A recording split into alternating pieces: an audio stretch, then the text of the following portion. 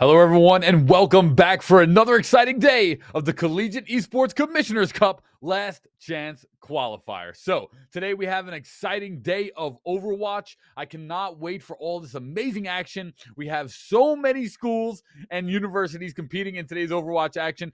And once again, I'm Paulie Hype, Paul Santoro, whatever you want to call me, big boy Paulie.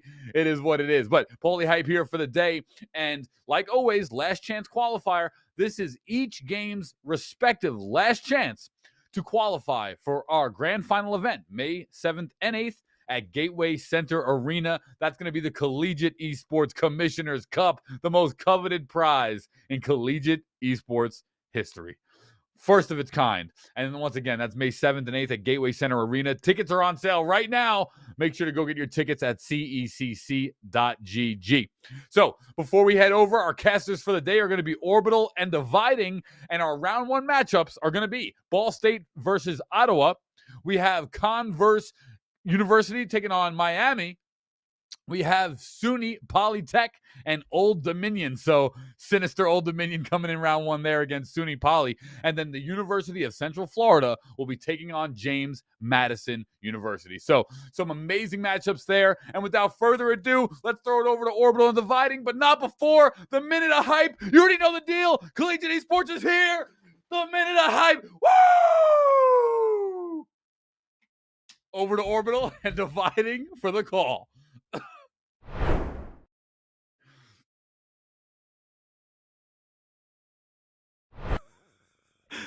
Thank you so much, Paulie, for the best intro I think I've ever had into a broadcast. Yes, we are here ready for some Overwatch. It is the last chance qualifier, as was stated. And of course, my name is Orbital. With me is Dividing. We are so excited to be here through the first half of this tournament. As a rundown has already been made, it is a round of 16 here first, and then a quarterfinals. Dividing and I will be here through the round of 16 and the quarterfinals. And then later on in the day, we'll actually have Juggle God in for the semifinals and finals. Another big difference between the two is that here in the early start, it is going to be best of threes, at least to kick things off. So Dividing, are you ready for this? Oh my gosh, this is gonna be so exciting, Orbital. I cannot believe the stakes that are coming into today. This is a single elimination bracket, and the team that outlasts the rest is going to be earning themselves a ticket to Atlanta. That is actually incredible. Just to see, because that's going to be one of the biggest collegiate events I think ever that they have cooking up there over at the CECC. So getting an invitation to play in it and be in that environment is so important. So I'm going to be really excited to see how all of these teams are going to play, how they're going to put literally everything they have to try and earn a ticket and try and, like I said, outlast everyone. This is a one-day event, Orbital. So as we get further and further into the bracket, endurance is going to become very important.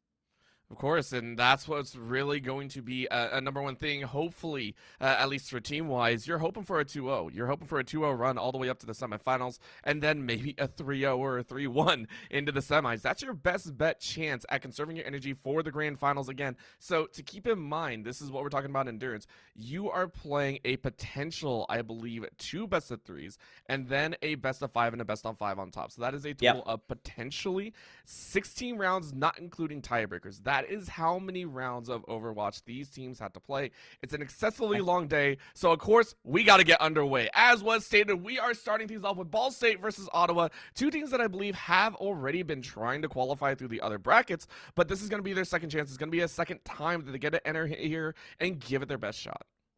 Yeah, I mean, I am very familiar with Ball State. We were both there at the Midwest Invitational as we saw Ball State fight against teams like Akron and Northwood and Cincinnati and all the teams in the Northwest. They were a very good team when they played there. I believe they came in 4th or 5th place, something along those lines, but couldn't quite stand up to the real powerhouses. Of course, Northwood ended up sweeping the event. That's a fantastic organization right there. But it's been a few months, so I'm really excited to take a look at this Ball State squad again. I haven't seen them since that LAN, so I'm really interested to see, yep, this is the same group that I saw back then that was really lighting up the arena, had some of the best energy of the entire event. And I'm really excited to see if they were able to grow as a team as well over these last couple of months. That's what you're hoping to see. Of course, we are on to the first map to give you another little bit of tidbit of information. In the best of threes, it is going to be in this order: a control map, an assault map, and then a hybrid map. Those are the three that'll be played out, of course, with a tiebreaker at the end if necessary. But it is everyone's favorite Lijiang Tower as we get underway for the first team fight of this game. Ball State University on that blue team, and Ottawa University going to be repping that red. And so far, Hornbach going ahead and watching as the team gets annihilated. That is going to be a Reaper flying through Simplistic, making it look simple here on the bridge.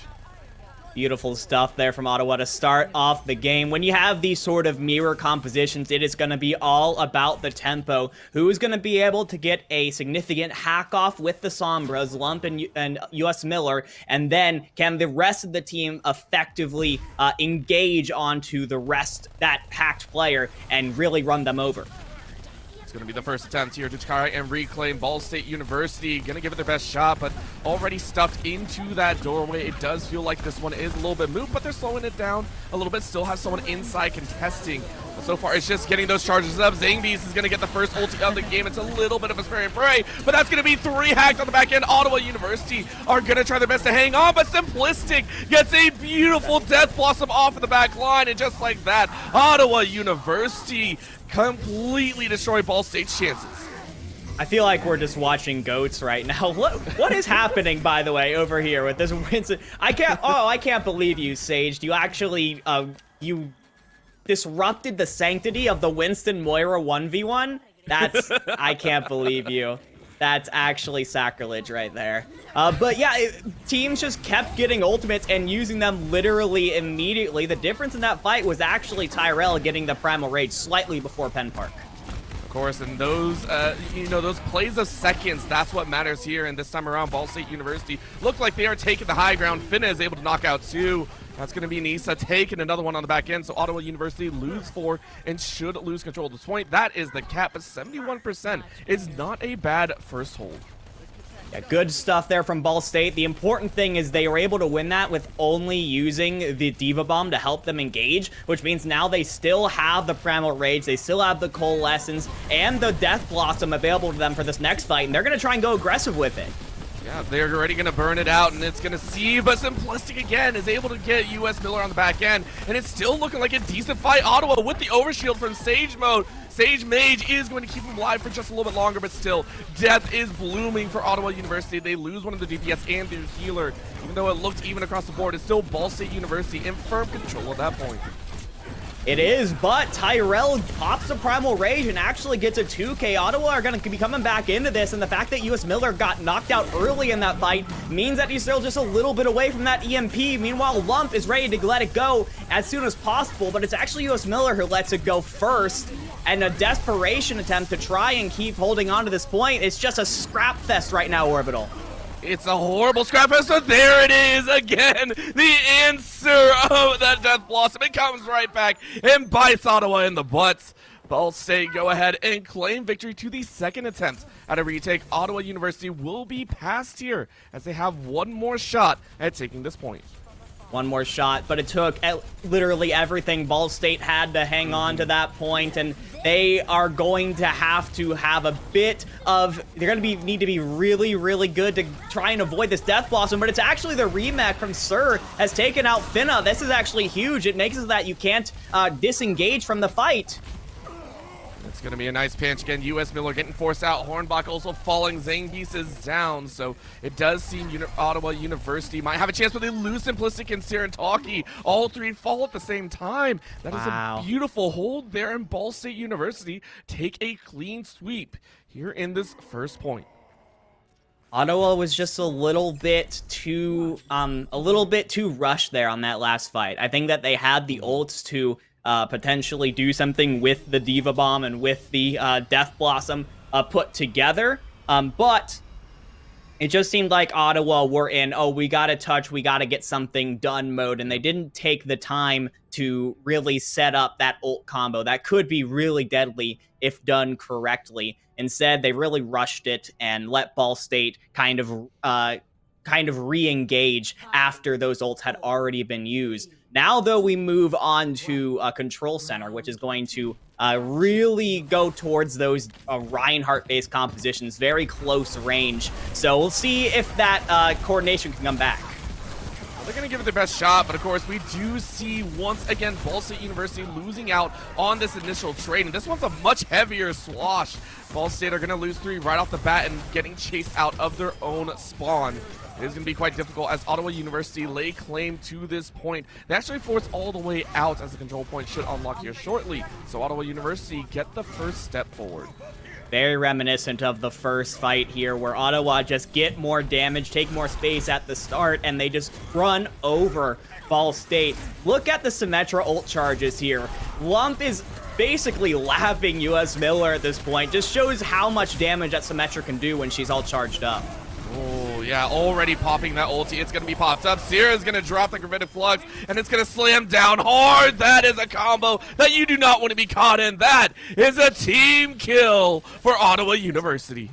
So efficient as well. You get rid of Ball State before they have the chance to do literally anything, which means they don't really have much chance to do any damage, do any healing, and most importantly, get any ult charge. Most of them are still just hanging around halfway to their first ultimates, while even the players from Ottawa who didn't get it yet, they're getting really close. Like, for example, you've got to be really wary here. Simplistic's Riptire could completely tear apart your engage if you're not careful. Be a scary point. Of course, here we go once again. This is Ball State already laying claim to that point, and Ottawa University pushed off, and feels like they're going to try and regroup, but now the fight is brought to them. Usual pop, the Riptire is going to go out. It's going to swing the other way. Can you find anyone? You wrap around behind the shield and you chase it out. You get one, you get the tank. Hornbach is down for the next couple seconds. Can you make any time of this? It does not feel like so, and that's going to be a Riptire right back in their own face. Ball State University hold on valiantly. Oh, but Ball State flipped the point. I didn't even notice. Look, Ball State flipped the point a while ago. It's 30%, and they are actually getting ready to take over the lead on ult percentage here. Gonna try it again. Hornbach throwing down that ulti. It's in response to the original team kill that they had. This one only catches one, but it's more than enough to prep Ball State University. They get the overshield. Finna is gonna throw that one down, and they wipe the rest of the fight. Ottawa University lose members left, right, and center. I mean, really great stuff from Ball State there. Didn't even notice that they flipped the point right at the very beginning of the fight, thanks to some very aggressive pushes, probably due to Finna using the speed boost, really just trying to run over Ottawa. They had to back up and give them some space, and as a result of that, after one fight, Ball State is already past Ottawa, 66% and counting, and Penn Park has the Shatter ready to go. Feel like it's gonna stop anytime soon. Everyone filtering into the chokehold. It's gonna be a slam. You catch everyone except Tyrell and Sear, but those are the ones you want to worry about. Simplistic and Lump are down. Ball State University answer a team kill for a team kill, and Ball State hop their way to a potential 2-0 victory. This is looking really indomitable right now. Even if Ottawa is able to get back to the point, they have some stuff to work with, but they've got to get there first, and Simplistics gets gotten taken out by Finna. I don't think Ottawa's gonna make it there. Oh, someone does make it, but they're so down. They're down so many players. They are going to make it, but as you said, they're down quite a bit, and I mean, it's a touch and go is what we're really watching here. Sir and Sage Mage are down, and that's going to be Ball State in a flashy display, taking game number 1. Wow. Incredible stuff from Ball State. Really, I think came back from some early losses in those in both those fights. Actually, Ottawa won the first fight, took first point control, but Ball State showed really good resilience in order to build up some ultimate combos of their own and try and use those to great effect in order to take the point back. And then once Ball State took the point, they literally never gave it up. I think in both cases, it went from 0 to 100, and Ottawa was never able to take it again. I think that shows, at least when it comes to these kind of rush or brawl compositions, Ball State really fares better when it comes to the ultimate phase of the game, being able to track the other team's ultimates, being able to combine their own ultimates. Meanwhile, Ottawa do pretty good when it's neutral and both teams don't have many ultimates, but they're not quite as good at that sort of game sense that it seems like Ball State has really gotten down. I have to agree. It was very interesting watching Ottawa. I mean, even there at the very end, you saw the play of the game go to Sayre, and it was a phenomenal one. I have to give huge props. That was a very quick team kill coming out there. But then after that, it really did feel like it flubbed. And so that is what happens in those control points. You do see the push and pull happen back to back to back almost. But now as we enter into assault, it's a little bit of change of pace. Now you do get the full defense, full attack. Maybe this is where Ottawa get that chance to really show what they got, even in mirror matchups. Yeah, I think that you have the opportunity to push things off of that rush brawl composition that it seems like Ball State is really good at, especially if you maybe go to like a Hanamura, a Volskaya, something like that. You can try and push things onto maybe double shield or maybe a dive or maybe a pokey sort of composition. Basically anything other than what Ball State was playing before, because if my memory serves me right, Ball State was a pretty brawl-based team when it came to the Midwest Invitational last semester. They played some other things, but that seemed to be the composition that they were most confident in and kind of defaulted back to. So if there is... I think Ottawa were able to hang with Ball State, and if you can force them off of that kind of composition, I think they have a pretty good shot. Of course, and we'll have to wait and see, of course. It is going to take a little bit longer. We want to ensure that the teams are ready to go, and they are making sure as well. Remember, this is their last chance, and at this point, Ottawa are feeling it right now, right? I don't know how else to say it because we're so used to best of fives, but this is a best of three. The teams have to recognize that as well and basically say, hey, this is your last chance. There's no extra round to work with. There's no extra map to play with. This is one and done at this point. It is do or die for Ottawa, and again, they seem to have the upper hand, but they have to work with that ult economy. So taking a look, considering we saw mirror matchups in the control points, as you were saying, you know, multiple assault maps available, which one would you prefer to see Ottawa choose here? Which one do you think would potentially fit their style more? I do believe we got the confirmation that Ottawa chose Anubis going into the next map, which I actually do really like that map pick. I think that when it comes to what I was saying before, which was let's try and force Ball State off of the brawl, I think Anubis does a very good job of doing that. There's a lot of different high grounds and back holds that the defense can take, and because of that, brawl comps tend to sort of be picked apart as they try and close the distance. They tend to be close distance compositions that work really well when they are really up close and personal, but when they're far away, they can just kind of be poked out. So you can force Ball State onto a double shield pokey comp of their own and force them to play long range, or you can force them to go onto a dive composition to close the distance really, really fast. Either way, you force Ball State off of what they were most comfortable with, which I think was the goal. Of course, and it's all about kind of tilting each other off that course just ever so slightly as we are underway. It will be Ottawa University attacking first here, and you can already see the simplicity kind of laid out here. This is, I feel, pretty standard, at least for the time being. Ball State bringing out that echo. It is going to be the Torbjorn as well being hovered. I don't think that one's going to stick for the time being, but who knows? Who knows? I personally really do enjoy Torbjorn. It's very, very fun watching a character literally do nothing except beat away at a turret. I mean, look at that really creative turret setup there on the left side of your screen. I think this is actually really nice. Not physics related by far. No, you got like two legs of the turret hanging off of the ledge.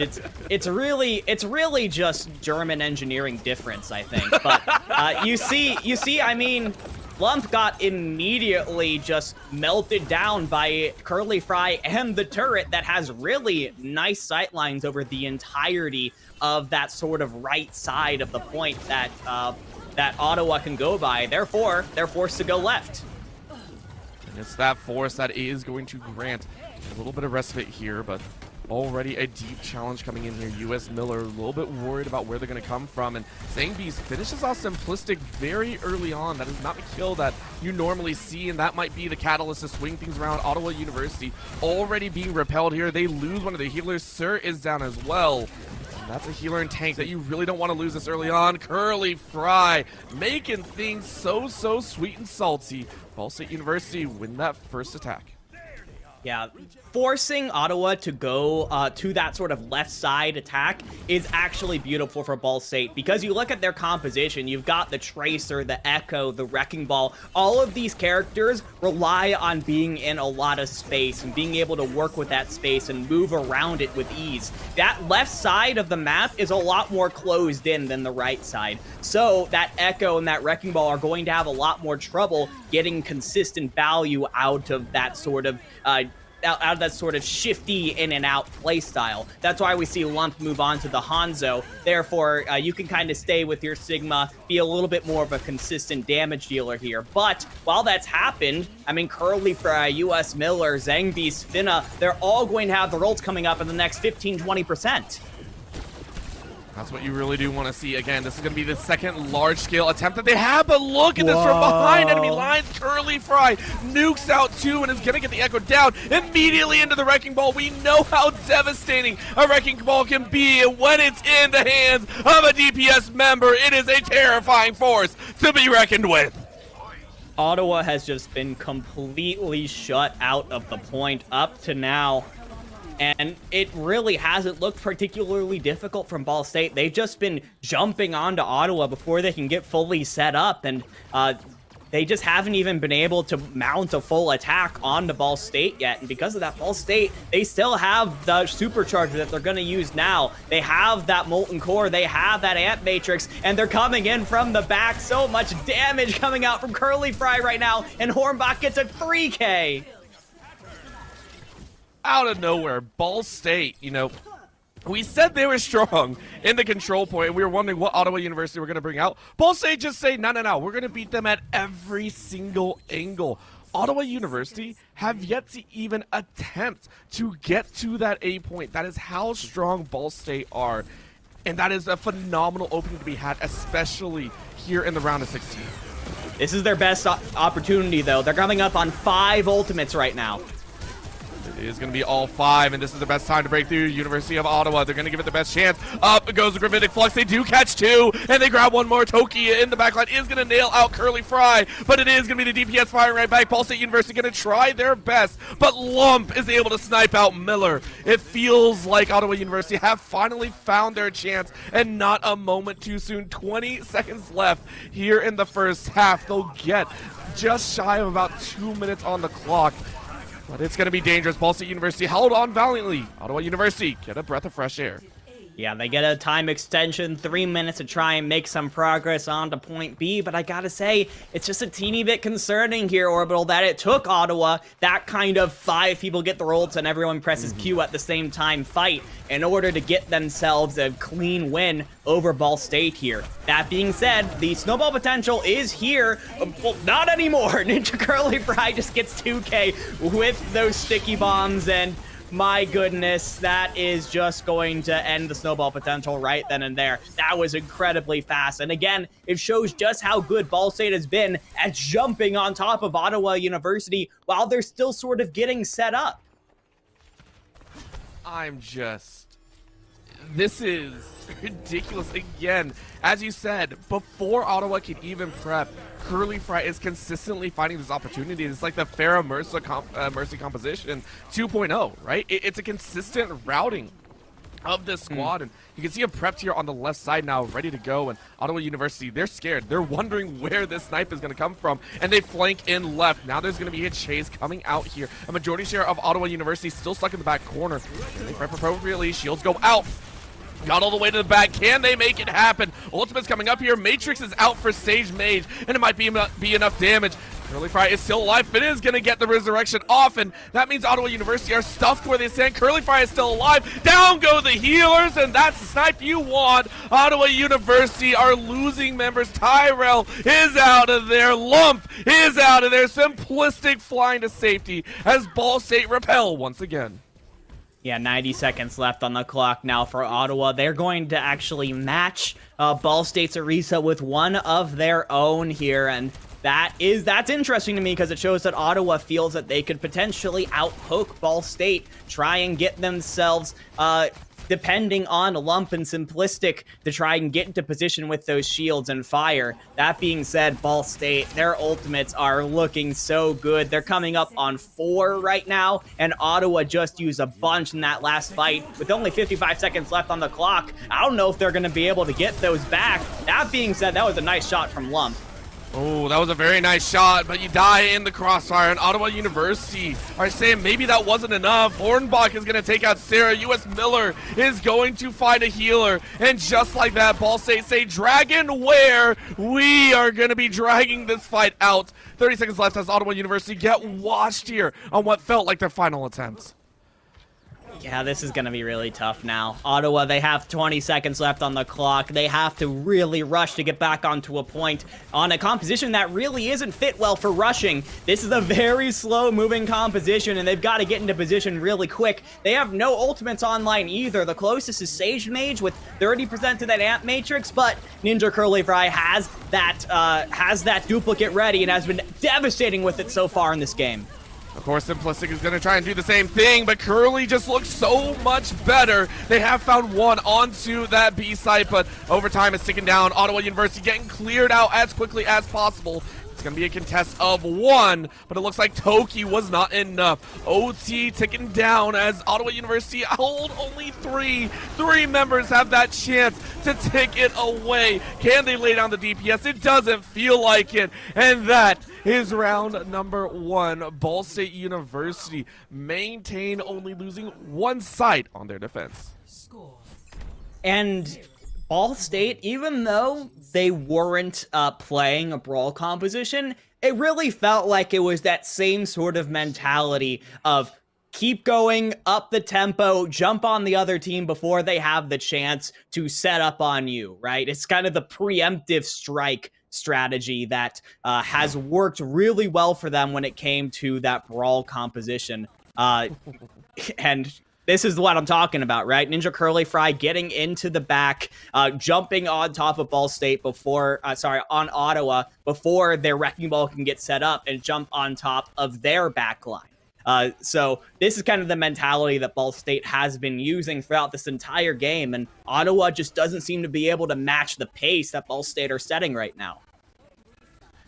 You know, in some games, being reactive is always very, very nice, but in Overwatch, it means that you are a step behind is the best way to put it, right? It feels like Ottawa University, they knew what they had to do but couldn't prep, and now you're facing off against a Ball State who is going to try and run you ragged. Ottawa University prepping with a vastly different defensive composition here. We can see the Junkrat, we can see the Ashe coming out here. It's looking very different than what Ball State were taking. Yeah, this is a very spam-based composition. You're hoping that Lump and Simplistic can just lob in those grenades, lob in those dynamites onto Ball State as they try and cross through those choke points, melt down those tanks, and then melt down the players. That being said, I'm looking at the Symmetra from U.S. Miller right now. Where are Ball State trying to teleport? There they are. They're right onto the point, and look at Ottawa scramble to try and get there. I mean, they scrambled pretty well. I'll give them credit where credit is due. Ottawa University scramble exceptionally well and take out Penn Park as well as Zane Beast and Ball State University. Their attempt at a rush is actually nullified fairly well. Ottawa University prepped appropriately. They already have a Riptire that's going to secure one of the tanks. And Ball State University don't even get a third. Well fought by Ottawa University. Yeah, that was really good on the side of Ottawa, being very adaptive to what Ball State was trying to do. It was a two-pronged attack. Two-step attack, sorry. One, get to that sort of low ground onto the point, and then step 2, get Ninja Curly Fry, who was on the Soldier 76, onto the high ground and get free two-pronged attack from there. That being said, didn't end up working, and because of that, Ball State is going to swap. U.S. Miller, interestingly, onto the Widowmaker is going to have the range advantage over Simplistic on this Ashe. They're going to try and set up kind of a pincer maneuver onto Ottawa here. But of course, you know Curly Fry had to bring back out that Echo, and in composition with that Widowmaker is going to run havoc. That is a wash in the front line in the DPS. Ottawa University falling like flies. Zang Beast is even able to pick up a couple kills there, and Ball State on their second push is able to secure point A. 2 minutes left on the clock, which will give them about 5 minutes here to just close out this series. Ottawa, though, they do have the tools to hold on for a little bit. Ball State made several comp swaps prior to this fight, which means that they are going to need a little bit more time to get those ultimates on the board. Meanwhile, Ottawa, they have the Supercharger, they have the Diva Bomb, the Bob, the Riptire, the Rally. All of those are going to be coming up within the next couple of seconds. So Ottawa, as long as they are able to rotate these ultimates effectively, they should be able to hold for multiple fights and really put some time pressure on the Ball State. And that's already a catch on that Diva. You catch out the tank that was going to be so pivotal. And then U.S. Miller gets a free fire on the back line. It feels like Ball State have once again soloed out Ottawa University's side. It feels like University of Ottawa are going to give it their best shot. But in comes Bob, in comes Tyrell's ulti. And they're going to try and hold steady, but they cannot. It is the constant swamping of Ball State University. They destroy 4 in a matter of seconds. It's almost going to be a team kill. Tyrell is now going to get melted. It's in time, though. A Simplistic and Sage Mage are going to come back up, but it doesn't matter. Ball State sweep game number 2 in dramatic fashion. What an incredible game from Ball State. I had them pegged as a Brawl one-trick team, and I will admit when I'm wrong. Ball State University came out on these double shield competitions, many different variations of the double shield in fact, and it worked out extremely well for them. Playing surprisingly high tempo for the compositions that they were playing. And it worked out extremely well for them. They just ran over Ottawa, and it just seemed like they were not able to adjust in time. And that's kind of the thing with these best of 3 matches, Orbital, is that you blink and all of a sudden it's over, and your chance of Atlanta is gone. I also feel we have to say, don't allow Ball State to prep those ultis appropriately. As soon as they get the ultis, it's all over. Because honestly, in game 2, even their rush looked a little bit harsh. I'll give it credit where credit is due. They dropped it straight onto the site. It didn't seem to hold as strong. And then as soon as the ults came by, they were like, yeah, that was a fluke. Don't worry about it. We're good. We're good. So really well done, though, by Ball State, and give credit where credit is due. Ottawa tried their best. They even mirrored the compositions early on. It just didn't work out this time around.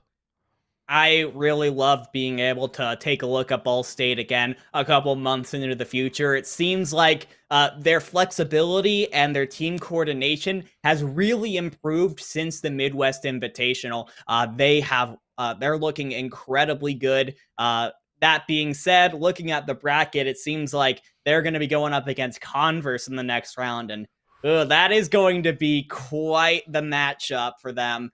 Converse is an elite Overwatch program. I would say one of the favorites to go all the way to the end. So if that is a second round matchup that we take a look at here, that's going to be a really fun one to watch. Of course, and maybe we do, maybe we don't. Either way, we'll be going to a very short break. We'll be right back with some more Overwatch action in just a few. Don't go anywhere.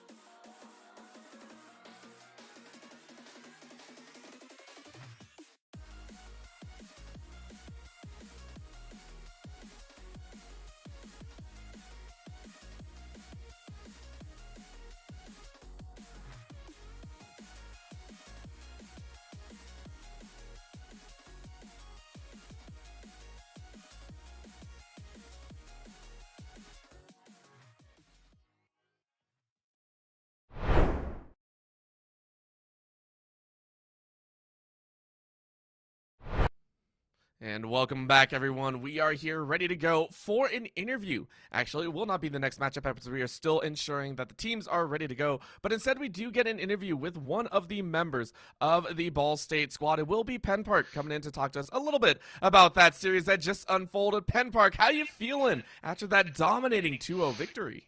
It feels great. You know, we've scrimmed Ottawa a couple times, and usually it's really back and forth. So to get the win tonight kind of felt awesome. Just to end it pretty early. Yeah, 100%. This is a long bracket as well, so being able to finish your first map quickly and make sure you have plenty of energy left is really important. Now, it's been a while since we've seen each other, Penn Park. Yeah. Last time I watched you guys was at the Midwest Invitational. You've grown a beard since there. Since then, yes, I have. Which is congrats on that. That's Thank a you. magnificent beard right there. But as far as Overwatch goes, what has Ball State kind of been working on, and what have you improved from the Midwest Invitational to now? You know, just a big thing in general is kind of just playing together. Back then, we only scrimmed like once or twice a week. Now we're up to like 3 or 4. Kind of just getting the work in, playing like kind of off practice, you know, just playing together in general and like ladder and stuff like that. And Holgo, our coach, has been really, really good with us, VOD reviewing and stuff, and kind of just learning what we need to fix. And I think we're a lot better now than we were then. It definitely showed. The thing that I was the most impressed with that game was your really quick engagements. You played at such a fast tempo, and most of the time it seemed like you started your engagements onto Ottawa before they were ready for you. So I wanted to ask, how does your team set up those engagements? How do you identify when to go in as a team? Is it you that's kind of leading the charge as the main tank, or who's kind of the leader of that? You know, I'd love to take the credit. I really would. But my good friend Hornback, our off tank, he's usually the one saying, okay, I want to hit here, I want to hit there. Also, Finna, our off support, he also kind of calls out. But the timing really comes down to Ninja Curly Fry and his, especially on Anubis, his crazy stickies. I mean, every time they tried to rotate, it was as simple as me right-clicking the pole and him doing the rest. So, you gotta give credit to them. Of course, it was a team effort to make it all the way there Sure. and to sweep it very quickly. Now, of course, you're facing it up against Converse here in the quarterfinals. It is a team that is well known in the Overwatch collegiate community. I gotta ask, are you guys ready for this matchup? It's a best of 3. You've already gone through 1. Do you think that you have? Do you think you have what it takes to take down Converse as well? Yeah, I really do. We played them early in the year, around I think September and October. It's really early in our season, and that was when we were first kind of getting together as a team, not really practicing much. So I think we're a lot better prepared now, and yeah, I think we're gonna give it our all and maybe shock some people on the way. Heck yeah, that's the best way to put it. Penn Park, thank you so much for the interview. Go ahead, get ready for your next matchup, and congratulations on the round of 16 victory. Awesome. Thank you, guys. Thank you. With that, of course, we will go to another short break to ensure that Penn Park makes it back in time to the rest of the team, get set up for the matchup here. But we'll be back in just a few to get ready for our quarterfinals matchup here on the upper side of this bracket. Quarterfinals is headed right your way. Don't go anywhere.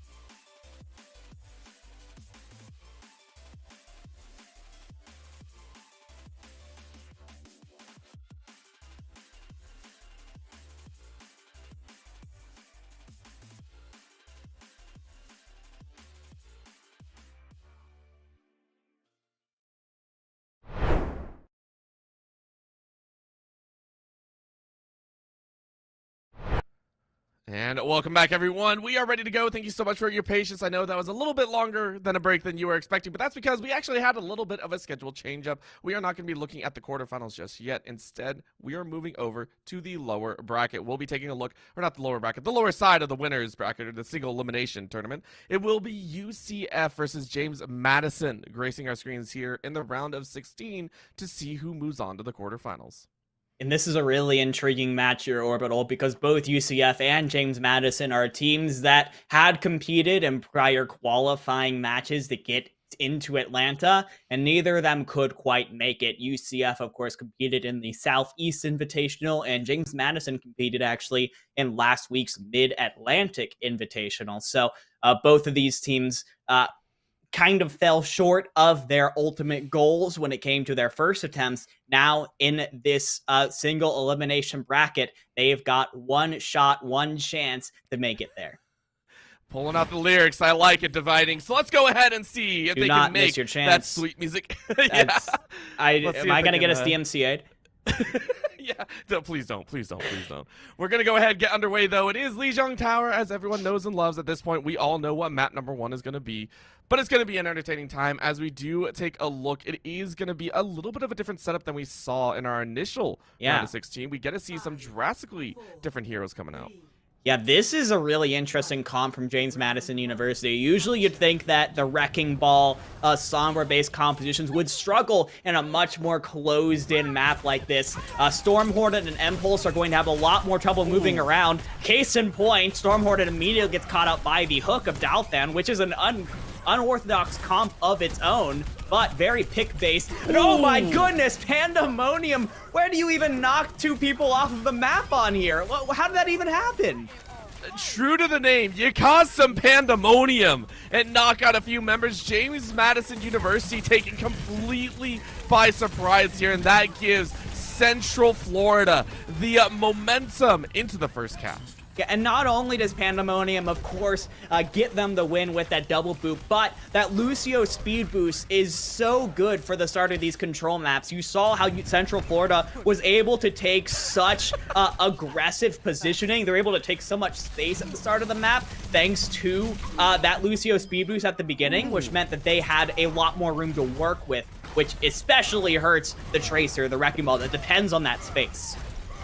We just saw Dolphin lose his life, and now it's going to be James Madison taking a couple of kills back. We, of course, saw that move by University of Central Florida's Lucio, but it wasn't enough, and so James Madison getting a little bit of a cleanup, but University of Central Florida say, we can do it better. In comes that Matrix setup, the wall comes up for Glory Blade, and it allows a wipe of James Madison University. Their first attempt at an aggressive push comes to an end.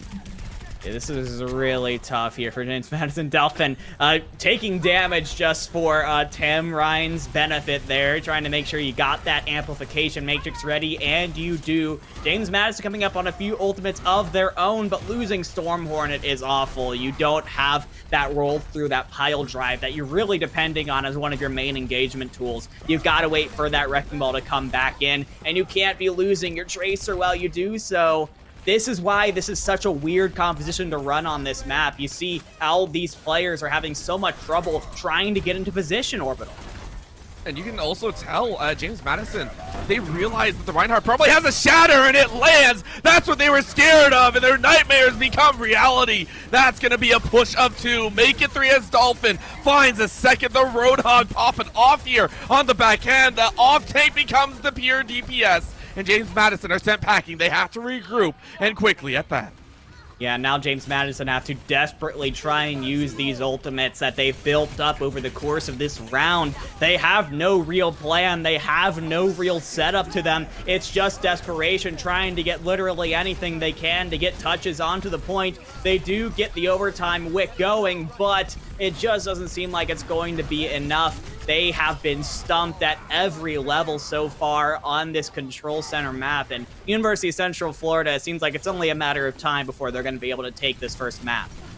We say that. However, we're seeing some problems come about. Silverstein was able to get a very nice hack on the Celebi, and that leaves 2 DPS down. That should give a win of opportunity for James Madison. And they're actually going to cap here. One more contest coming out. OT is screaming in their ears, and they do it at 99%. James Madison cap out. That's insane. I thought for sure James Madison weren't going to be able to get that one, but even though their ults had no real plan to them, it did buy them a little bit of space, right? Their EMP, and then the Mines, and then the Transcendence, and then the Rally finally gave Wrecking Ball and Tracer and Sombra the space that they've been looking for this entire round and got them that cap. Allowed them to have this opportunity, but now they got to fight back. Remember, a single cap for the University of Central Florida would end this round, and it looks like they might be able to do it. They come back with a vengeance, and James Madison University are immediately shoved out of the center. It is back to OT, and OT swings down even faster than before. Central Florida will go ahead and take round 1 here in game 1. At the end of the day, James Madison was able to get one cap onto the point, but it really just was a comp difference there. There is the reason why the meta is the meta, and while I'm always a proponent for playing what you're comfortable with, even if it's not necessarily the meta, I do think that James Madison were just differenced by a composition that was more well-suited for the map geometry, the map type that is Control Center. You saw James Madison, they were able to build up those really important ultimates, the EMP, the Mines, the Transcendence, but they just were never quite able to get into position to use it. Even that one fight they did win was based mostly off of desperation. But I like this a lot better. This Gardens map is way more open. Wrecking Ball, Tracer, they're going to have way more room to work. And Pandemonium went for it. I really, really respect it. Unfortunately, that does mean you get chased out. Immediately goes to the wall ride to try and heal up on the back end. And it was an attempt at a boop. Didn't really catch anyone, but did force James Madison University to back off. And that means that they're in a tough pitch. Already losing Silverstein, but the Wrecking Ball is going to find one back. Down go the healers of Central Florida, and that means their DPS are going to take a massive hit. Black Mist is going to stay alive. James Madison continuously are losing out. There are no healers, and yet Central Florida fight back and control the point. Yeah, this tank lineup from UCF is actually really interesting. Impulse has gotten 2, but Central Florida do end up taking the point. That being said, they are kind of low on numbers right now, and James Madison knows that. They're going to try and move right back in on this one, while the University of Central Florida are still trying to recover. I mean, they're doing their best here, but of course, both TPS did fall at the same time. Gigafart is going to fall first, and that means that Tamrin fell shortly afterwards. Glory Blade and Dolphin are both falling like flies. James Madison University do have that upper hand. They're going to watch as they wipe a few more off, and Pandemonium is down. That should mean that they cap out, and on their first push here in round number 2, they are able to stall at 25. Yeah, this Sigma Roadhog composition from Central Florida isn't something you see very often. It's very pick-based. The Roadhog hooks can obviously get themselves a kill against pretty much any of the James Madison University players if you hit it. But those tanks are also a bit less mobile if you're able to catch them out. Really are, and as you said, this little difference here has benefited James Madison a little bit more. We are going to see that rally come through. Python is going to lay that one down, and that's going to be Billy on the back end throwing down that Diva Bomb. Can you really find anyone? It's only going to delay. That's enough time to take up 37% and counting. University of Central Florida really do want to get a chance on this point, but it's not going to happen as Celebi is cut out in the back line. Black Mist is now going to be silenced out and immediately hacked down. James Madison University push off the point and into the kill zone. Glory Blade and Black Mist, though, are firing back. Glory Blade with that Hanzo, sending arrow after arrow into the backs of opponents. University of Central Florida, though, still fighting for their lives after they do take a few members. They finally have a chance at a contest. James Madison played into that little white room on the side of the point, and that is exactly what Central Florida were looking for. They stayed in there just a little bit too long. Their healing ran out, and the more close-range based characters of the Cassidy, the Hanzo, the Roadhog were eventually able to overpower James Madison. But a respectable hold here, 71% and counting onto that point, which means you could very much put a ton of pressure onto Central Florida here if you're able to take the point one more time. That being said, now Central Florida are able to use that Hanzo and that Cassidy to great effect to poke away at James Madison as they try to go in. As you can see, this push has fallen apart before it's even really gotten the chance to get started, and that's going to allow Central Florida to take the lead on ult percentage almost certainly with what's going to very quickly be 5 ultimates on the board. And oh my gosh, Impulse is down. They haven't had a full 6 in so long, Orbital.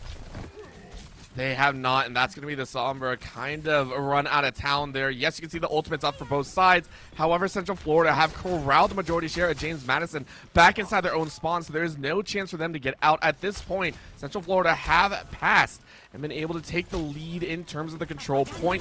It's going to be a pull. You can see it on the back end. Multiple members are hacked. Let's see if James Madison can clean this up. But Pandemonium was able to skirt around the outside. The overshield is there, and the rebuttal is perfect for Central Florida. They force back out. They lose only one and win that fight. They are climbing to 99% and seem to have done it here. Central Florida only have to clean up a few more and are happily going to take this game number 1. It's just a straggler. It's just one more Wrecking Ball who is rolling around at a furious pace. That is the most frustrating thing to watch, and it's given up time for the rest of the team to come back. James Madison, the Wrecking Ball was perfect, and they're going to try one more time. The hat comes down once again, but this time it's definitely not enough. I keep saying that, and it seems I've proven wrong time and time again. There we go. It is the full finisher. University of Central Florida take game number 1.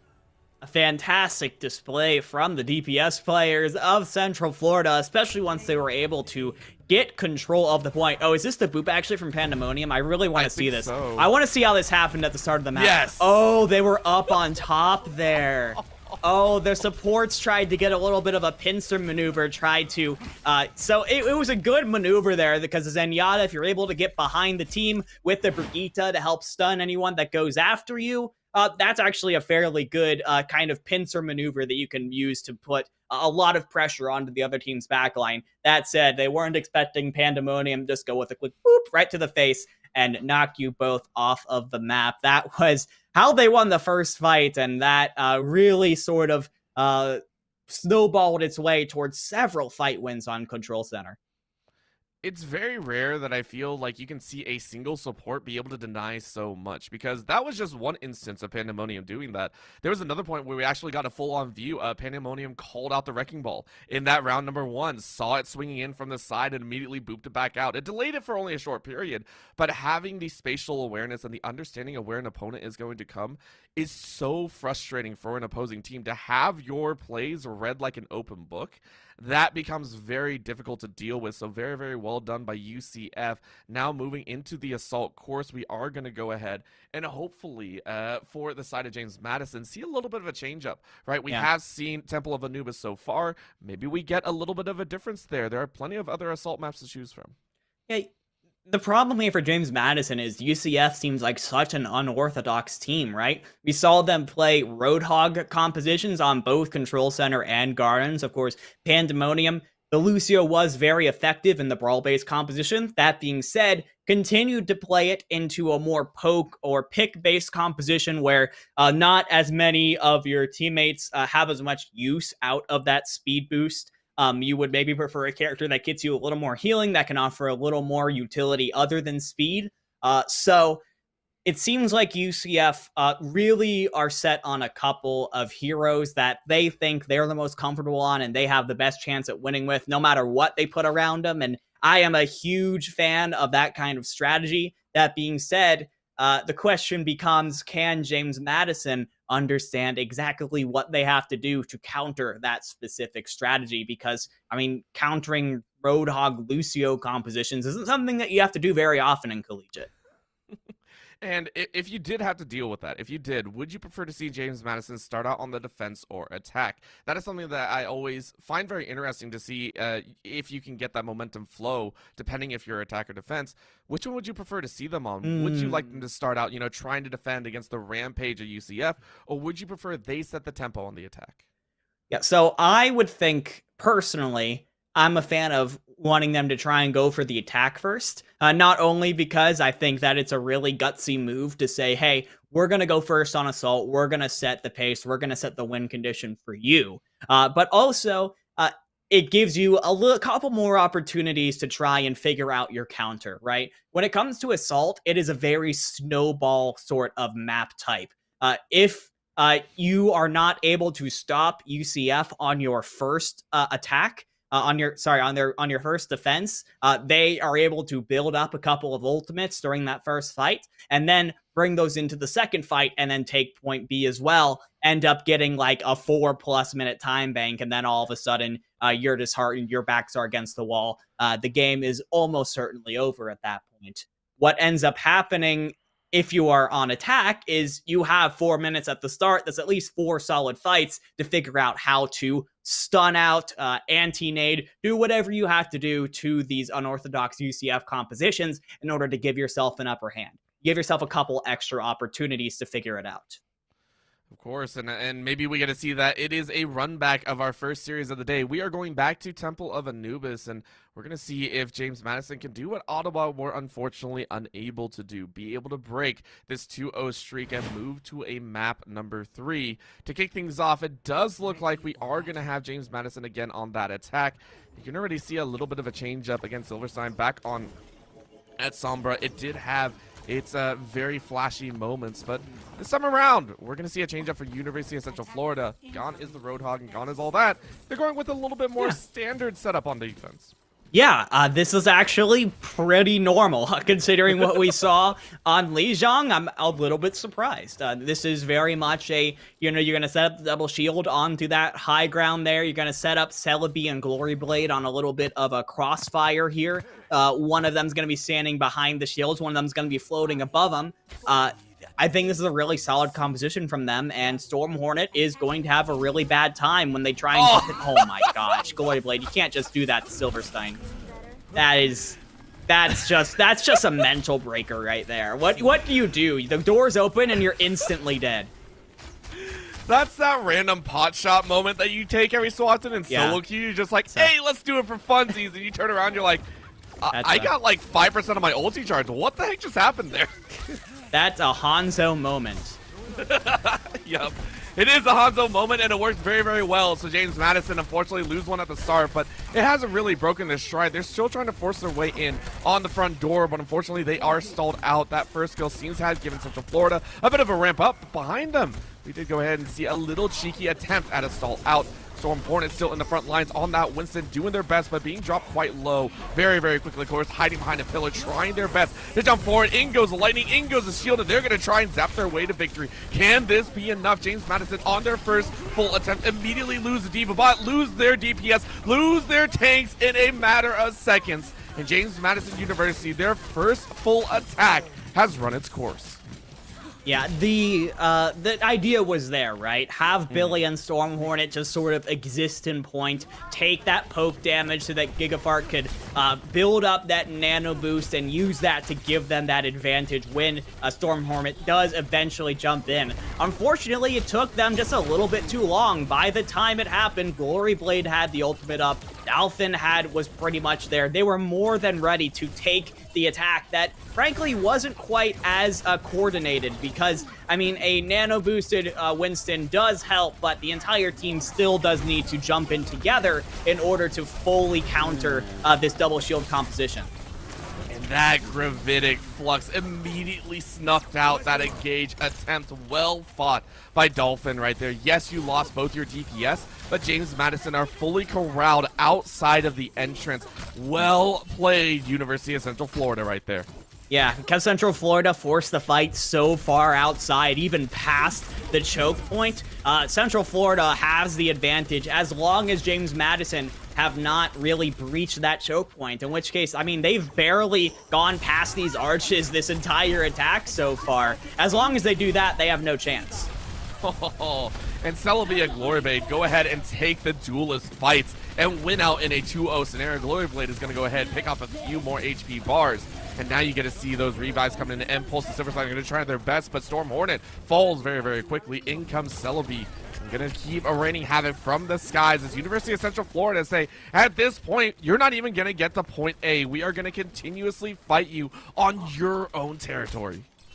This is now probably James Madison's best best chance, though. They're going to be coming up on both support ultimates and that EMP from Silverstein. So you've got a lot of tools to work with to try and finally break past this point. The problem is you can't even poke your heads out of spawn right now before you just get poked away by Glory Blade, and you've just got to be decisive with these tools if you want any chance of being able to break through. Right now, James Madison, they just have been hanging around point. They look indecisive, and it has cost them.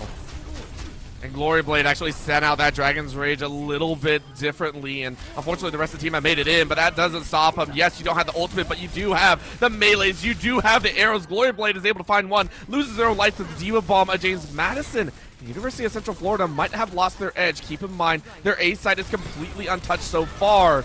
They're going to try and work their way in. James Madison, they understand this is it. 10 seconds left on the clock.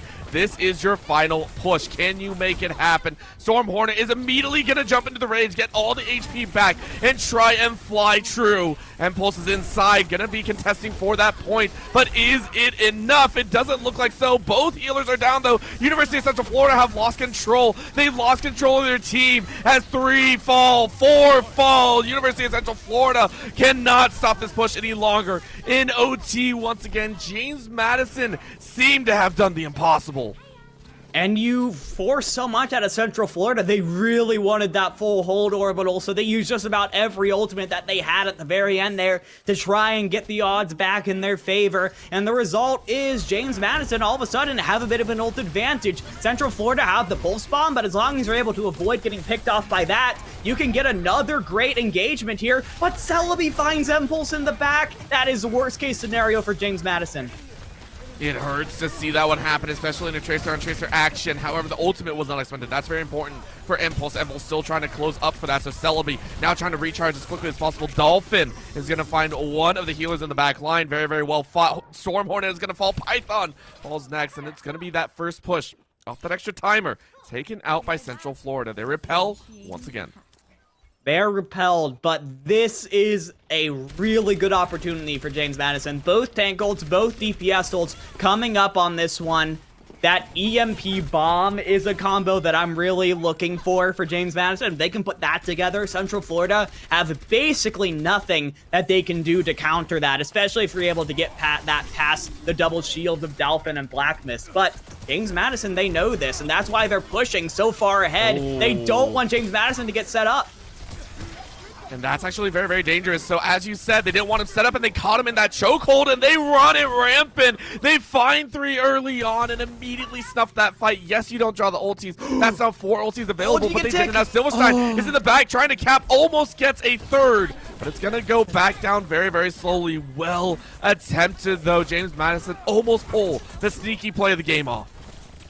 Yeah, even getting a tick would be huge just to get a little bit of permanent progress onto that point. But shout out to Central Florida. They get back just in time. And Billy Fun is forced to use the bomb early. The EMP bomb combo is no longer available. That's brutal for James Madison. All of their plans seem to be going by the wayside right now.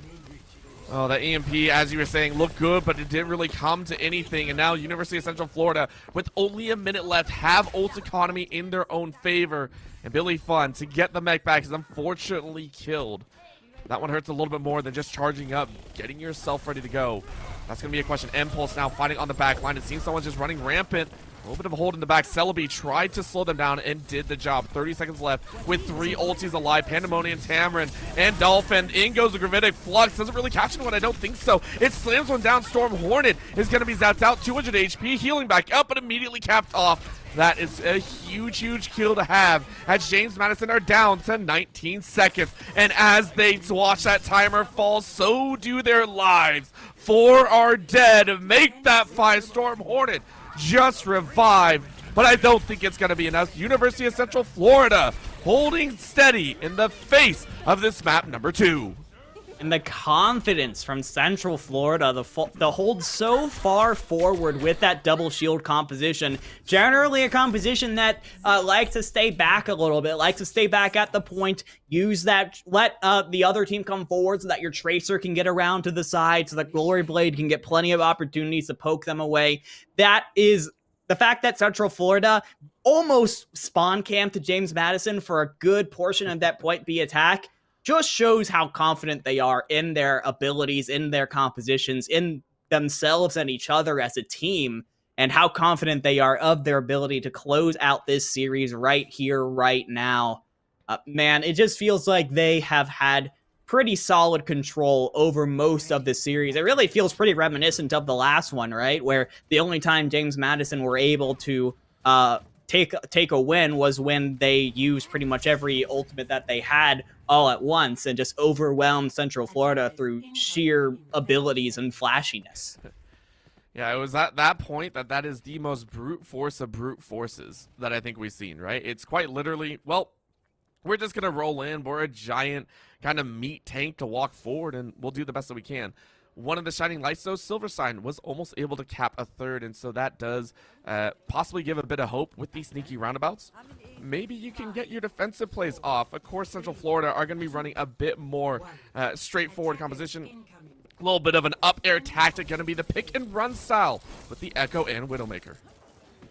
Yeah, this is very pick-based, right? You're going to try and get Dolphin and Blackness sort of set up in this main area, try to get Glory Blade and Celebi into the situation where they can really pop off here. That being said, James Madison have done a really good job of surrounding the tanks on all sides and picking them off before they can get them that much space. So good stuff on the James Madison. They're really taking initiative in this early fight. Well played so far, both the low and high ground. You can see the Widowmaker knocked off their perch, and it's going to be a difficult time. But of course, what we're really watching is that ultimate time where Billy Fun in the back line is immediately knocked out of the mech, sniped down as well. A little bit of punch in the face as Dolphin takes that one. Silverstein somewhere is getting popped off, and now it's going to get the heal in. But again, Dolphin on this Sigma is rounding house here. It's very rare that you get to see a tank be the main DPS, but so far, that's really the only name that we see on the kill feed. Yeah, one tick has been taken for UCF, and there actually is a chance here. As long as Impulse is still hanging around being annoying in the backline, there's still a lot of chances here. Storm Hornet is buying the team time, and that time is going to be huge for them, as that Pulse Bomb is going to get a bunch of damage on the Black Mist, opening things up. That EMP from Silverstein is coming up in just a moment. Can they get it quick enough? Well, what they can get is a nasty combination. Both tanks almost sent to their graves here, as Silverstein with the EMP gets nothing. And University of Central Florida power on through. They drain the ultis and have ultis to spare of their own. Yeah, that's brutal for James Madison. They really thought there was someone in there yelling, winnable, winnable, use your ultimates, and now Central Florida can just overpower James Madison here with 5 ultimates of their own. They're set up to end this right here, right now, Orbital. And Glory Blade up on the top side. It's just that easy. They only needed a third of that site. And they take it just as quickly. Central Florida, and what feels like 3.5 pushes. That's all it really was. Go ahead and take the 2-0. Yeah, Central Florida, we're just the better team today. That's pretty much what it comes down to. James Madison have had a fantastic season. I've seen them playing for ECAC. They've had a respectable season there, but it seems like the competition from the Southeast is just a little bit too much for them to handle this time around. As Central Florida will make their way to the round of 8. And it was solid. Again, this is now 2 teams that have been able to solidify a 2-0 in much the same fashion with different heroes, I will say, right? If we're taking a look at Ball State, it felt more meta-wise, right? This was a very standardized style of play. For the side of UCF, it felt more freeform, right? Take what you will, have a little bit of fun with it, kind of mess around, because we're still going to win in the end. It shows a confidence in the meta versus a confidence in personal style, and I think that's going to be very fun. If somehow we do see both these teams make it into the finals, that'll be a very fun time to see, but there are some massive roadblocks in their way, and for UCF specifically, they are now going to be looking to face off against the winner of UT Dallas and Illinois State. Can I just say the fact that that's a round 1 matchup is absolutely terrible. Like that is possibly, I mean, if you seed that normally by a SAR and achievements, that's probably number 1 and number 2 seed right there. Maybe Converse is in there somewhere, but all I'm saying is I know the teams were seeded randomly for this tournament, but still that's messed up. That's messed up that one of those teams is going out round 1. that is, in fact, where we are actually going to be going. After this quick break, we're going to be seeing what is actually a marquee matchup in collegiate Overwatch. Illinois State Redbirds versus the UT Dallas Comets. Two, I would say, top 10 programs in collegiate Overwatch are going to be facing off, and one of their dreams of heading to Atlanta will be ending in just a little bit. So don't go anywhere. A really exciting game coming up next.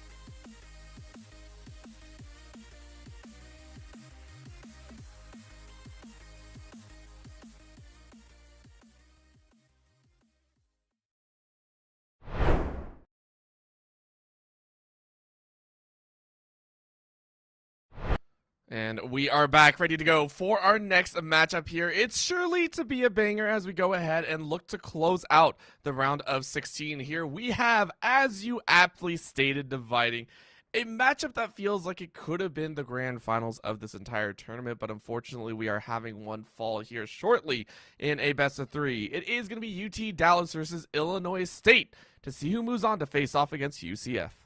This is truly a marquee matchup right now, Orbital. These are two teams that are among the top of the top tier in Overwatch Collegiate Championship history. ISU, of course, known for being the team in Tier 2 for a very long time, lost most of their players to Overwatch League teams, so had to sort of rebuild from scratch this spring and did a pretty good job with it as well. Not the best team in the country anymore, but still placed top 4 in this semester's championship. So nothing to sneeze at. Of course, led by the former Overwatch League main tank Gig, and then joined by contenders mainstays like Rupal, Liar, and Aiko. This is absolutely a team to fear and a team that seems almost destined to go all the way to the end. And across the other side, I mean, as you said, other contenders coming out here. And again, this is just one stepping stone, right? They have so many more matches to play. First one of the day, and hopefully we get a good matchup as we are going to go ahead and get information. I do believe we are going to Oasis to kick things off, one of the other favorites here in the collegiate scene. Yeah, UT Dallas is not a team to scoff at either. They placed 7th place in the last Overwatch Collegiate Championship, headlined, of course, by the contenders DPS player Petal, who has been that star DPS player that has the potential to carry this team through fights on both hitscan and projectile heroes. That being said, thanks to the coaching of former Overwatch League player Bonnie, players like Louis, like Jukebox, like Soba have really made a name for themselves on this UT Dallas team. And I will say, one thing that UT Dallas does have over Illinois State is that synergy with each other as a team, right? UT Dallas has stayed mostly the same since they were formed last year. They have played each other for a very long time. Illinois State was kind of cobbled together by a bunch of really talented players, but they've only been playing together for a few months. So when it comes to these very teamwork-based compositions, like we'll see here on Oasis University, these Reinhardt-based compositions that require these players to stick together and work together, UT Dallas might be able to benefit off of that experience. I mean, they're going to try their best, but of course the start already sees Illinois State getting 1 or 2 kills, but the damage is coming back fast and furious. Illinois State firing hard, but UT Dallas pushing much harder. They're going to lose a few members. Soba and Kashi are going to fall very, very quickly here and going to have to try and revive. Nuntype is going to try their best to try and stay alive, and they do. They're going to heal up, get ready for the next push as Illinois State get the first cap. Yeah, beautiful Maywell there from Aiko, perfectly sectioning off Louis from the rest of UT Dallas. They decided to go for the Doomfist from Kashurkin, which is a bit of a high-risk, high-reward strategy, right? And that time it just did not pay off, losing your Reinhardt early, and now losing Petal as well. That was most of your damage, and UT Dallas, I don't know if they're going to get any sort of progress on this point here. It doesn't seem so. Illinois State, before the fight even breaks out, already have the numbers. UT Dallas always going into these fights 4 or 5 members only, and this time around they're actually only going to go in 3, so they have to fiercely regroup here. Illinois State already pushing past that 40% marker with 3 ultimates up. This is going to be a powerful one to hold out. Yeah, Illinois State hasn't used any ultimates yet, which means they have absolutely everything pretty much available to them for this next fight.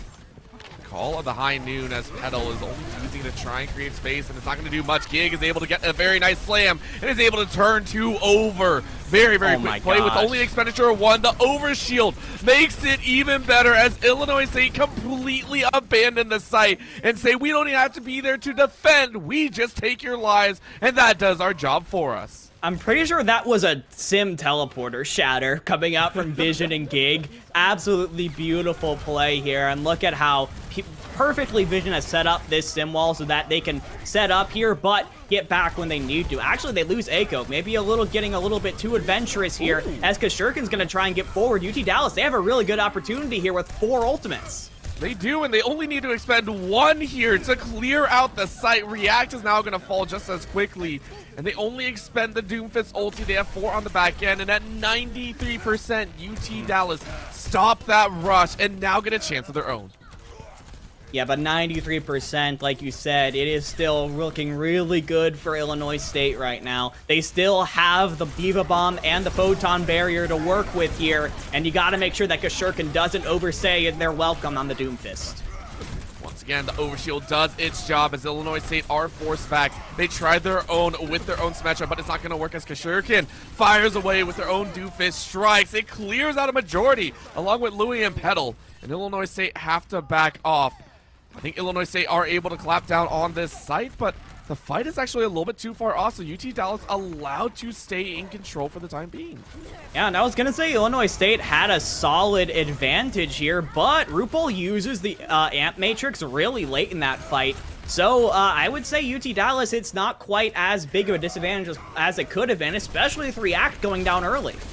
And Gig was able to slam down on Louis and Jukebox's HP bars. That was a huge shatter to be able to open up the front lines and the back lines as well. UT Dallas sent packing to the back lines as Illinois State rush back out. Can they make it happen? Can they get into that site and claim the last 7%? Only time is going to tell as UT Dallas are spread properly thin to ensure these big ultimates aren't able to do their job. Liar is going to slap down that shield, but it's not going to be enough. It's quickly drained as Illinois State. It's a slow-paced move, and they just don't have the manpower. UT Dallas may be able to run this one all the way from 0 to 100. Yeah, and the longer this staggers out, of course, the better it is for UT Dallas now, getting up to 80-90% on this point right now, and the high noon from Petal, along with the Meteor Strike coming up. This is going to give Illinois UTD the best opposition possible to get themselves back onto this point. 99 to 93 now. Illinois State has to get it done now. And they do at 99%. It's going to come down to the wire. I could not ask for a better round one OT in favor of Illinois State. Now, UT Dallas going to get anyone on? Yes, they do. At the last second, they get someone inside. They're fighting for their lives. A single member is all that stands in the way of Illinois State taking this one back. It was a hard-fought fight. UT Dallas ran into 99, and they don't want to give it up here, but they're losing members a bit too quickly. In goes Kashurkin, able to slow it down, but the OT is still calling back. No one is there to cap. And it seems like it's going to be a swing because Shurkin misses it by a millisecond as Illinois State will take a very close round one, 100% to 99.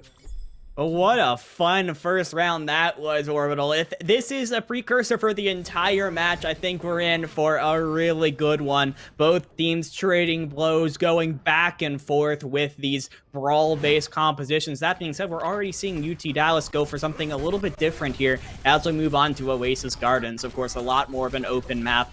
The skies are a lot more open. You have a lot more room to work with. So I think I saw a Trace or a Sombra going for a bit more of a divey-based composition based around the Sombra hacks, potentially. So we'll see exactly if Illinois State is going to go for a similar thing. Yeah, it is going to be similar, but instead it's actually a Wrecking Ball-based composition. Gig is going to be locking it in, and Vision is actually going to be on that Cassidy. So Kashurkin and Petal both have to be very cognizant of that Cassidy. Make sure they don't get flashbang headshot combo. I mean, you really don't want to have that happen to you, and that's only one that Kashurkin and Petal can hold out. Petal is going to find RuPaul very early on. That's going to stall it out as React is also tapped out, so Illinois State losing a bit of their headway, and that'll give UT Dallas the first cap, and they'll be the first ones to try and round it to 100. Perfect stuff from UT Dallas, and perfect flanking coming out from Kashurkin and Petal respectively to really get around to some of the squishier members of the team. And you see Kashurkin has full sight lines over what's going on right now, gets a quick hack onto the Diva, and when they turn around, you take out RuPaul. The Zenyatta not having a good time so far in Gardens. Twice in a row now. And now that's going to be a push off. Soba loses their life to the Wrecking Ball. Really, really well fought to kick things off here. Illinois State really wanting to try and shut that down. They want to close this one out 2-0. That means they do have to cap out. They are going to tap in. Stop it at 33%. Well fought. UT Dallas Now on the retake value, elimination on the side of Petal. Being able to take Vision out very quickly. Aiko should fall just as soon, but the heals come in just in time. React, now knocked out of the mech, is quickly going to fall on their own. That's going to be a powerful one. UT Dallas don't allow more than 13% as they now push past 40 and look to wipe out more than just 4 members. Yeah, but really nice stuff from Illinois State, just being able to get onto the point, and with the pure presence of the Wrecking Ball of the Cassidy, they managed to take at least a little bit. What is now 50% could have been 60% and more, but look at this aggressive push from Kashurkin and the rest of UT Dallas. They know Illinois State have a lot of ultimates available, so they're just trying to waste as much time as possible. Oh, that one hurt to watch as well. After that perfect EMP in the back line, weren't really able to follow it up, and Illinois State go, okay, we're going to force you off of every single spot you want to be on at 69%. Nice. It will be stopped, UT Dallas. Yeah, I was going to say that. I didn't know if it was appropriate or not, but of course, it is always appropriate. 21% and climbing, though, for Illinois State as they're looking to match pace with UT Dallas. And look at the ults here for ISU. You've got the Deadeye, you've got the Mines, you've got the Diva Bomb, and the Transcendence. You're in such a good position here. But, oh my gosh, what a perfectly executed hack and dive combo from UT Dallas to take out Aiko. And the High Noon is able to find Soba in the back line, so Illinois State were the first ones to mark their territory. None type might fall as quickly. Louis out of the ulti is now going to be peppered down. Can they get to safety? I'm not sure. None type taking a lot of damage there in the back line, and that's React forcing everyone out of the battlefield. A great move off the side nets UT Dallas multiple losses, and Illinois State massive amounts of kills. Yeah, this is going to now allow Illinois State to take the percentage lead here on Gardens, and they do not look to be ones to let go anytime soon. They still have the Diva Bomb and the Tracer Pulse Bomb available to them, as well as a Deadeye coming up in just a moment. But Kashurkin has that EMP up yet again, and UT Dallas likes to be really aggressive with their Sombra plays. Do love to be aggressive, but can they make it work? Kashurkin and Jukebox fire back. React, Liar, and Rupel are all dead. That's a quick wash at Illinois State. UT Dallas say, hey, you can play, but so can we at 90%. Illinois State do feel like they're going to lose out here. 4 members capping this off, and we're right back to ground zero. UT Dallas sprinting their last 30%. That's the ideal fight for UT Dallas. You use the EMP, you get a quick fight win without using any other ultimates, which means now in this last fight scenario, 80% and counting for UT Dallas, you've got the Coalescence, the Beat, you've got the Diva Bomb and the Pulse Bomb available. Illinois State, can the rally sustain them through all that? It does feel like they're doing it. They only lose Vision, and that's, it feels like it might be a misnomer. Vision is going to come back and fairly healthy standing, and the rest of the team is ready and waiting. So at 99%, it's clawing their way out. In goes the Diva Bomb. Does it catch anyone? No, it doesn't. OT is now speaking to the minds of UT Dallas. They're hoping to push for a round 3 here in game 1, and it's all about taking out these tanks. React and Gig still prepped and ready to go. A couple dances on the back end, and it is going to be Illinois State to recap. We're going right back to the wire. React is going to fire away. Vision is going to take out None Type, and it looks like OT is now in favor of Illinois State. Can UT Dallas get there in time? They lose 4, and it might be a little bit too much for the DPS to handle. I don't think they're there, and Illinois State take a close game number 1. And Illinois State shows how you win a fight when the other team has 4 ultimates and you only have 2. You make sure that their ultimates get no value. They're playing a lot of really fast characters, so Illinois State do a sort of feint maneuver. They try they trick UT Dallas into going really aggressive with their ultimates. You think that they're going in for their final sort of staggered approach to try and keep the overtime wick going. UT Dallas uses just about every ultimate they have at once, thinking that this is the last fight. But Illinois State, they back up, right? They disengage from the fight. They lost Vision. They have just enough time to get that DPS player back on the field. And then by the time that they're ready to go in for the real last fight, UT Dallas have no ults left to work with. What a beautiful little piece of mind games by ISU to get themselves out of a disadvantageous situation. It was so well fought, and at the end of the day, as much as we want to talk up one side or the other, I still can't believe that entire game hinged on 2%. Yeah. That is the difference between both these squads. It really was, and I love how close it is, and I think it speaks to your value dividing. You called this at the beginning. This was a marquee matchup. Everyone knows it. Anyone that follows collegiate Overwatch knows these two teams. But even after the rebranding, the restructuring of one of the squads of Illinois State, they still look like a very competitive team, and I can't wait to see what they can do on Assault here. We're still waiting on confirmation of what the map is, but considering the two teams, let's hear it dividing. What do you propose we see next? This is going to be UTD's map choice. I do think they are generally a brawl-heavy team. I think they really like running the Reinhardt-based compositions where you can put Petal on that Cassidy and or maybe on the Hanzo and try to put your star DPS player in the best position possible to carry. Not to discount the rest of the UTD squad. That's just kind of Petal has the highest pedigree of the team based on past accomplishments. So I would say based on that, maybe we potentially see a Volskaya pick. I think that of the 3 Assault maps, Volskaya is the one, at least on point B, is most due for a brawl. But of course, we don't get a break. We're going right back to Egypt. It's Temple of Anubis once again. Of the, I believe now we're closing in on 3 matches. We've seen a total of 3 different maps. Yep. That's collegiate for you, really, and it also speaks to best of 3s, right? It's very difficult to get map variation when we have 2-0s sometimes. So maybe this is what's going to break the mold. Maybe we do get to see past that second game, and this, if there's any series to do it, this is going to be it. This is going to be the series where we do see that breakup. So maybe we get a chance there. But of course, on Anubis, we've seen multiple times teams struggle on that entry, right? I believe that was Ottawa as well as the side of James Madison. Both struggle to actually get inside the point at the start. Do you foresee that happening here? Do you see either team struggling on the entry to get into that A?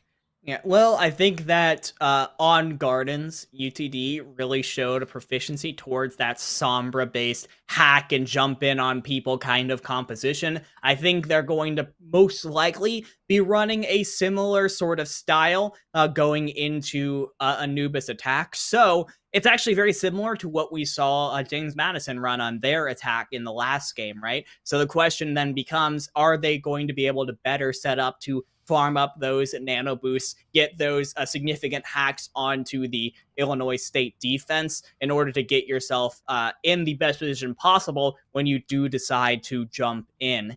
Of course, I'm just assuming that we're going to be seeing the same thing out of UTD, but based on what we saw in the last map, I think UTD might have a teeny bit of trouble. That being said, it is their map choice, so they must feel very confident in their ability to break through the defenses of ISU, who will probably be forced to play more of a double shield, assuming they're going to be starting on the defense, which is something we haven't really seen them play so far this game.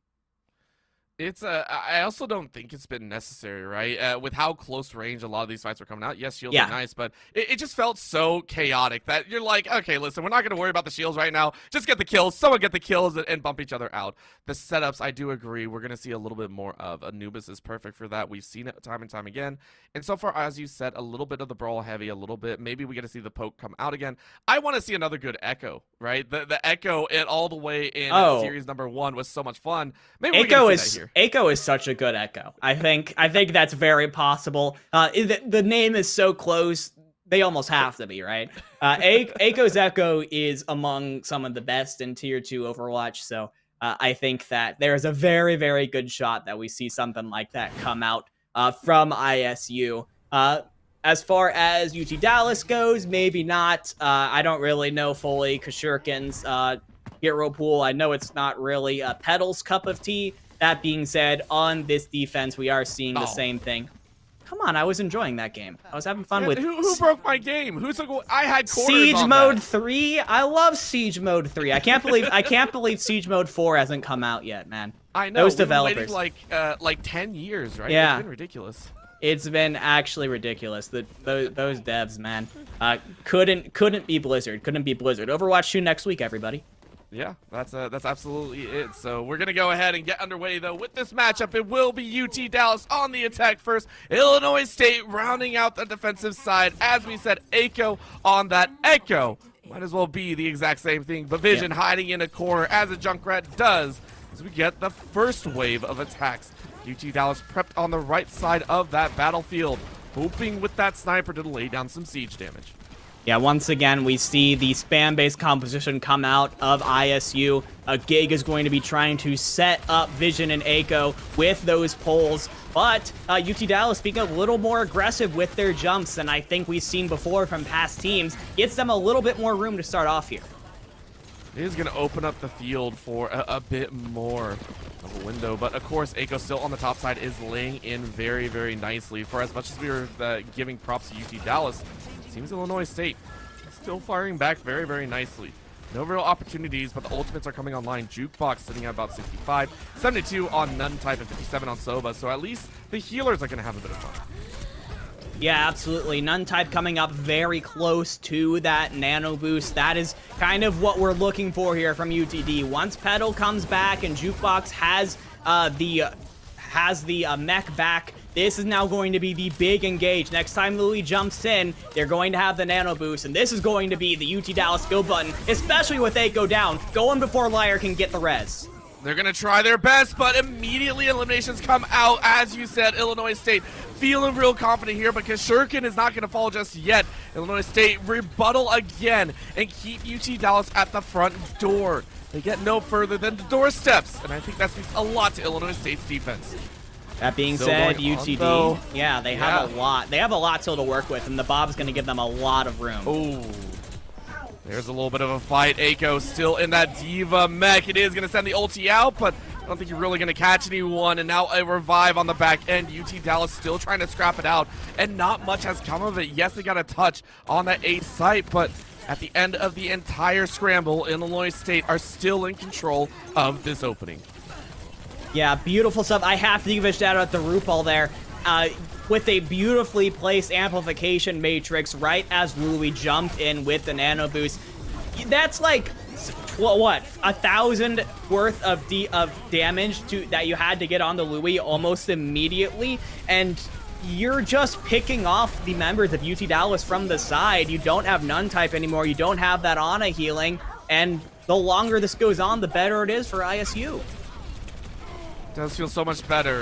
And for a brief moment, they had lost their healers, and yet it didn't seem to make a single dent in their HP bars. Echo on the back end is able to snuff out Louis, Soba, and Pedal in very quick succession. No one getting a read on this Echo. And at 45 HP, Echo doesn't want to take a single chance more, waiting to try and get that clothing process down 98% on the ulti. That is going to give him such a huge line of defense as we enter the final minute here in round one.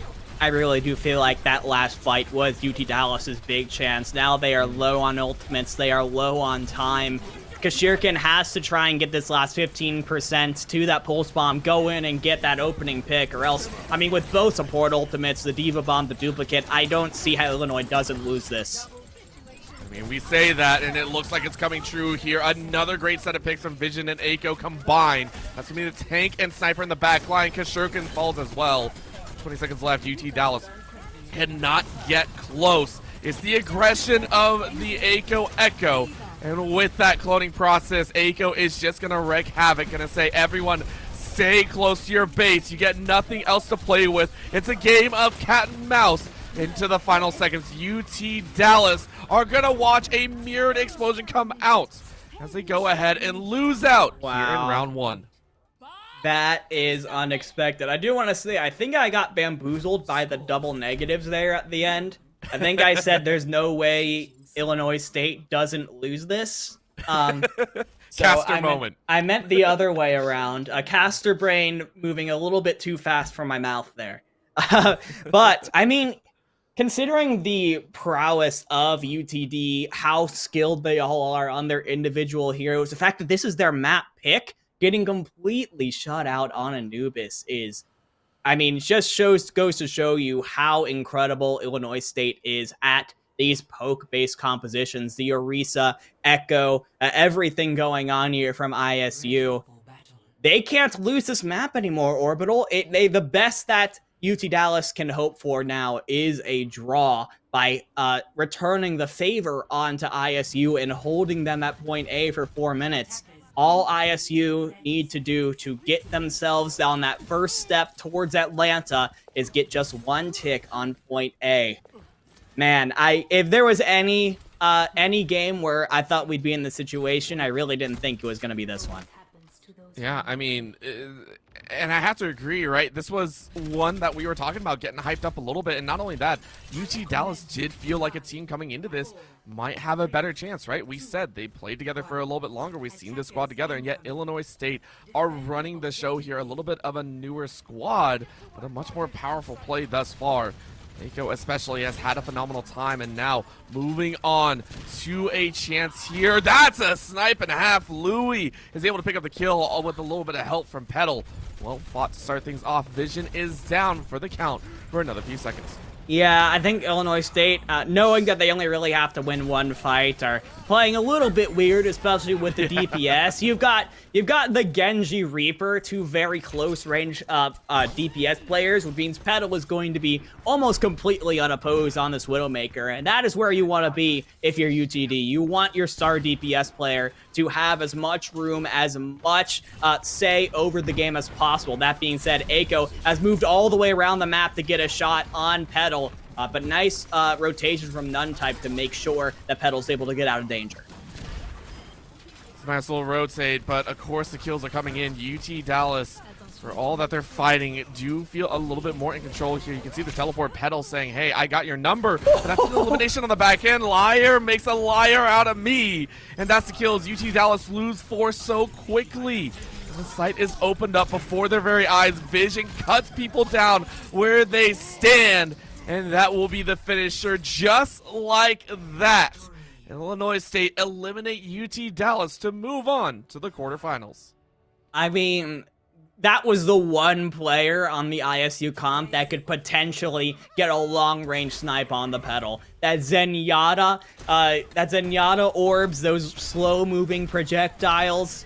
But, I mean, Liar makes it work. And with one shot, one kill, the UT Dallas defense falls apart, and so do their hopes of making it to Atlanta. Unfortunate considering how good of a team this really is and how fantastic of a year they've had as an organization. You should definitely be keeping your eye out in the years forward in collegiate Overwatch, because UT Dallas are going to be around near or at the top for a while. That being said, unfortunately, we're not going to be seeing them next year in next week in Atlanta, next 2 weeks. It's like early May. Around then, ISU will continue their march towards the end, their march towards that LAN.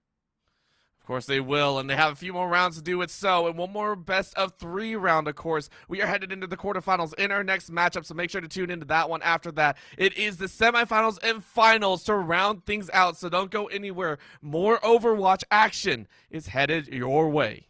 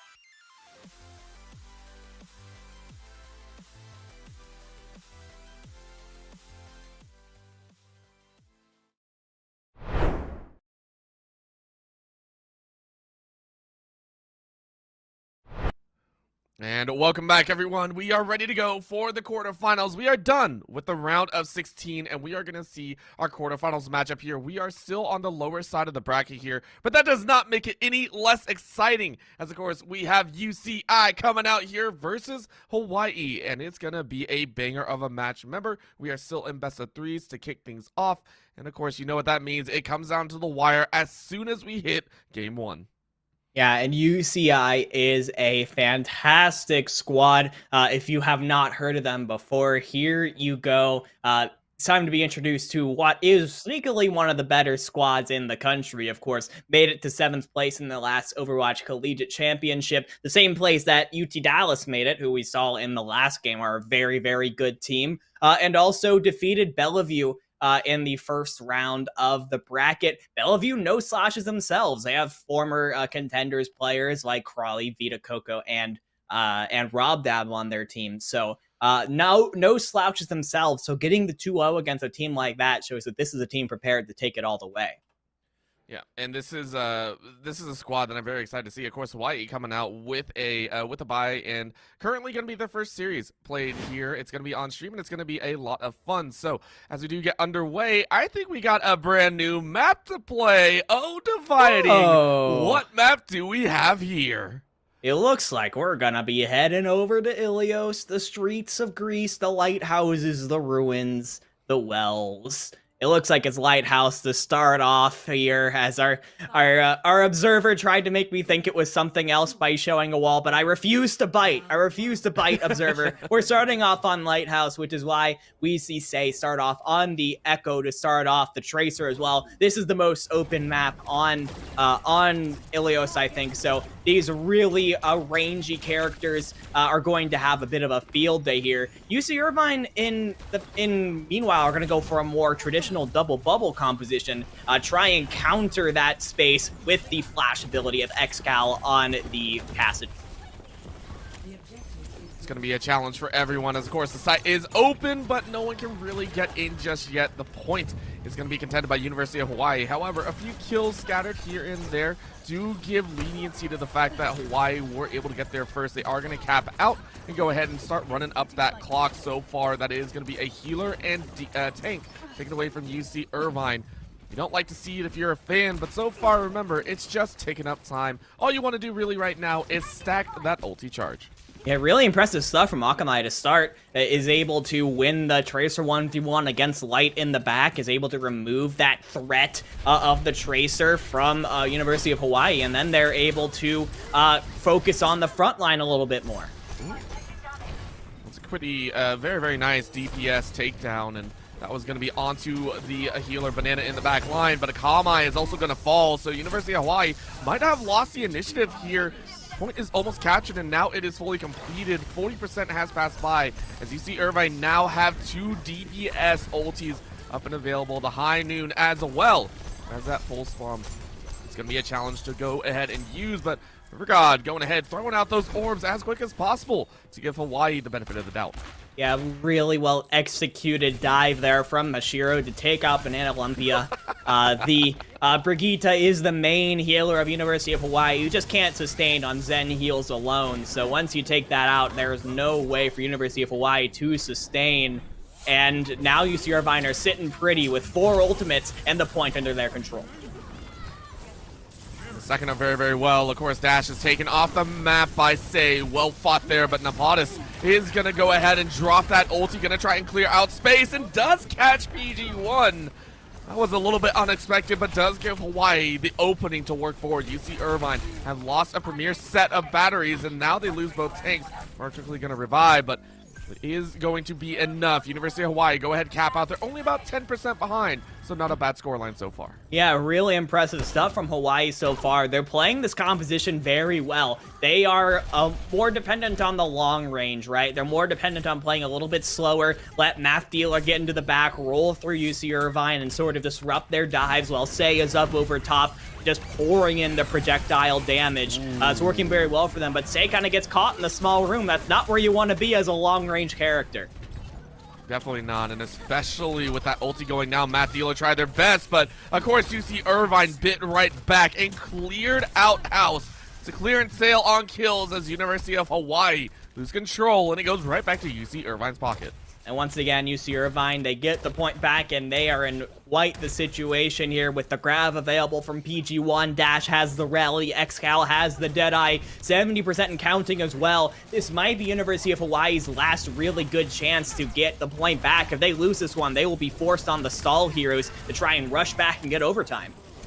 I mean, they can definitely try, but of course, it is going to be a battle of the wills. It's going to be both DPS taking one apiece. Hawaii go ahead and lose one of their main DPS. The ulti is not going to be used. River God going to try and bring out a little bit of healing on their side. Same with the rally, and they try and center in. It is going to be a little bit of a stall out here on top. It is a contested fight, but still leaning towards UC Irvine. It's only one member trying to fight it back, and now with OT on the horizon, Hawaii seem to have fallen by the wayside. 3 dead and some more in counting. Math Dealer is down. That was the last defender on that site. And it seems like it is going to be over. UC Irvine take round number 1. It was a valiant effort from Hawaii, I have to say. UC Irvine, to space off of the team's past accomplishments and achievements over the last season, UC Irvine are, I think, significantly the better team in terms of overall SR, overall skill. The University of Hawaii have to really try and outthink, outmatch UC Irvine in order to try and nullify that SR disadvantage, and did a pretty good job of doing so, really keeping their distance from UC Irvine with that echo-based composition. The Tracer from Akamai did a very good job of getting into the back and causing havoc. But at the end of the day, the dive from UC Irvine was just a little bit too good for them to deal with. So University of Hawaii are going to be going on to a bit of a divey, rushy comp of their own. Again, my eyes are going to be on Say as his main initiator. The person this Sombra hacks is the person that University of Hawaii is going to try and engage on. I mean, that's the most fortunate outcome. That is the most ideal scenario. But right now, UC Irvine are spread a little bit thin. They're prepped up on the higher ground and are going to try and take their fight forward. At the start here with a very, very open center, it's a little bit dangerous to try and push in just yet. It's actually University of Hawaii. They're backing out, going to be routing along the same side. Very, very nice setup. Inside the tower, they're still dancing. No one's really capped out, and it's actually University of Hawaii. They're going to stack 3 on top immediately. That is Mashiro, who sets up in the middle. But can they get it? It doesn't look like so. So University of Hawaii should be able to cap out first and look to run up that percentage. And nicely done. Good job from Hawaii, just using that Lucio speed boost to get a lot of space onto the point, force UC Irvine back, try and play a bit more of the poke game. But now with the Pulse Bomb coming up, with that Nano Boost coming up, nice job from Napotis to take out Light's ultimate, but the trouble's not over yet for Hawaii. It really is not, as in comes the ulti charge. It is a quick spray and a half as River God tried to lay it in, but UC Irvine fight much harder. They're able to win it out at 27%, about 3%, I believe 13% faster than in game number 1. UC Irvine go ahead and try and challenge in their own right, 10% and counting. That being said, it is a 2-ult-to-1 trade in favor of University of Hawaii. So they're coming up on a lot of really good ultimates here. That EMP, that Diva Bomb, that Lucio beat. It's all going to be really good for University of Hawaii. All of these ultimates are extremely impactful as part of why this comp works so well together. But they've got to move quickly on it because UC Irvine already have both tank ults up. Oh, that was so mean, Supreme. It was a duelist fight, and the Supreme came in with just a snipe, took all the hard work away. Saying Akamai are already down. University of Hawaii have lost their DPS for the time being.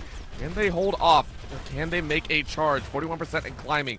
As you see Irvine feel very, very confident right now with this hold. Already pressing so far forward. You can see the Supreme fire taking shots all the way through, ensuring that University of Hawaii can't get too far, but that's going to be it. A great ulti charge is not going to be enough. You see Irvine fire right back and punish Hawaii for their attempts. What a play from, I believe it was probably Dash, who got the stun off on to say, completely nullifying the EMP. That was Hawaii's win condition right there, and that puts them in a really tough spot. They still have tools, right? They still have the Primal Rage, Lucio Beat, and the Death Blossom available to them, but are their mentals going to be able to get there, or are they trying to just get to point as quickly as possible? UC Irvine, for their money, they have 4 ultimates coming up very soon. So now they're just going to send it. This is the final dash that they're going to try and go. Overshield is used. Matt Dealer going straight for the DPS. Can they wreck house? Yes, they do. They force multiple members of UC Irvine to spread out, and it looks like it's enough to cap the point. It's at 99% to cap. Can they hang on? It's 99% everywhere. It's a last-ditch effort, but XCal fires right back. A beautiful setup by the Cassidy, able to turn the tables here. Oh, they got it. You did forget the golden rule. Stay on the point. And it looks like UC Irvine say, don't worry, we didn't forget. We're going to turn it right back around. University of Hawaii, this is the last battle. OT once again. They got to keep members alive. Can they do so? Light on the back end finds Akamai. Say might be the next one to fall. Down goes the Potus as the Diva can't hold steady. Math Dealer is going to fall. Math is conquered. And that'll be OT finish, as that'll be UC Irvine taking game number 1. It was a valiant effort from University of Hawaii. I can tell they are actually no slouches. They seem to have a really good understanding of the comps they are playing, how they interact with each other, how they are supposed to play. And I think it took UC Irvine a little bit off guard, maybe expecting it to be a little easier than it was. That being said, the pedigree of this UCI team is not one to be denied on the level of UT Dallas that we saw last time, a team that I said was one of the favorites to make it all the way to the end. UCI are as well a team that I should be expecting to make it very, very far today, and they showed just why in that game. After they sort of got rid of the initial shock, I think they were just a little bit of a step ahead of Hawaii the rest of the way. And I mean, these teams are ready to fight. We see it over and over again. That was one of the more back and forth that we've seen. Yes, it was no series number 3, right? It was a no setup between the two of UT Dallas and Illinois State, but it was fairly back and forth. I'll give them the credit there, and Hawaii pushed them to the brink. So now moving into the next assault map, we do get a little change up. We now see a total of 5 maps across 4 series. Hey! Hanamura next for the assault course. Yeah, really interesting pick here from Hawaii. First of all, thank you for taking us away from Anubis. I really do appreciate it, and Hanamura is an absolutely beautiful map. I think it just comes down to preference at this point. I think Hawaii is just really comfortable on Hanamura. They must have maybe a Symmetra strategy on attack, a double shield strategy on defense that they're very confident in. When it comes to playing a team like UCI, you just play what you're most comfortable in and hope that it works out best for you. So I am really hoping for Hawaii here to be able to maybe take it to UCI, maybe give us some more surprises, because I think they have shown that they are absolutely no slouches. No slouches at all, and it's a little bit of a David versus Goliath setup, and I mean, they can fight. They can definitely stay in the ring, but you got to be able to close it out. And they're going to try their best to push us to a game number 3. Of course, we're right back with the video game. We're very happy to see it. Siege Defender. Going to be Siege oh, wait, mode 3. It's Siege Mode. It's Siege Mode 3. Yes. Yes. Oh my gosh, this is an international game. We saw it in Egypt, and now it's here in the Japan arcade. This is a really big game in the Overwatch universe. I know, right? And it's almost like it is going to be that impossible game to beat, unless you just shoot it in the screen like we saw last time, and then you're just really, really sad. Yeah, Overwatch characters are really ragey. Just really mad at video games. I mean, look at this. They trashed the whole bottom scene already. Think about how much that's going to cost to fix. I mean, that's just... Okay, so University of Hawaii going with that double shield composition, but you've got to be looking at Say here on this Symmetra, where you're gonna try and take your team. Oh, Light is all ready for it. He's right there, knocks everyone off that rooftop. University of Hawaii has to scatter and try and figure out a plan B. Honestly, they're not getting wiped that quickly, so I give them huge credits for being able to scramble back and try and make sense of what just happened. But Light making the play of the game for the team and not allowing University of Hawaii to prep appropriately. They're now corridored off and stuck in this tight alley, and that means UC Irvine can pick them off like fish in a barrel. Absolutely red. Light knew where they were going with that TP from the very beginning, and the University of Hawaii's best laid plan goes for absolutely nothing, and now you go for a Wrecking Ball Roadhog composition. Just try and maybe disrupt the double shield of UC Irvine, try and get an easy pick with that hook, figure out what you can do. Say on the Echo is going to be working on those shields. That being said, this is very pick-based, and if University of Hawaii can't find a way in to the sides and the back of UC Irvine to get a pick off, this is going to be a very quick Hanamura. And that's scary to think about, right? We're talking about these monsters that's coming big out in this tournament, and that is going to be huge. Nice pick on the Nepadas. Dash is going to follow, though. Supreme very close to do the same. Light trying to find an opportunity. Looking for the background play, and is immediately going to drop in. Chase off the Zenyatta. It looks like UC Irvine have found the perfect streak. 5-player kill streak for Light, as University of Hawaii are stalled once again. Yeah, Nepadas was able to get in and get a key pick onto Dash. Of course, that is the main person you should be going for as the main healer of this UC Irvine comp. That being said, Nepadas had to go in just a little bit too far to do so, and ended up putting himself and the rest of the team in a little bit of danger. So, University of Hawaii still trying to find a way in, but without Math Dealer in the fight, you're just going to have to wait for your main tank to come back into this one, and UC Irvine are coming up on 5 ultimates. Everything except for the Meteor Strike is going to be available to them to use should they need it. With only 100 seconds left on the clock, University of Hawaii needs to get something out of this Pulse Bomb, or else it's looking really bleak for them. I mean, and the best opportunity maybe is you get a little sneaky back door, but it doesn't seem that UC Irvine wants to give them a single moment. The wash of death as UC Irvine clean them out. University of Hawaii are taken to school. They got a tick, though. Couple members managed to get onto the point and stay on it for just long enough before UC Irvine decide to commit both support ultimates. So, technically, University of Hawaii have gotten themselves a win condition. That being said, you would love to make that even a little bit more difficult to get, and Akamai is going to use the Pulse Bomb there, is going to take out the Immortality Field from Dash. That is an important ability to get out, but can University of Hawaii follow up on it? I mean, maybe not. So far, it seems that they've been struggling a bit. Of course, with the Lurker in the background, it's helped out quite a bit. Oh, look at that challenge! XCal wins the 1v1. And University of Hawaii, they were banking on that win. They were banking on 1 DPS out, and it doesn't look like it's going to happen. I mean, yeah, XCal in the back is doing a pretty good job dealing with the Tracer. How about Light on the Doomfist, literally touching the spawn doors right now of University of Hawaii, making sure that they can't get anything set up. They're going to have the Transcendence. This should give the team pretty easy passage to get onto the point. The problem is once they get there and that Transcendence goes away, what do they have? Maybe Say can use the Duplicate to try and get something going?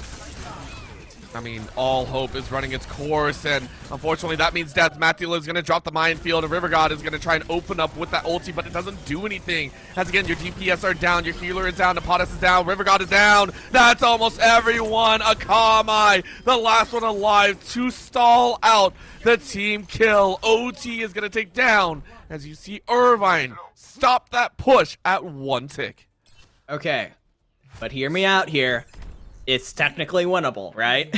Yes. University of Hawaii, we're just barely able to take a tick, which means if they are able to full hold UC Irvine, not let them take a tick, University of Hawaii will actually take the win here. And at this point, just having the ability to win, making sure that you aren't just in a draw or lose scenario is going to put a little bit of extra hope into the hearts of University of Hawaii to try and make a final stand here with your backs against the wall in the quarterfinals and a trip to Atlanta on the line. UC Irvine with the win right in front of them. What are you going to try to do to just get that one fight win and get yourself into the semifinals? I think they're probably going to do a little bit of swapping around to wherever they're going to land on.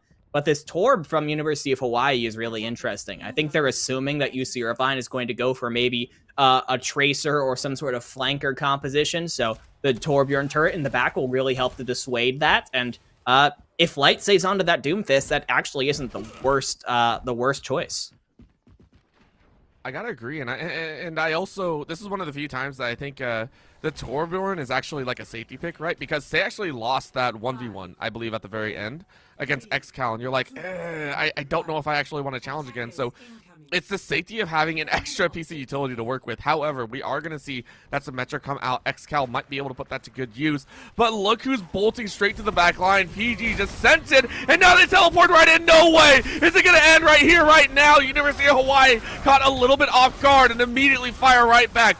The quick push means UC Irvine, we're not ready for the damage, but PG1! PG1 annihilates the tanks, and that's what you're really looking for. PG1 is going to spray everyone down with the Gatling guns. Light is going to take out Say, and it might be more than enough. They go ahead and get back on. PG1 going to hang on to that timer, try and force the rest of University of Hawaii out. It's a challenge to the back line. Mercy almost dead, but University of Hawaii complete the defense.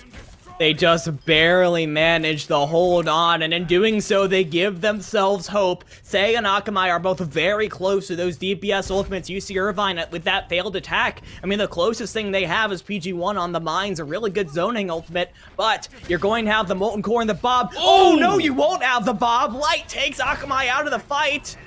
Okay, the res comes through from Banana, so University of Hawaii back up to 6, but that's still a huge ability to get out of Banana Lumpia. I mean, now you take out Matthew, the other wrecking ball that can cause a lot of problems. But here on XL, they go ahead and call down Pain. As down goes University of Hawaii, they lose key members. They're losing so quickly in a pot of that. It feels like it's a full-on challenge. UC Irvine all stacked on this point, and that is it. UC Irvine on push number 2. Take the series over University of Hawaii. You see Irvine showing why they finished in the top 8 of the Overwatch Collegiate Championship. This is a team that I don't think very many people talk about when discussing the best teams in a collegiate Overwatch, but they have been around for a while. They have been playing together for a long time, and it absolutely shows. UC Irvine are one of the teams to watch when it comes to this overall series, because I think they have the talent and the potential to take it to anyone that's still hanging around in the bracket. Of course, it was so dangerous for Hawaii. They were up against that Goliath, against that sleeper pick that was sitting in the back lines, and now we do get to see the full force. UC Irvine go ahead and move on into the semifinals. They'll play the winner of UCF and Illinois State. And of course, that does mean we are done here with the round of 16 and quarterfinals dividing. So that unfortunately means we will be saying a very sad goodbye to you. But before we do that, I want to get a prediction from you, because you have pretty much called a majority share of these teams to move forward. I want to ask your predictions of the semifinals. On the flip side, we do have Converse versus Old Dominion. Old Dominion, I mean, they've had a little bit of an easy ride forward, so Converse is going to be a big challenge. But then, I mean, if you're taking a look at UCI versus potentially UCF or Illinois State, I mean, what are some of the potential implications that we could have there? Yeah, looking at the semifinals, you've got Converse, a team that I actually saw last weekend at the University of Kentucky Invitational, where they played against teams like Ohio State, like Grandview, and ended up taking the entire event. They are a very strong team. Could be considered one of the top 16 in the country if they weren't forced to drop out of the Overwatch Collegiate Cup midway through it. They're a very good team. I'm expecting them to get by Old Dominion fairly easily. A little unfortunate that Old Dominion got through to the semifinals through what looks like 2 forfeits. It is what it is. Old Dominion, you take those wins when you can, but I don't see this team getting past Converse here. As far as the semifinals, UCI, I have sung their praises throughout, but when it comes to at least looking at their placements, they were about the same as UTD. They made it to the same spot, so I believe that Illinois State will probably be able to get past them just like they did UTD in the last round that we saw. As far as the finals, then, that would make it Illinois State versus Converse. And while I do really, really like Converse as a team, I met a lot of their players. They're super, super fun to hang out with and a good team. They have a lot of fun while they play. The pedigree of Illinois State, I think, is just going to be a little bit too strong at the end of the day. I think Illinois State will be punching their ticket to Atlanta by the end of the night. Alrighty, well, that is going to be a strong prediction here, and I like it. Saying Illinois State is going to run the gauntlet here. I'm very excited to see it, of course. Dividing, we will go ahead and unfortunately say goodbye to you. Any parting words before we go to break? Hey, you're in good hands and much better facial hair. Joko God will be taking my place after this game to take you through the semifinals and the finals. Of course, if you liked what you saw from me, my Twitter handle is down below. You can follow me there, and I'm really looking forward to see how this last chance qualifier turns out. Of course, thank you so much again, Dividing. We will go to a very quick break, and we'll get the next set of teams up as we are going to our best of 5 series. You do not want to miss any of this collegiate action, so please don't go anywhere. We will be right back.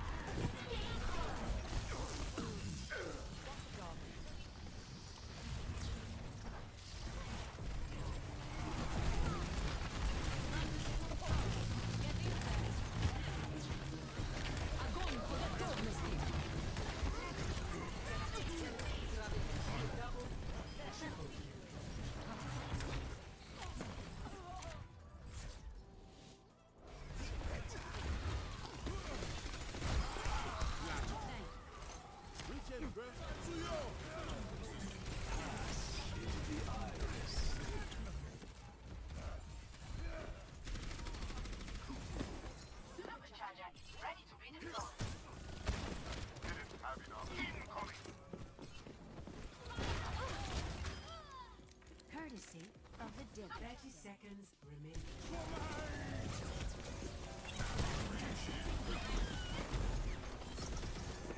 Let them out.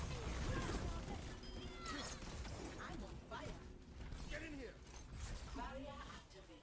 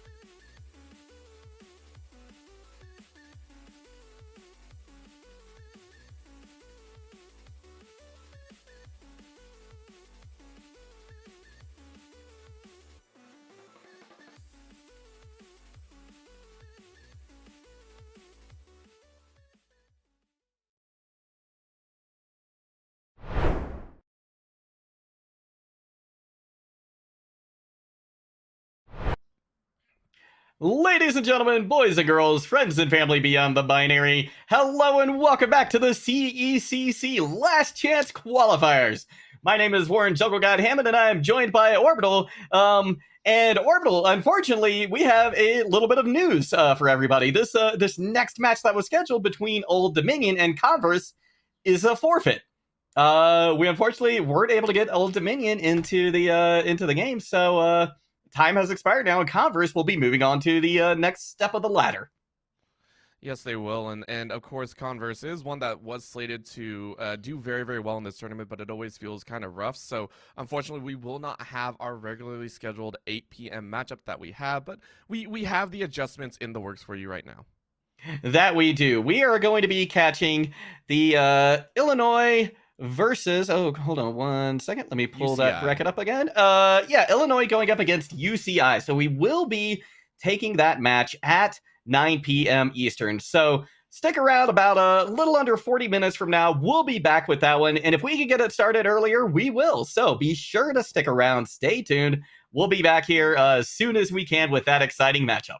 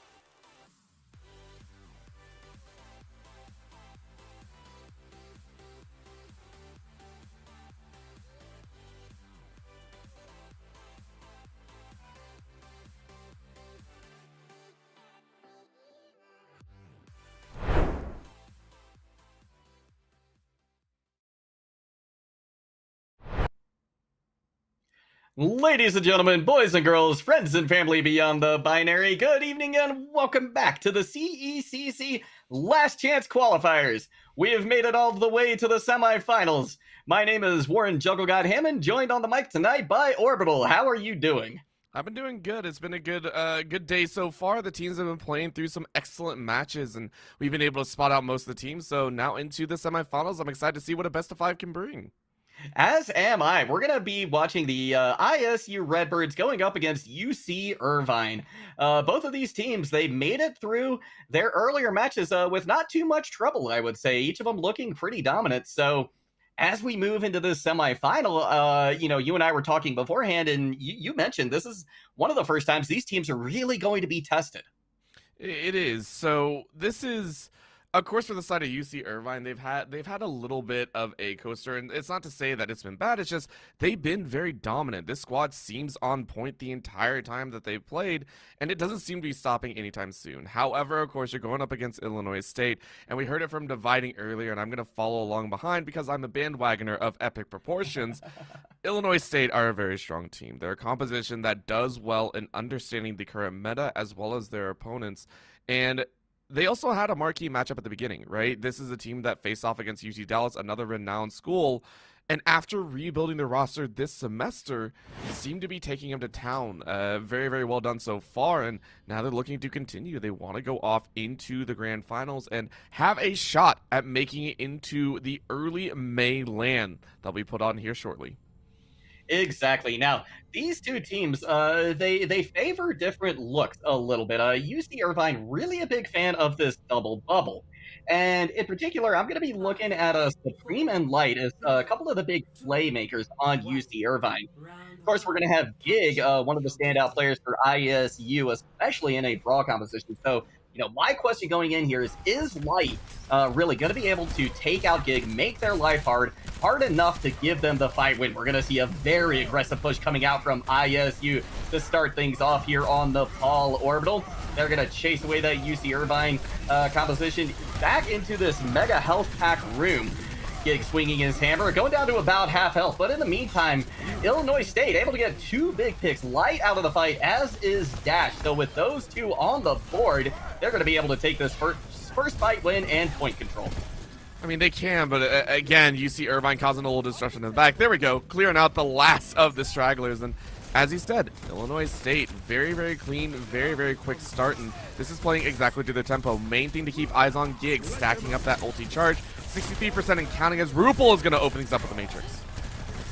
Gonna be a lot of damage pouring through that window, so much that UC Irvine decides just to get out of its way as much as they can. They're gonna back off and give ISU some space while they regroup. Here comes Mashiro in to try and push out of this little room that so far Irvine hasn't been able to make it out to. They've got a little progress now. Mashiro has the Primal Rage as well. They're gonna pop it and start to disrupt this brawl composition. It goes down very low. They were able to get the shatter off, but nothing's going to be coming from it. Light try to put in as much damage as they can. Excal also just about has this EMP ready to go. I don't know if they're going to be able, or if they're going to be able to use it though, because Eiko strikes back. They're going to be taken out shortly thereafter, though. Vision with a Deadeye to find a pick as well. 46% on the board now for ISU, and despite a couple early picks in favor of Irvine, this has gone the way of ISU. Of course, and that is their gun duels. That's their scrambling that they've been able to play very well. And against this double bubble, they have not allowed the double bubble to set up at all. You can see PG consistently falling. That was Light and Excal taken out of the fight as well, even after burning the EMP. So Illinois State really ensuring that they understand those strengths and weaknesses that are currently being set up by UC Irvine. Well played so far from ISU. It doesn't seem to be stopping anytime soon. It does, and especially when you look at the ults for both of these teams. ISU has 3 online, whereas Irvine doesn't have any. Light going to be taken out of the fight quick. We've got a Death Blossom over on the coast from Eiko. I think they got booped out there. We're going to see another heavy push coming in from ISU with 90% on the board. This is theirs to lose. It's the very nice choke point from Illinois State. And again, now pushing out into enemy territory. UC Irvine did not have a single chance. And that's all it took. Illinois State, well fought, well played, well controlled the entire time from start to finish. UC Irvine only got minor touches. They were only able to sit on the site with a single player each time. And Illinois State still showing that they are on fire, and it's not going to change anytime soon. No, that was absolutely tremendous. I mean, we talked at the beginning of this broadcast how, this is going to be the very first test for either of these teams, and so far ISU is passing it with flying colors. UC Irvine, I think they're going to have to make some adjustments here, and one thing I wanted to bring up too is that UC Irvine, they look their best on Koth maps, right? This is one of their strengths, and so because they've gone down 100-0 on this first submap, I'm worried for UC Irvine right now as we move into Village. Yeah, this is a very, very dangerous scenario overall because Illinois State, they love these rumble compositions. They love playing in a little bit scrappier fashion. What you're really looking for, though, is that Sombra Xcal going to be running that one and going to try and lay waste to the back line. Illinois State, if they're playing appropriately, they shouldn't have too many problems. In fact, they're going to take care of two of those problems right away. That's Supreme and Dash out of the equation, but UC Irvine going to strike back. It's not going to be enough, though, to overcome the picks that ISU got. They're going to walk away with a first point capture. And that was because Illinois State were able to take the fight to UC Irvine, and UC Irvine gave way. When you have a Sombra, you're not really willing to take that frontal fight as quickly as possible, and especially with a Symmetra, it's very difficult to do so. You don't have the front end burst that you're normally looking at, and that's what happened. Illinois State understood that condition and were able to play straight into their own strength. Now Xcal is looking for those picks on the side. That's what you're hoping to find before UC Irvine can really set up. Unfortunately, Dash going to be taken out once again. They weren't able to get the pick on Division either. So UC Irvine, this momentum starting to slow just a little bit that they had built up. Xcal forced the EP away as well. Supreme doing as much as they can to keep their team alive. Light going to go ahead and pop that photon barrier as well. Hack comes in on the Gig. They're going to be able to push him out of the equation for a little while, but not before they take Supreme down as well. And Supreme just about had that nano boost ready to go. Point flipping over in favor of UC Irvine, but things are still going pretty well for ISU. They're going, I would say, actually extremely well, right? Yeah, Every fair. single time that we're watching this happen, it doesn't matter, right? Remember, in all of these games, it's not about the kills. This isn't Death Squad. It isn't Deathmatch, whatever you want to see. It's the objectives, and the objective has been controlled so far by Illinois State. Yes, we've seen touches, but again, it's one or two members, and now we get to see the beat drop go down as Liars keeping everyone shielded up. All right, this is big for UC Irvine. They've got a couple of picks on the board. Vision with just a sliver of health. They're going to be taken out by a primaling Mashiro. They're able to flip the point in their favor. Can they get these last few picks in order to secure this fight win, Orbital? That's the big question. I hope so as well, because I want to see UC Irvine be able to push this to around number 3. And now they're going to try and offset the kills, especially with that EMP in the back pocket. This could be a massive wombo if they can continue to put Illinois State on their back feet. Yeah, and you know what? We mentioned before that UC Irvine sometimes has a hard time, letting go of lost fights. But right now, that's the problem with ISU. They should have regrouped, I think, in a much bigger way, because that EMP hit hard, and they were able to just wipe the floor with ISU. What a fight as well. In Illinois State, though, I think they understood that was going to come one time or another. Whenever a Sombra is there, you understand it's going to happen at least once in that round. So appropriately planning for it. You still have the ultimates on your side, 96 on Gig, 58 going to React. The DPS, though, a little bit shy on that, so it's just going to be raw damage. UC Irvine, though, going to try and battle back here, keeping control of this point. PG1 has this Graviton Surge ready to go. They're probably going to pop it in just a moment. They get stunned, but Diva's in their face. They don't have an opportunity. They go down, as does Dash. 2 win conditions off the board right now. Mashiro forced to pop the Primal just to try and buy enough time for PG1 and Dash to get back to point. Fortunately, Xcal is able to take out Gig, but Mashiro and Light fall shortly thereafter. ISU should be able to come back with this point in their favor. And that was off of Vision's precision headshots there. It's very important to note that as without using the ulti, you're able to clear out a large chunk of UC Irvine squad, which gives control over. Now with 3 ultimates up and a shatter, gonna hit Mashiro. This is gonna be a big opportunity. Mashiro down and on the ground. They're able to pop the adaptive shields, but they don't get too terribly much. Vision finds the pick with the Deadeye. React out of the fight as well.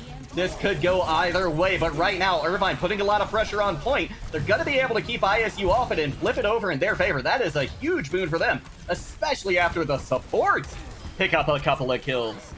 EMP gave an opportunity to take down Gig, and you can see it's now a scramble composition. Gig switching to the Wrecking Ball, hoping to get back on point just a little bit faster, and they're going to have to scramble as hard as possible for this, but the Gravitic Flux is, the Graviton Surge actually is still going to be available. This could be a huge ticket ulti.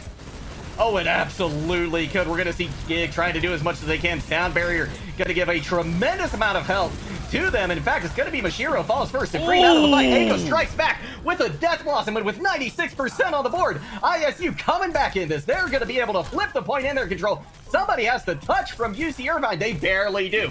But there's just one player. Overtime's ticking over, and that will be the first map in the hands of ISU. Illinois State playing strong and fast there, and it was looking a little bit dicey at the very end, but it was the timing factor, right? Illinois State, they had the appropriate ultimates, and they had the ability to come back in that fight. And of course, Gig here in round number 1 had an amazing shatter and a hold down here. You can see it here.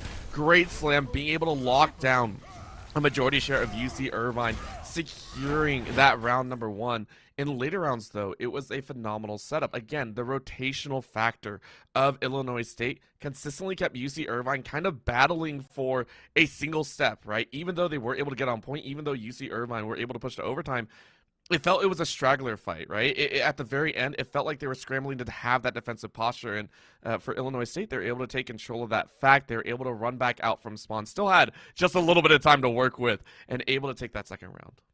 Yeah, I want to echo one of the points that you just made, which was that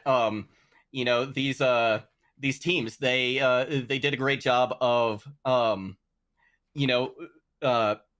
counter each other, right? UCI was able to take what they learned on Sanctum and apply it to Village, right? They were able to scramble back, but like you said, it was ISU looking very, very dominant in their fight wins, whereas UCI, like you said, looking very, very scrappy, right? They were able to win these fights, but just by the skin of their teeth. And so I think moving forward, you have to give the advantage to ISU. Matt Pickable is going over to UCI, so they're likely going to try and find a way to maybe get Gig off of this Reinhardt, get them off of this brawl, and see if they can maybe let their dive shine a little bit more. Their double bubbles. So I'm thinking something like a Watchpoint Gibraltar or a Numbani could come next from this squad. Of course, we have heard it is Dorado, so that is where we're going to go to next. It's going to be a nice little challenge to see here. Mm-hmm. I will say the bubble compositions do work in some sort of fashion. Whenever it comes to Escort, it's very fun to watch. But the interesting thing is also to see kind of the battleship come out, right? We do see some stationaries tend to happen, and it's been hit or miss, right? It is always going to be hit or miss with some of those kind of battleship styles, and maybe we do see that come out here. However, I do have high hopes for UC Irvine. Now, again, control points is very difficult. It's a consistent battle back and forth. This time around, you have a very clear difference. You have an offense and you have a defense. You get to play it out from there, and if you're on offense, you get to kind of set the pace, or at least the tone of the opener. But for ISU, I have a feeling that they're not they're not going to shy away from the defensive side either. No, they're certainly not going to. And ISU is such a beautiful counter comp team, right?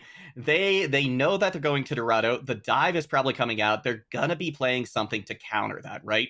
And whether that's a Roadhog just to try and get hooks, whether or not that's some kind of an Orisa composition, an Orisa Diva composition with a Brig in the backline, any number of things can come out here from ISU to try and counter the dive that is almost certainly going to be coming out from UC Irvine. I'm also just more scared of the DPS situations as well, right? It's been dangerous all game long, and of course, Eiko on the side of UC Irvine has been a massive front, I do believe, but on the flip, we're seeing such great coordination to lock down these opponents. One of the huge things is, again, going back to the team fights, there are situations where it just felt ISU were a little bit more on point with those fights. It seemed like they were ready to corral together, take it front to back, and really win it out. I'm actually terrified to see them be able to scramble appropriately, right? With this pick and run composition, to be able to bring it out. It's also a scary thought, just in a 1v1 situation with the duelists, that they do meet off on the back end. If these DPS meet each other, trying to scramble for each other's backlines, right? I'm very curious to see how it tunes out and who is actually going to take the victory, because that does happen on escorts every so often. A Sombra tries to peek off on the side, gets met with a Tracer, and all of a sudden, you got a 1v1 duel. Those can make or break some of these initiatives that is taken by either the defense or attack. Yeah, you're absolutely right. And you mentioned that, ISU has shown they can take it front to back, right? Well, this is probably going to be a situation where we're going to see both teams taking it back to front. The supports, who's going to have the better dive? Who's going to have the better pressure put on those supports? That's likely who's going to come out ahead here. Yeah, it's a challenge nonetheless, and of course you see Irvine now feeling kind of the weight and the pressure. There comes a point in a best of 5 where you're kind of looking down, and especially if you go 0-2 in the opening rounds, it's very difficult to pull yourself out of that mental kind of boon here, and especially going 2-0 at the start or getting 0-2'd at the start here on control. Yes, you can drop control, but if you lose this map, if you lose escort, it hurts quite a bit. Yeah. So I want to see UC Irvine kind of battle back here, at least make it close and feel a little bit more competitive on this, even if they're not comfortable with it. And we can see here UC Irvine, of course, kicking it off on the defensive side. I can appreciate this quite a bit here, and they're going for a little bit, as we said, kind of that hit and run style. Yes, you have that Cassidy on the back line, but the Tracer for Light is something that I really do want to watch. When that Tracer hits hard, it's a glorious sight. Oh, it absolutely is. And you know what's going to be a glorious sight, too, is this Tracer duel that we're going to see most likely developing between Vision and Light. Now, each of them going to have, well, actually, I was going to say Vision could have a Mercy Pocket here, but that's likely going to go on to Aiko as well. So, this is going to be a very interesting matchup right here. Going to see both teams now vying for control over the high ground. The fight's going to quickly move down to the point. Mashiro keeping control of that high ground, though, for UC Irvine. Now the dive coming in from ISU. Aiko looking to put in a little bit more damage into Mashiro, seeing if they can take that initiation tool, that tip of the spear, out of the equation. But so far, so good for both of these teams. No picks on either side. Cart only making a little bit of progress. And both teams now, well, ISU starting to get control now of the high ground. They've got this one building. They're going to be looking to see if they can get it now over where XCal is raining down these shots from his 6-shooter. Mashiro as well, getting pretty close to that Primal Rage, as is Gig, but Gig just now coming back from spawn. Will do their best to try and make it work. Of course, Aiko dropping straight in, and the laser from Mashiro trying to bleed through some of these shields. Now going into that Rage, as you were talking about, trying to flay their way through, but immediately gets slept on. So you see Irvine, these ultimates, not really getting to work with as much, and Illinois State were forced off of that payload, but maybe they can work it out a little bit more here. Now they have 4 of their own to work with. That they do, and I'm really going to be looking at this Nano from RuPaul to get a lot of work done. We're going to see it committed now onto Gig. They're going to get that Primal Rage very quickly. XCal now, flashing that, banning that Hammer, seeing if they can get a lot of damage into them, but they're going to be able to move out with relative ease. That's going to be XCal taking out Gig, though, after the Deadeye. Just a little bit of follow-up to get that final pick. UC Irvine, they're looking great on defense right now, Orbital. And this is what I was kind of hoping for. When UC Irvine are allowed to kind of open up here and set up appropriately, it feels a lot stronger for themselves. And this is what I really, really do like to see. Of course, now running around and just getting those snipes off. You can see it here. Mashiro going a little bit ham with the boost up from Supreme. It's going to make such quick work of Illinois State, as now they have been stalled out twice here in the opener. Yeah, this is absolutely tremendous for UC Irvine. This is exactly what they wanted to see here, right? They knew that they were playing to their strengths going to Dorado here, and it's really, really showing. ISU, they're playing a fairly almost a mirror composition, and I wonder if maybe they shouldn't think about swapping to something else. But the question is, what do you swap to here? And I don't think you can swap just yet. Again, you're looking at the ult economy here, and Illinois State are very close to hitting those breakpoints, so you don't want to swap just yet. Most likely, if a swap does happen, it comes out after you hit that first checkpoint. With these ultimates up, you're hoping to catch something on the back line, and Vision actually doesn't find anything with that pull spawn. That's going to be Mashiro forced into a Primal Rage despite being able to get that Mega Health pack as well. React's going to throw out a Self-Destruct. It's going to find one. Light down. That's going to open up Vision quite a bit. Aiko going to be duplicating that Brigitte as well. Unsure if that was intentional or not. You never really know when a support gets duped. XCal finds a couple of picks, but Aiko is not done yet. They're able to take Supreme out of a fight. No supports left for UC Irvine. ISU, all they got to do is take it over this line, but XCal is in the way. XCal on quite a few precision shots, and I would like to correct myself from earlier. I mistakenly said that Aiko was, of course, on UC Irvine's side, and I misspoke there, of course. The one that I was watching was XCal, I believe, one of the others in that slot. So very, very powerful shots either way from XCal. Illinois State for Aiko, hoping to bring a little bit of pain with that. Echo and Gig, of course, surviving through a majority share of the damage, is now going to try and ramp things up. They are 1.29 from the first checkpoint. Can they get it over that mark? They're going to have to get through this self-destruct just launched by PG1. Not going to result in a kill, but look at this. ISU striking back with several kills in a row. They will get to see the streets of Dorado. Well played, and then the cleanup duty on the back end, and that was the force it felt coming out of Illinois State. And UC Irvine, I don't think we're appropriately prepared for that. They did drop the Soldier 76 ultimate as well as Diva Bomb, and it was just kind of disjointed, right? At that point, Illinois State had already kind of flooded forward and allowed themselves the opportunity to branch in on that payload, and it worked out well. Now they get the chance to kind of work their magic once again. 2 minutes on the clock, already pushing up about a quarter of the way to checkpoint number 2. UC Irvine ready and waiting with the Primal Surge and hoping to layer it with light Pulse Bomb.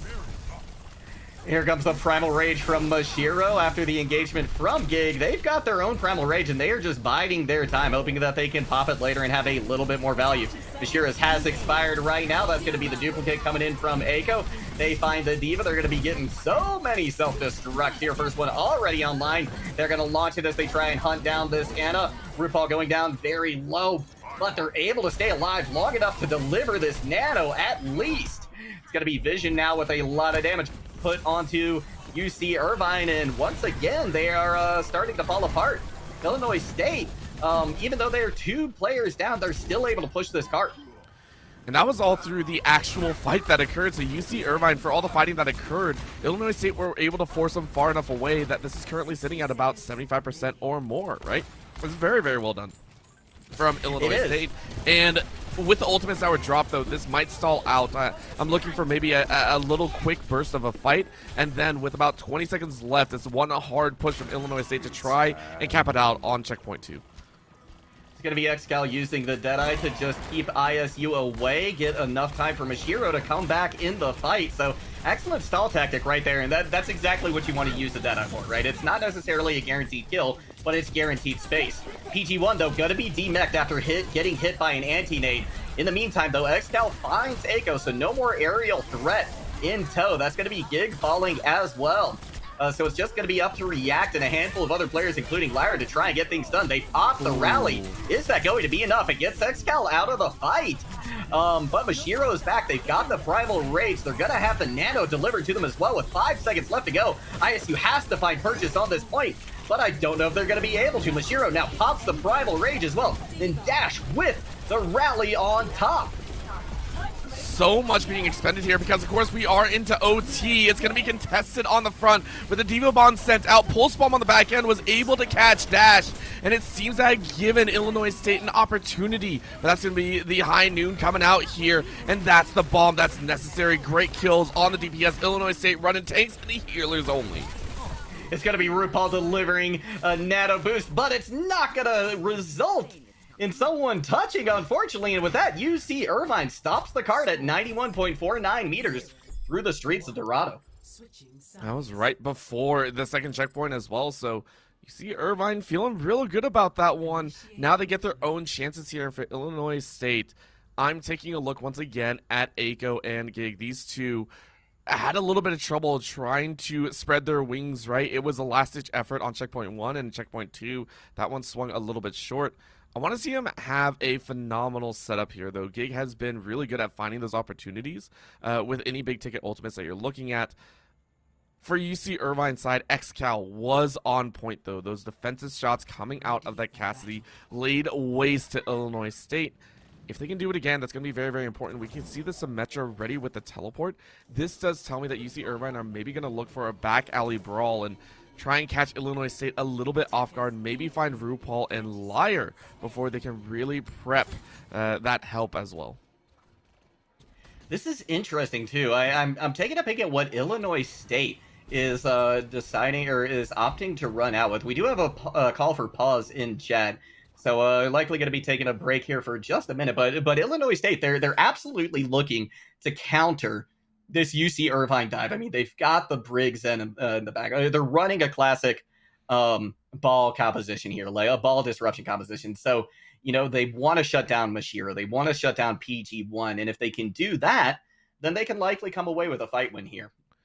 It would feel really good about that as well. And then taking a look, though, it's Mashiro and PG1 have been healed up very, very nicely by Supreme and Dash. It's been very, very good on their point. And I have to give credit where credit is due, right? The healers for both squads have actually been on point. Sometimes you do see them step out of position every so often, and it's a very rough time, right? Everyone knows in their solo queue experience or anything like that, man, the healer literally stepped into the range of fire. No.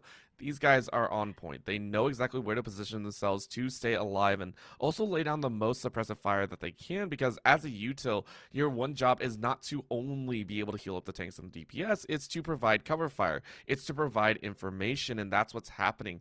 They have not died as much as I would have expected in some of those scrambles, so very well done to both sides to make these more elongated than I think either team is really ready for. Right, and I think longer than either of us expected as well. I mean, we said, you know, a lot of this was going to come down to who can dive the supports quickest and easiest, right? But that wasn't the case, right? Both of them still almost working this back to front, maybe mid to front. You know, I think it was the DPS who were targeted a lot in these engagements. So, yeah, very, very interesting the way that this has all played out and the way that it's likely to continue to play out. Although now with ISU going over to this ball composition, maybe we are going to see these heavy dives coming onto the backline. I could see it, and with the ball comp, we discussed it before, how it can disrupt the likeness of UC Irvine. UC Irvine's the ones kind of like that double shield composition coming in with the double bubble, whatever you want to call it. It's a favorite of many people here. At the same time, though, the Cassidy I saw was coming back out, so might not have the damage backing that we might be expecting with that composition. It's going to be more just for themselves as well. Keep everyone off of that payload, right? Just try and push it forward as quickly as possible. The Wrecking Ball is going to be the main thing. I'm excited to see what Aiko is going to bring out, though, right? I want to see how this one plays out and how well Aiko can utilize that open space above ground. Because last time, yes, you get some kills, but you were challenged in the air quite often. That's what happened. We saw the shots come out, and Aiko was unfortunately grounded every so often. So I want to see how they're able to play it out here on their own defensive side. Yeah, as am I. Aiko, once again, going to be in the air without that Mercy pocket as well. And so I think that was a, you know, potentially a difference maker too. You know, there was no res in play. There was no healing coming in. So whatever X-Cal hit on that Cassidy was going to land and stick for Aiko unless, you know, they were able to kite back to their team. We're going to see a Wrecking Ball Gig take a forward position here, trying to knock a couple people off that high ground, but getting pressured from behind as well. Going to be forced out to that Mega, but it's going to give an opportunity for them to try and disrupt some of the action on the high ground from UC Irvine. Aiko now layering in a little bit of damage as well. And ISU just really taking their time right now, I think, to surround UC Irvine, to really plan out exactly when and where they're going to strike. They're going to be looking for somebody weak, somebody who is vulnerable. And right now, nobody really is. UC Irvine staying pretty well grouped up. Mashiro trying to put in a little bit of damage. Here comes a dive onto the high ground, a soft dive. They're going to be pushed away now by those sticky bombs into some healing from their team. But a good amount of card progress already made, and Illinois State hasn't really found the opening that they've been looking for. They're just still scrambling. Again, just trying to build up that ult economy. Vision and Aiko prepping themselves appropriately, both sitting well above, and now boosting themselves up to 74 and 78. That should be the kind of the signal to push forward and try and lock down this defensive posture. UC Irvine already pushing past the 50% mark, so very well done on their end. And now they're going to sprint in from the side angle. Nano Boost committed onto Mashiro. That is a tremendous amount of damage coming out from that Tesla cannon. X-Cal, PG1, though, combining for a couple of kills. That's going to be Liar, the IGL, out of the fight for ISU and Aiko right before they got that duplicate online and ready to go. But Mashiro caught out in a rough place. They're going to be forced to back off, but this point is almost completely capped by UC Irvine. What a fantastic play, and UC Irvine showing off that, hey, maybe control wasn't our best one, but this time around we're looking much smoother. At this point, You see Irvine with 3 ultimates as well, and these are key ultimates. Keep that in mind. Pulse Spawn plus the High Noon and into that Primal Rage. It can cause a lot of disruption for their squad, and you see Irvine have consistently used this to try and break up Illinois State's defense. Gonna be one pick on either side. No trace left for either team. Flashbang, the hammer comes in onto the high ground. That's gonna take Gig very, very low. They are gonna be picked out by XCal as well. Supreme does go down, but Dash has this rally, and they could potentially use that to keep this momentum, keep pushing forward. That, along with this Primal Rage, is so much sustain for UC Irvine. Illinois State gonna have to come up with a tremendous amount of damage in order to break through all of this. I mean, one way to slow it down is that minefield, so Gig is going to go ahead and drop that one, but I think that's a little bit of a moot point. Aiko already going to clone up and try and break through as quickly as possible, but is getting chipped away so easily, and that's how quickly UC Irvine were ready and waiting. So they play it well, they play it smart, and continue their push forward, but now it's stalled out. PG1 and Lightfall. Yeah, with PG1 Light going down, the rest of the members of UC Irvine gonna fall by the wayside, and Illinois State able to overcome a lot of that sustain. Mashiro didn't get the Primal online, but, you know, that could have been a very wise choice, because now they're gonna have 4 ultimates coming into this fight. 3 minutes left to go on the clock, too. It's not not an insignificant amount of time, but it's not a ton of time either. It's a little bit of a slow going, but with these 4 ultimates up, the ult economy lays heavily into UC Irvine's pocket. Again, the Diva Bomb might be the only thing to stop it, but even that's going to be a rough one, right? RuPaul might also be able to delay the inevitable, but it feels like UC Irvine are getting prepped for this final fight. Light takes out 2. Wow. Light with a big pair of picks right there. And with the Nano Boost committed onto Mashiro as well, that's going to make life very difficult. Nigh impossible for Illinois State to stay around. We're going to see a swap coming in on the DPS. Aiko going over to that Winston to try and just chunk through this. Or, sorry, going over to that Reaper to try and chunk through that Winston as quick as they can. And this is surprising because UC Irvine, we were wondering if they were going to play a little bit more defensive, you know, prep around that payload as much as possible and kind of bounce back the aggression, but they take the fight forward and have consistently found it. And there's the High Noon taking out Gig. RuPaul, though, wanting Mashiro's life. XCal coming in with a couple of major picks for UC Irvine. Gig has respawned, so they're going to be entering the fray again very quickly. Irvine needs to get these kills. They need to get them quick if they're hoping to come back in the series, and they are getting them. They are primed to tie this at 1 apiece. Orbital, just these last daggers coming in. Liar not going to be there for too long for ISU, and with that, Irvine evens the score at 1 apiece.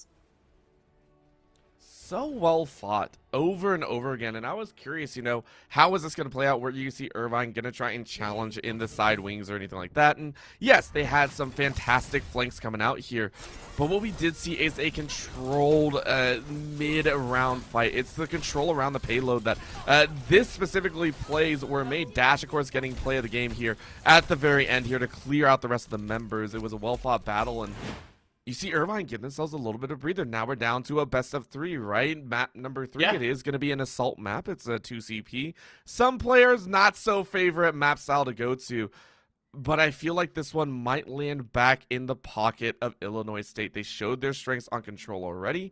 Maybe this time around they can put their strengths into a much more favorable position.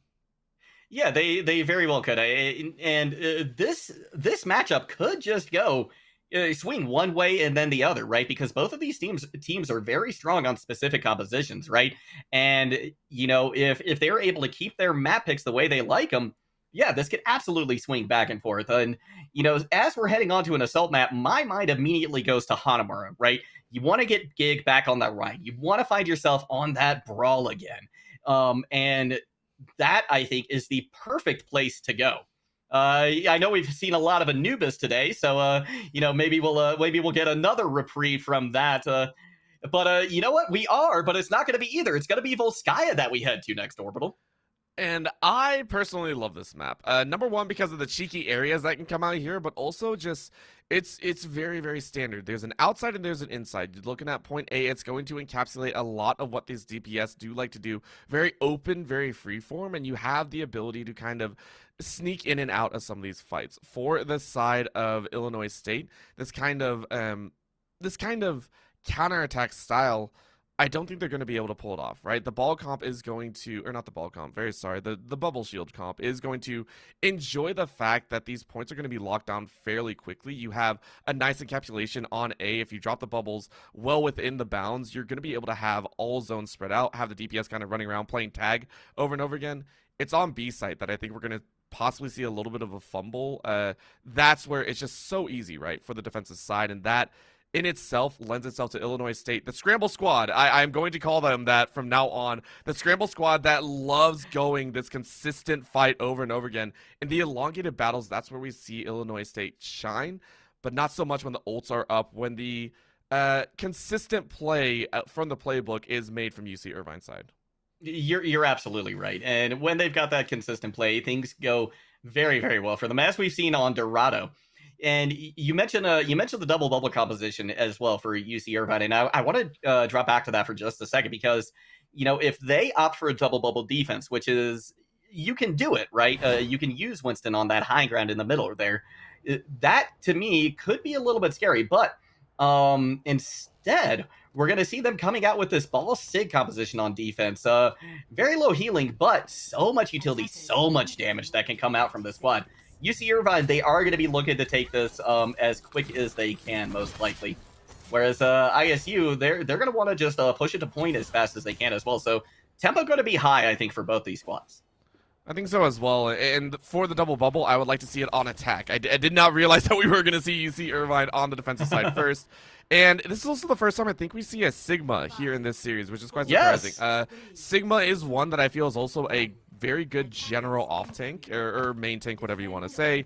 It just feels very powerful in a lot of scenarios, and it doesn't really have a bad spot to be in. But Mashiro, oh, this is rude again. This is a standard for a wrecking ball. Oh yeah, they're gonna start to kite around, opting not to go for the hard engage because I mean they've got a Cassidy, they've got that Lucio, they've got a lot of CC that you can use.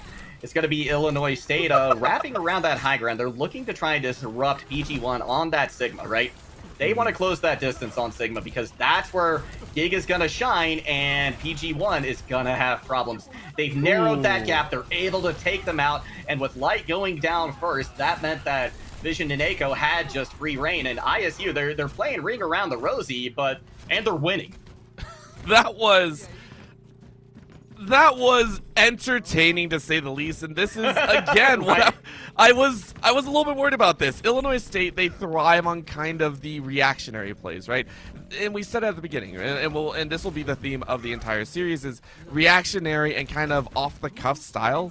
It's Illinois State's favor. This is how they want to play. This is how they want to force reactions, because you see Irvine take time to set up their plays. They take time to prep themselves. And you can even see the swap of PG and Mashiro dropping back into that Winston and the Diva. This is a very standard setup, but this is a force. Illinois State have forced UC Irvine's hand.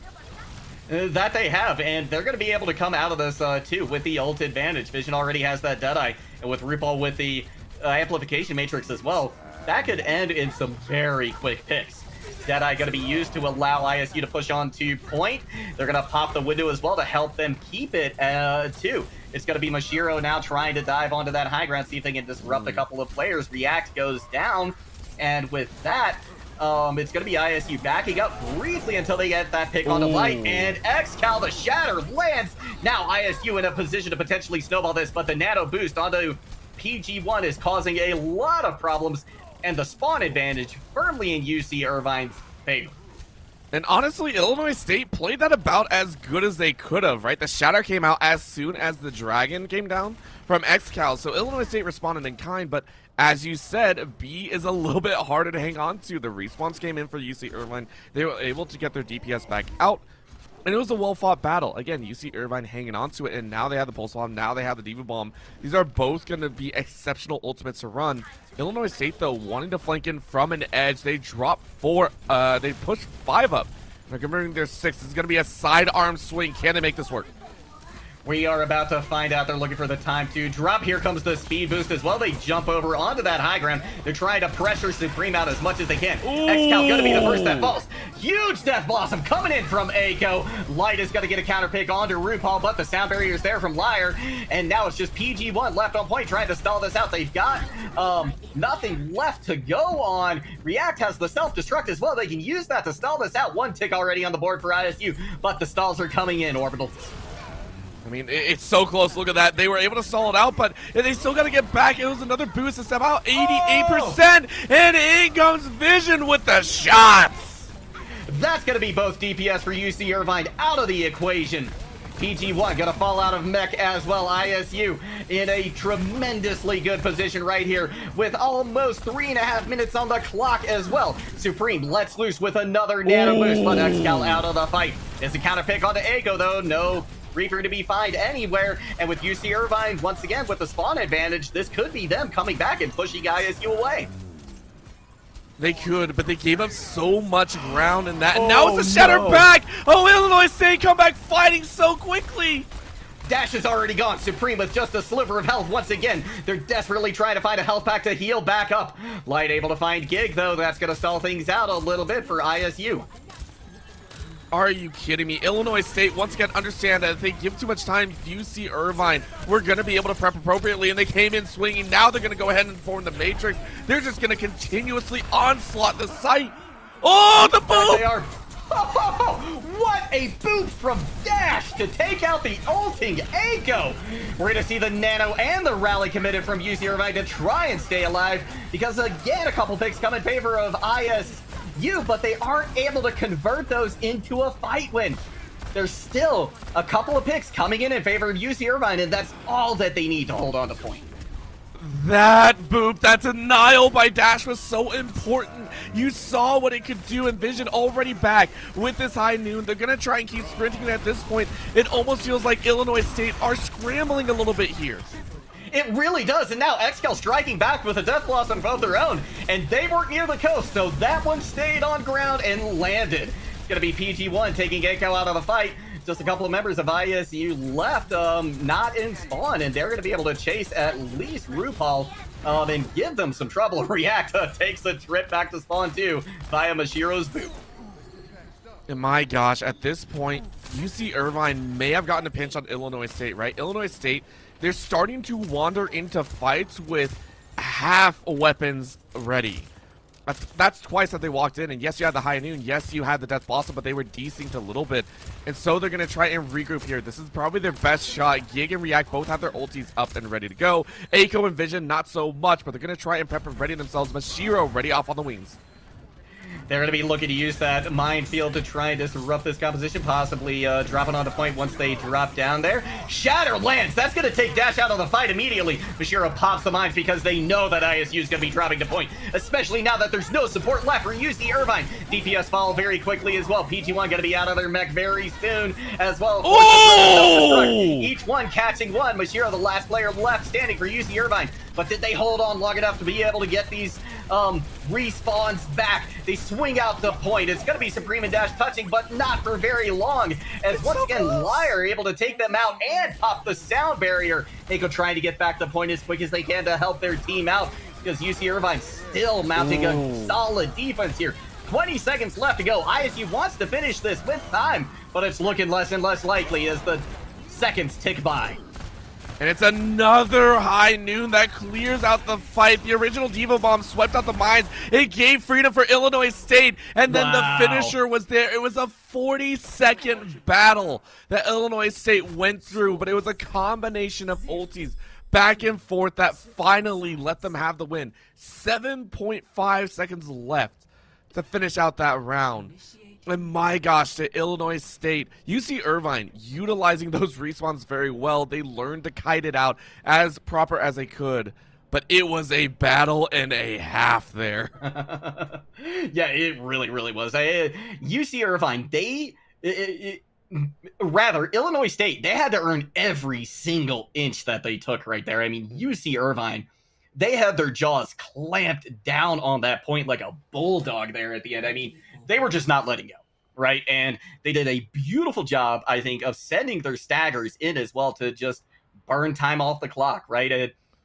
Fortunately for ISU, they were able to finish with 7.5 seconds UC Irvine didn't quite push them to OT, but still, that's not a whole lot of time. UC Irvine has a great shot at taking this map.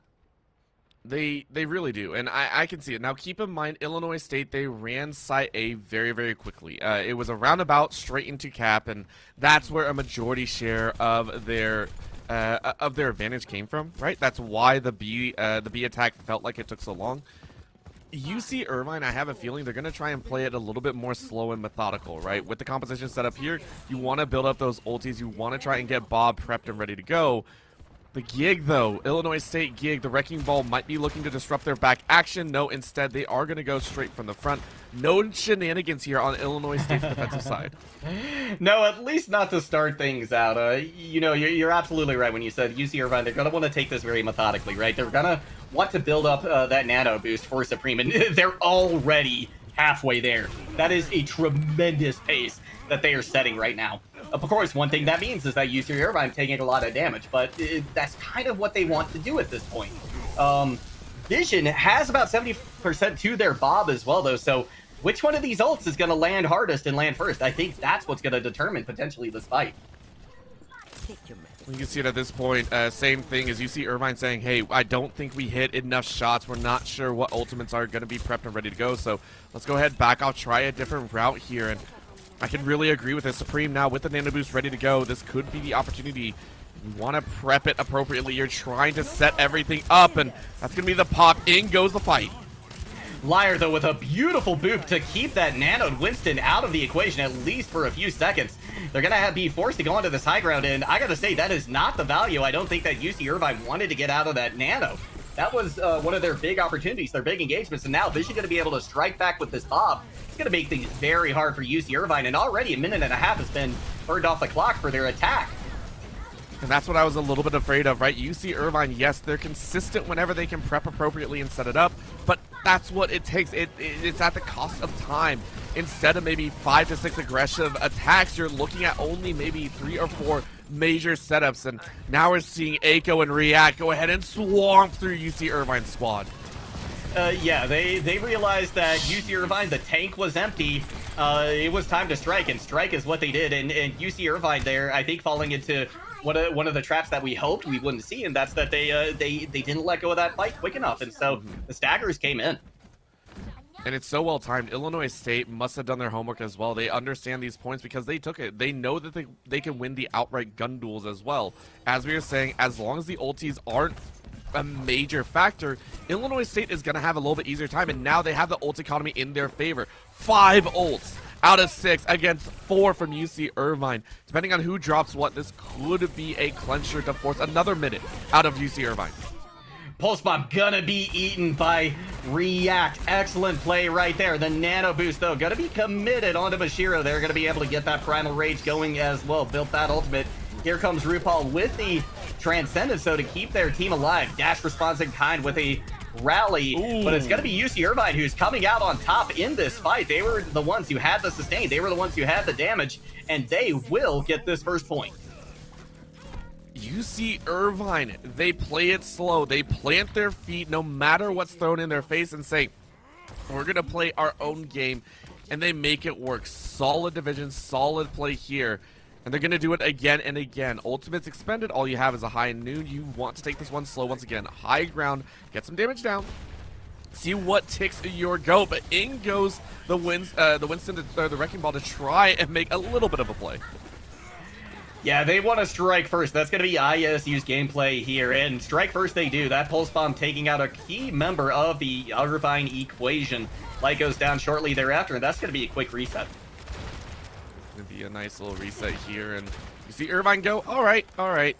You made your point. You made your point. Aiko's like, yeah, get further out. Get further out. Illinois State, though, they hang on to a few key ultimates for themselves. Bob is ready to go. So is the Diva Bomb, and I'm very, very excited to see if they can move it out. You see Irvine still sticking with the same composition. Again, that's Zenyatta, still prepped, ready to go, 63%. I'm really looking forward to that Graviton Surge, and if you can hit a major squadron.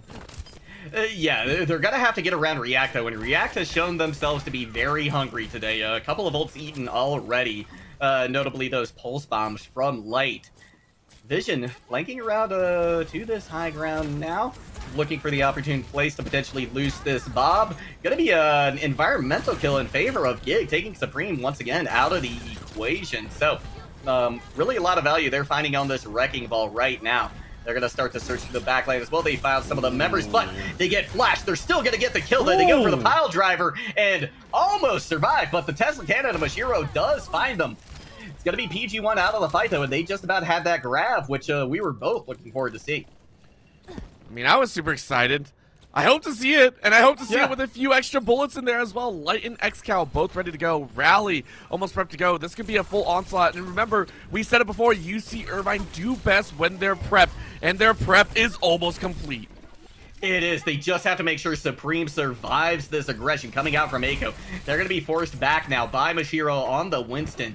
So excellent heads up play there from Mashiro to give a lot of room, give a lot of opportunity for their team to get the point. Here comes the Graviton Surge to catch this Gig. Anti-nade lands as well. That's going to be them out of the fight. Fast, but Vision and Aiko strike back, and there's no tanks left for Irvine. Nana Boost and Rally have been committed, though. They're going to see if they can still make something of this, but respawns are in ISU's favor, and they still have the kill advantage.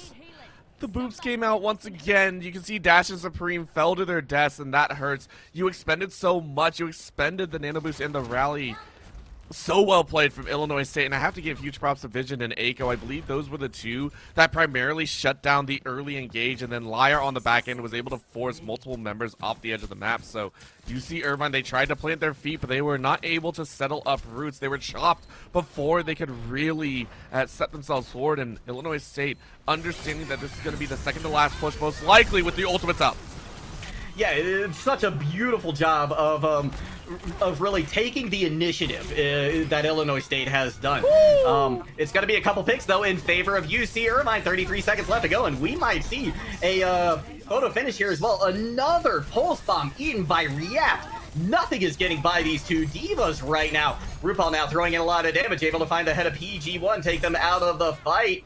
Going to be another pick in favor of ISU, and what was initially going very well in favor of UC Irvine has now started to wither away into nothing. Aiko has a pulse bomb ready to go, but they might not even need it with the rate that ISU is getting these picks. 5 seconds left to go here, and almost nobody left from UC Irvine. Nobody on the point. I don't think they're even going to touch.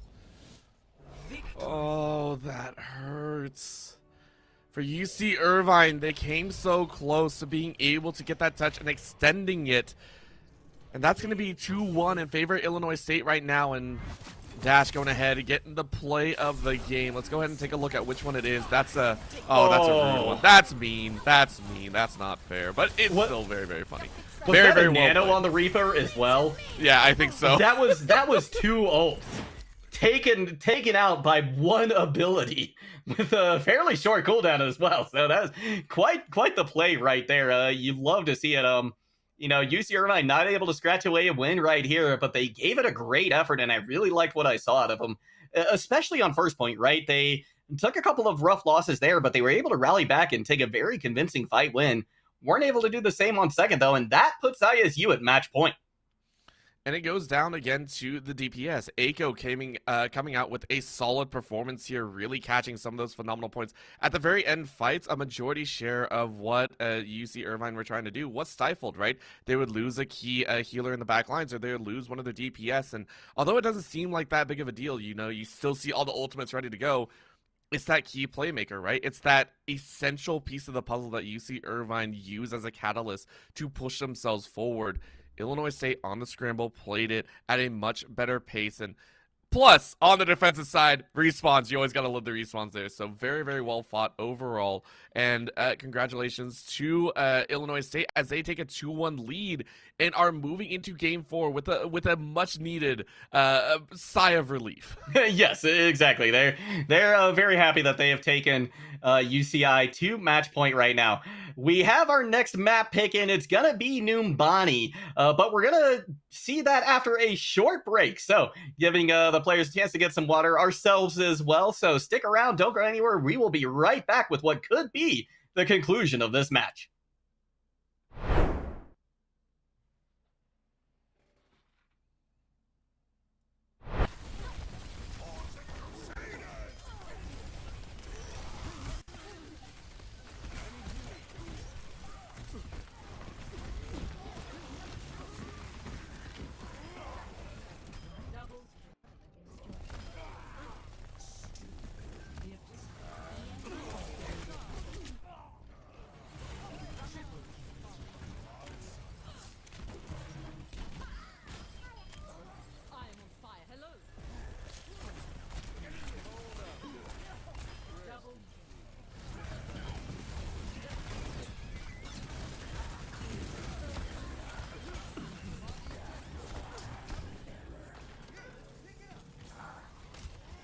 Powered up. Get in there. You're covered.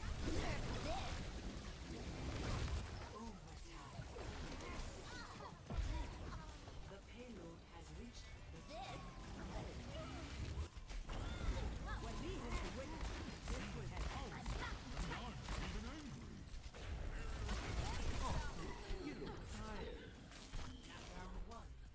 Complete.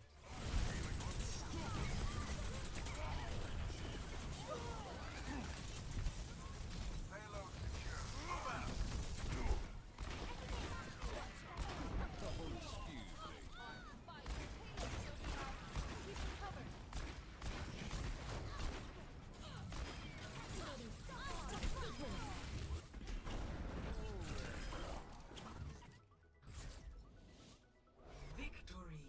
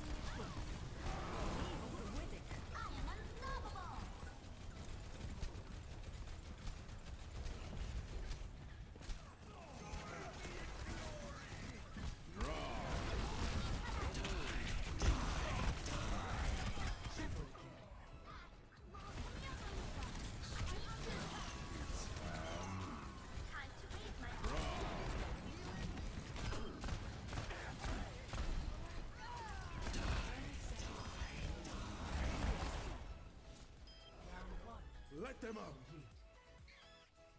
It must watch your back.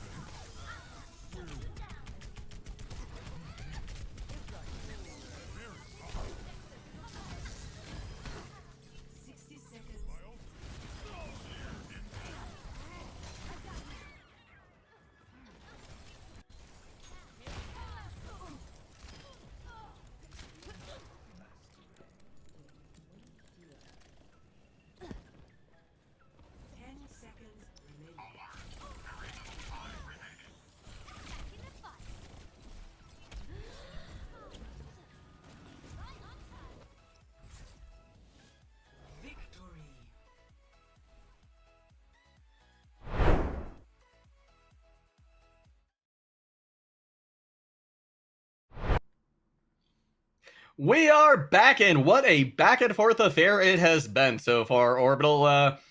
Game swapping sides every single time. We're headed to map 4. We're going to Nubani, and if I'm being honest, I think UCI is going to have the advantage here. They had the advantage last time we had any sort of payload push selection. But then again, it was Illinois that came out with some of those wins on the capture points. So this is going to be a really nice test on this hybrid setup, and it's going to be very, very fun. So, excuse me, eyes are open for both sides. At this point, it has been fully identified, right? Just as we were saying earlier, and as Illinois State like to call themselves, they are a counterattack option. They are a team that thrives on having those counter picks come out and be able to really disassemble the opponents. For UC Irvine, they need to plant themselves. They need to have a rigorous meta composition set up, or I wouldn't even say meta. It's their comfort zone, and they have to be able to prep appropriately. It's going to depend on Illinois State. Can they fast push fast enough? That's really what it comes down to. And it sounds so weird to actually say that because it sounds so obvious, right? It sounds like on paper that's all you have to do, but that's really what it is. And this is going to rely once again on Eiko, which a little bit more open territory, the pick and run style with the Hanzo coming out. This is going to be a lot of disruption and pick off those that are segmented away from the opposing from the rest of the team. And that's what Illinois State are going to try and thrive on if these DPS picks hold. You're right. They're going to be playing like vultures, right? They're just going to be looking for the weak ones, looking to swoop in and get that final blow. So Illinois State, they're gonna take this, like you said, very, very 5, pragmatically, very, very practically, right? They're gonna be taking their time. They're gonna be poking and prodding to see where the weaknesses are, and then they're gonna strike. UC Irvine, on the other hand, they're going to be, once again, looking to build up this nano boost, looking to build up this bob of Excals, because those can be such impactful ultimates. We're going to see Aiko now pushing into the high ground. Illinois State has control over this side, so going to be able to get a nice boop as well onto the support line of UC Irvine, making them scramble, making them look for safety, look for a better position. Now, Illinois State, they're going to be pushing onto Point Vision already with a pick onto Mashiro. Going to be Gig trying to chase out PG1 as well, and with no off tank left to try and support the DPS and the supports that are left, Illinois State coming away with a lot of progress on this first point. Already halfway to fully captured. That's going to be 2 ticks on the board as Mashiro and the rest of UC Irvine try to scramble for one final attempt at a stall. I mean, they get on the stall for a time being, but I think they're just building up those ulti bars. Illinois State, this is where they thrive, and Vision with the quick snaps is able to take 2. So they are clearly in control here, and as we said, for Illinois State, on these capture points, they feel very, very strong. It's here on the payload defense that UC Irvine tend to shine, and they have the tools to put it into work. Supreme, 99%, XCal, 95, Light at 95. This should be well within their calculations. It absolutely should be, and you're so right to say this is where they're going to shine, right? UC Irvine.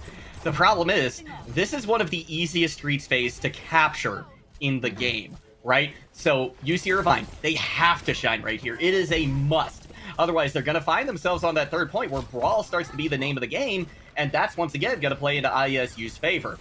Card already getting a significant amount of progress, but we're going to see the engagement coming here via the nano boost. Bashir are going to be the recipient of that, but look how quick their health is chunked down. They're not going to have time to build that ult like they want to, but XCal is able to get the pick onto Aiko, and now Bob has been committed, but Supreme is out of the fight. It's going to be up to Dash to keep UC Irvine up. They have the rally. They might want to pop it here, especially after those mines have been committed by Gig. XCal able to find another pick onto React, but it's gonna be res. So Illinois State back at almost full strength. Mashiro able to get a primal kill onto Aiko, though briefly finding themselves on the ground, and that is not where they wanted to be. Not at all, because as soon as Aiko goes down, that the Echo Mercy combination is dead in the waters, right? Vision, right. Yeah, you can kind of heal up, you can keep boosted up, but it just doesn't have the same impact. So well fought on UC Irvine's side. They identified the points that they wanted to hold and identified the chokehold that they wanted to prep for, and it yielded results here. So Illinois State trying to react appropriately and trying to force a way forward, but unfortunately they're kind of lending themselves to these dangerous scenarios. Aiko in the air is not going to get chased out and immediately try and snap up full clone out, being able to keep themselves alive for a little bit longer. They're going to be able to build this primal rage very quickly as well, and now these supports are in a little trouble next to this coast. But they're able to kite away from it quickly, but not away from these fists that are pummeling them practically to oblivion. It is going to be Dash who comes out with the win eventually, though, for UC Irvine.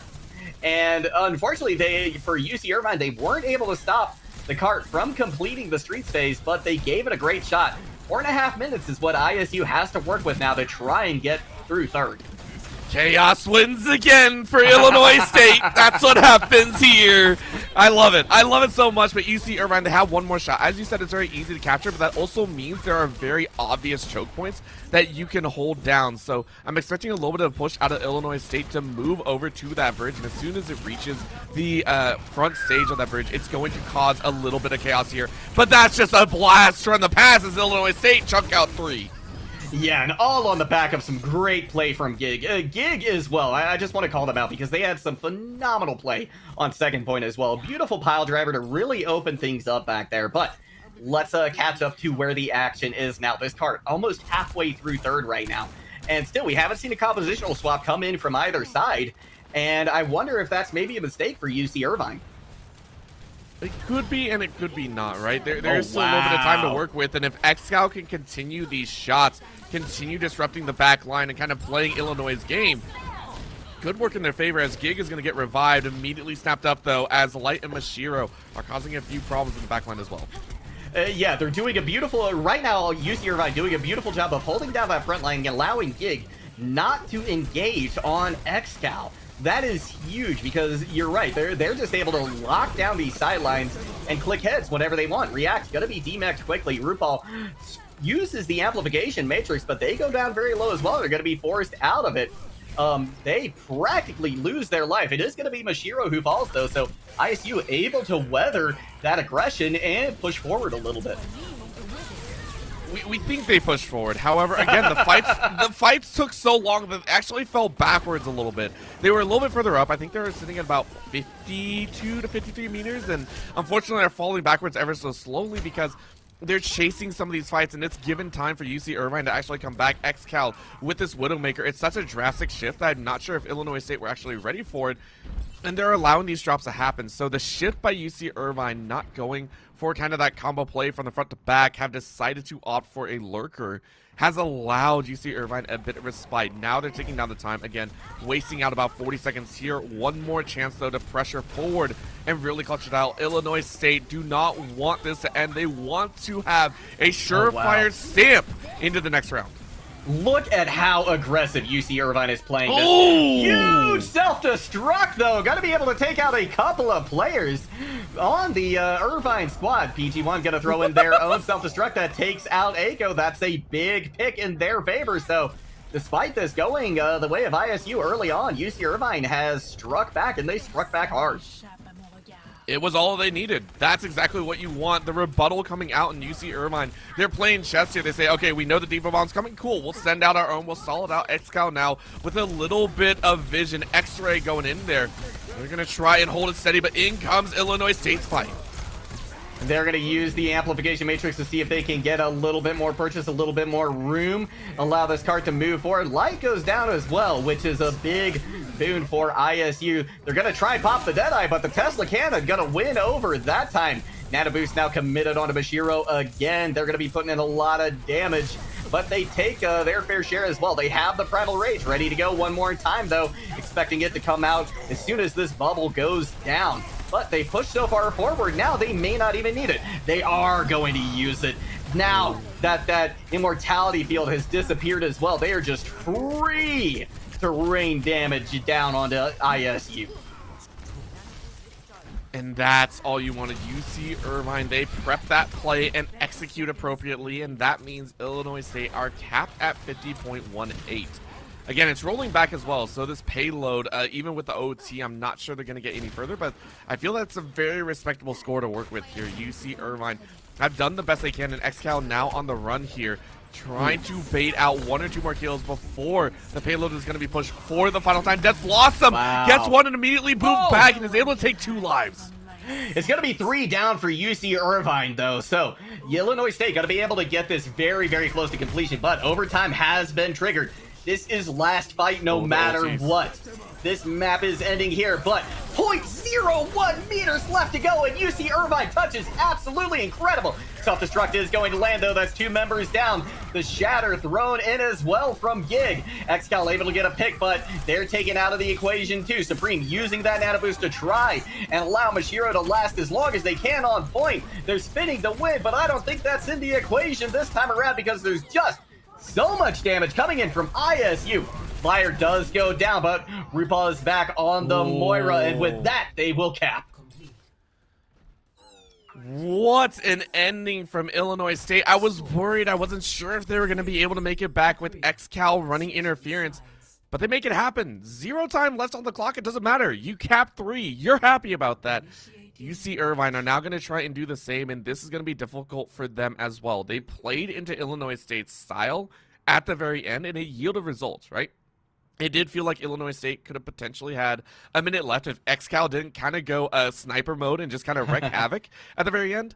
But now you're dealing with the masters of havoc, the masters of continuous battles that do not allow you to set your feet down, do not allow you to prep those ultis in a way that you want. And at this point, they've identified it, right? You obviously know Mashiro and Supreme are going to keep running that combination, and it just works so well for them.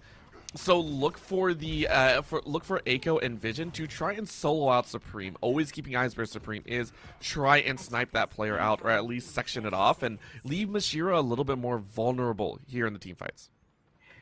And you know, that's that I think has been something that neither team has been able to execute on very well so far, right? Is deleting these backline supports, right?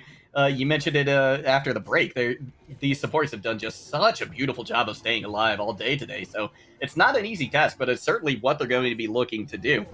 Supreme as well has done just a phenomenal job, I think, of getting their nano boosts off before they die. You know, if that's incoming. So just kudos to supports on both teams, all the way around. Supports don't get enough love. We got to give it to them on broadcast. Exactly. They really don't. And they So Jungle God is a support player. That's all I heard. A former main tank. Okay. So I love my supports. They keep me up. Yeah, exactly. I always got to give them love. It's gonna be XCal taken out of the fight first. That focusing beam from Aiko finds its target. So UC Irvine, they're still pushing a little bit ahead. They want to see if they can come away with maybe some of this high ground control, but that's not going to be the equation, at least not yet. And remember, this is their style. Even though it might not be as fast as Illinois State, it is still UC Irvine style to play it slow, ramp up those ulti charges. But at this point, I want to see Illinois State kind of get in their face. There will be a challenge here shortly to try and gain more ground and force UC Irvine back, and this might just be it. Oh, wow. Aiko once again with the focusing being able to take out XCal. Mashiro gonna find Gig, though, so no main tank left for RuPaul to commit a nano to. Gonna be Mashiro, the recipient of Supremes. RuPaul lets theirs loose too. Vision winning out that Tracer duel, but they found themselves asleep at the hands of Supreme. That is not a good place to be. Once again, taking away some of that aggression. Dash going down very low. They did proc the rally, but they're gonna go down. And that's exactly what we want to see at the end of the day. UC Irvine lose so many, and this is the brutal power of Illinois State. But Mashiro is able to battle back, and this time paying revenge on RuPaul and Liar. They still aren't able to get to the A point, but no one really cares at this point. You got your revenge.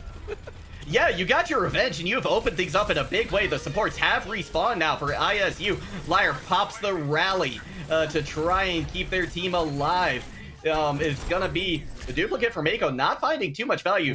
Pulse Bomb from Vision does land on Supreme, but there's no DPS left now for ISU to try and continue to hold on to this point. One tick already in favor of UC Irvine. XCal has popped the Deadeye. They're not going to find anything from it. They practically stun React out of their remake, but they're able to get back into it.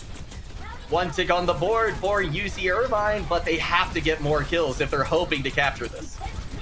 Need more kills and need more damage down. Remember, take a look at their ult economy right now. Illinois State are balancing it very, very well. And then they're just flawlessly executing so many members. Yes, Liar goes down, but Light and XCal taken out on their own. Supreme at 83 and counting. Mashiro almost ready at 80%. Illinois State has stalled it out, looking like a minute left on the clock for UC Irvine to cap off A point. Supreme has the nano ready. Mashiro pops the Primal Rage again. They're taking a lot of damage from Vision, though. Vision looking to build up that pulse bomb as quick as they can. But RuPaul out of the fight. It's going to be up to Liar to try and keep their team alive, as UC Irvine putting a lot of pressure on the point right now. Oh! Coming back in. Beautiful dive onto XCal, able to take them out. That's going to be UC Irvine getting 2 ticks on the board, though. Aiko not quite able to get as much as they need. They are able to get the self-destruct onto PG1, but is it going to be enough? There's one player left on point, but not for too long. That's the point for UC Irvine.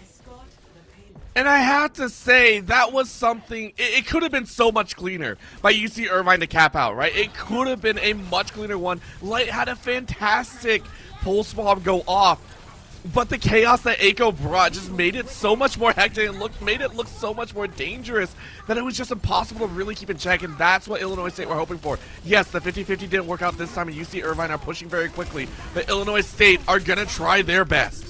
That they are. Unfortunately, that's not going to yield too many results on the first phase of Streets here for ISU. They weren't able to quite kite back from the aggression that was coming out from UC Irvine. So, a lot of card pressure is going to be bought for them. They breathe a sigh of relief, and again, UC Irvine feeling much better about this payload push. This is where they get to, hold appropriately. They know exactly what they need to do. With 4 ultis available versus 4 on Illinois State, it's going to be a challenge as they reach around for this site. Keep in mind, again, that's X-Cal down, though. We're almost going to be down. This is going to be the high noon brought out. Diva Bomb doesn't really catch anything, so Illinois State kind of lose that ulti. Oh, and Mashiro falls asleep at the wheel. Eiko kills them with that focusing beam. Gig going to be popping that Primal Rage as well. And with that, Illinois State going to be able to take control over the cart once again. Look at the well fight as well. PG1, Supreme, Dash, Light, everyone falling. And that's just all you need. Once Mashiro went down, there was no extra hands on deck. And Illinois State take full advantage. Eiko has been such a key playmaker over and over again, causing so many problems in the air. And you see Irvine haven't really been able to pinch that top side. They're looking always ground level. And now we get another challenge going in. Natabu's committed onto Gig. We've got to pick on both sides. One DPS down for each squad. A minute left to go. Dash pops the rally, but it's already expired for UC Irvine. Light is going to swap over to the Reaper, probably to try and put a little bit more pressure into Gig. See if they can take that Winston out. Another Deadeye. Going to be committed by X-Cal. Not going to find any kills, but find some space. They've been able to push this cart significantly far forward, but we've got two Winstons on the playing field now for ISU. Both of them primaling as well. These supports, they don't have a hope of staying alive. This is Illinois State. Remember, you don't have to hold on to that payload. You just force everyone else off, and they do it immaculately. Yes, you didn't get the kills, but look at how far they have pulled UC Irvine. No one is on that payload. Illinois State run them ragged. And with 10 seconds left, UC Irvine are trying to book it back to the payload. I'm not sure they can make it. They're going to have to, because this is their back against the wall. This is match point for ISU. Mashiro has to find a way on a point. They've got the Primal Rage, so they can stay on point. Here they come with it. They're going to try and boop as many people away as they can, but they're forced to back out. Dash has to pop the rally now. It's overtime. UC Irvine has to come away with the win. But the grab for PG1, going to be nowhere to be found. They were killed with 98%. Overtime is taking over, and that is practically it. But look at this. UC Irvine come away with a couple of kills. They might have turned this around. When almost all hope was lost, they find something. They dig deep, and they cap. Of all times to cap it out, that's the fight that you bring to the table. UC Irvine go, yeah, we're still fighting. Yeah, we're still playing. In Illinois State, they're a little bit upset. It's not the end of the world, but it is frustrating. They could have had the game right there. Now with a minute left and no ultis in hand, it's going to be pushed up quite far. It might come down to an OT once again. They're gonna have to try and take React out of the fight. That has got to be UC Irvine's goal, because PG1 needs to land a fat grab in order to win this fight. X-Cal already with the Deadeye, though. That's gonna start things off. Pulse Bomb misses. Here comes the grab. Can Light get in enough damage? They absolutely can. Gig is gone. React is gone. And UC Irvine will continue to push this cart forward. It ain't stopping anytime soon. UC Irvine plants it and hit a home run. Illinois State, they get one more chance. They have the ultis on their own. 30 seconds left. If they can actually repel him, this might be doing Mashiro! Mashiro gets two, both of whom had their ults ready to go. Those were two big win conditions for ISU, and they're gone. They're out the window. Just a few meters left to go. Light pops the Death Blossom, and they finish with 17 seconds more than ISU. Are you kidding me? UC Irvine on the brink of being tossed out of the tournament. Run us ragged in that game. And now Illinois State do have a favorable position. Remember, they are the scrap team. They can force their way into a site. UC Irvine will not have a chance. They have to play the scrap back. I feel like we're going to see a different composition come out of them. But still, they did fantastic work there. Minute 17 on the clock. That should give them enough time on their own attacking side to do some crazy work.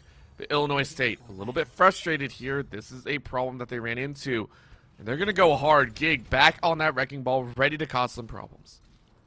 Absolutely. They caused so many problems to UC Irvine, especially on that first attack. And, you know, I want to remind everyone, too, that Illinois State, right, ISU, they capped on their first attack. UC Irvine, it took a few shots, right? So as we're looking back to, you know, this more assault style point, right? This capture point, I think things are playing into ISU's favor, even though they don't have as much time on the clock. 17 seconds, that might get you two full fights, whereas 1 minute, it's like a fight and a half, depending on how quickly you reset if you lose the first one. Of course, and we'll see how they want to play it. Of course, right out the gate, we do see PG1 trying to scout out information, but it's just a ball straight up the middle. You can see it here. Again, the Mercy and the Echo just going to go straight into the firefight. Oh, yeah, they're trying to push very aggressively, once again taking control of this high ground, and UC Irvine, I think, giving it away maybe a little bit too quickly. They had the tools to try and fight for it. That's going to give a lot of setup potential. Here comes Gig now, but he gets stunned. Anti, and runs away, does not survive because the dash bash lands. It's going to be the main initiation tool of Illinois State out of the equation now. That one's rough to hang on to. React is now going to get slept up a little bit. What are they going to play at? PG1 battling it out. The bruise on the back end. That's going to be Aiko, though, snapping it out again. That is the lurk. That is how they play. Aiko trying to cap out at least one. This is an Aiko diff right here. They are coming in at a huge way for ISU. Mashiro strikes back, though, with a pick onto Liar. RuPaul down to just a sliver of health. They've got 2 ticks on the board. Can ISU cap? No way are they going to do this. I said they were a scrappy team, but no way they cap. They do. Oh, my God. Wow. They cap it out. Are you kidding me? What incredible play coming out from ISU. Of course, we have now hit overtime. That means that ISU absolutely has to keep somebody on the card for the entire rest of this game. But so far, that's looking like a pretty easy job, as they have gotten a couple of big picks on UC Irvine already. XCal taken out of the fight. That's going to be a lot of card progress through seconds. And UC Irvine cannot fall prey to this. They cannot fall prey to the scramble. They cannot fall prey because their bread and butter is prep and play. Unfortunately, of course, OTs do not allow for that, but they're scrambling a bit too much for my liking. Yeah, they need to back up just a little bit more, especially now that Aiko has that duplicate online. They've already got the self-destruct as well. They're gonna throw it out to try and clear things out just a little bit. Here comes another self-destruct, this one from React. Once again, overtime has been committed. Light lands a pulse bomb kill onto Lyre. That is huge. Gonna see PT1 throw it in there. Oh! And that lands in a huge way. Oh my gosh. All right. So UC Irvine say, screw it. We're done playing around. Slap the reins on it. It's over. But that was still Illinois State getting a fantastic push-off. We cannot deny the fact that with a minute and in OT, they played their style. This is what I was worried about. ISU played better on the scramble, and they showed it there. Aiko with a phenomenal flank option, able to run it out along through the corridors. I believe that's like what we actually saw, and completely took UC Irvine by surprise. The fact that UC Irvine then had to scramble showed that they were not ready for it. They allowed themselves to get taken advantage of, and that's a push and a half. So UC Irvine now, that minute 17, it means nothing. It might as well be a minute, right? Like that is the rough thing to think about here. So for UC Irvine, we got to see a pin perfect play. This is a one tap, one go. They got one shot at this. And that's all they're going to have in the tank. It is do or die here. And, you know, maybe that's all they need because, you know, like we've harped on before, this is a team that loves to set up, right? They love to have all their ducks in a row before they strike, and that's when they're at their strongest. And with a minute 17, that's plenty of time for them to do it, but it's really only time, I think, for them to do it once, considering how they play. I know earlier I said that was probably 2 fights, but, you know, upon further reflection, UC Irvine, they like to take it slow. So I think we're going to see one big fight come out from them. And this means that for the first 30 seconds, they just need to build up the ulti charges. They're going to just try and lay down a little bit of damage, maybe look for a pick. But it's just a harsh chance. And straight in the middle they go again. Illinois State, take the initiative. It's going to be an anti-nade landing onto both main tanks, but ISU gets the picks and they get them fast. This has to be a fast reset for UC Irvine. Otherwise, it's game over. Such a fantastic play. Illinois State know exactly what was happening and say, we aren't going to let you play that game. We know exactly what we have to do. They washed the opening 3. They washed 3 DPS, 2 DPS, and Mashiro, and then wipe PG1 Supreme and Dash. That cuts down the time so much. You're now looking at about 15 seconds is all UC Irvine are going to have for this aggression. The swap for PG1, I'm not sure it's going to be enough here. No, I'm not sure either, especially because it means Aiko is going to have so much more free reign, right? It's going to be up to XCal exclusively to try and take Aiko out of the sky, and Aiko is such a hard carry. Oh, they go any again. team. Huge early initiation coming out from ISU. 1 second left to go. There has been one member of UC Irvine on point. They might, in fact, get close to a tick. React has been demeched. This is Irvine's time to strike. They have an opportunity here. But Vision has a pulse bomb as well. If it lands, once again, could be game over. 1 tick on the board now for UC Irvine. They're about to turn it into 2. Bashiro gets 1 kill, but Aiko's there to equalize. Supreme out of the fight. This could be the beginning of the end. They've almost got all 3 ticks on board. Excal finds another pick as well. Aiko down and out of the fight. There's so few members left on either side, but there's more for UC Irvine. They may, in fact, clutch this out.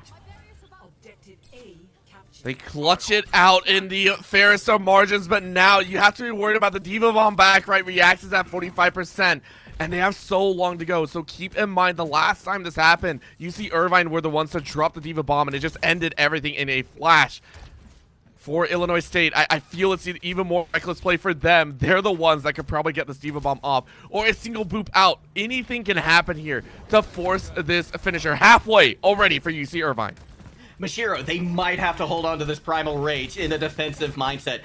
Because if Dash goes down without getting to use that rally, Mashiro is the only sustain they have. They're going to see him committed early. Nano boost as well. Liar now trying to keep their team alive, but Mashiro's found and isolated the Ana. Can RuPaul survive this onslaught of Fists and Fury coming out from Mashiro?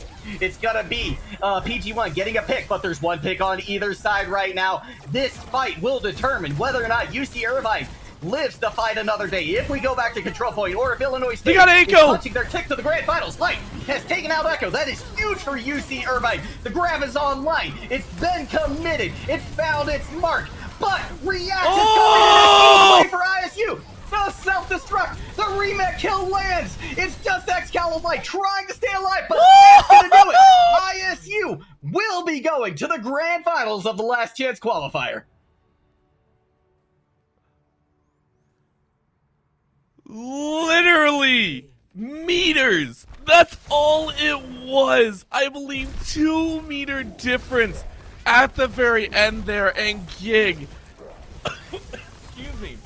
One hell of a fight from Mashiro on UC Irvine, but Gig had a phenomenal showing there.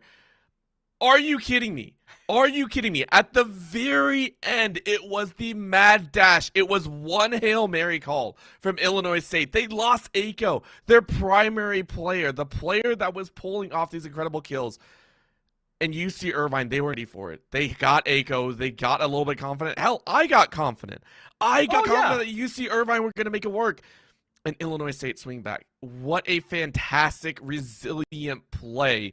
And it just goes to show that these top teams now, the ones battling it out, are going to be in for one fantastic final best of 5. Oh, yeah, this is absolutely tremendous. I mean, this felt like a grand finals. I mean, the way that both of these teams fought it out there, just absolutely tremendous play coming out from both sides. And yeah, I'm in shock about that, the way that last fight ended. ISU, that was incredible. That was just absolutely incredible, and well-earned, well-deserved trip to the grand finals for these last chance qualifiers. And I can't wait to see what both of these teams, ISU and Converse, are gonna bring to the table. This is gonna be exciting, Orbital.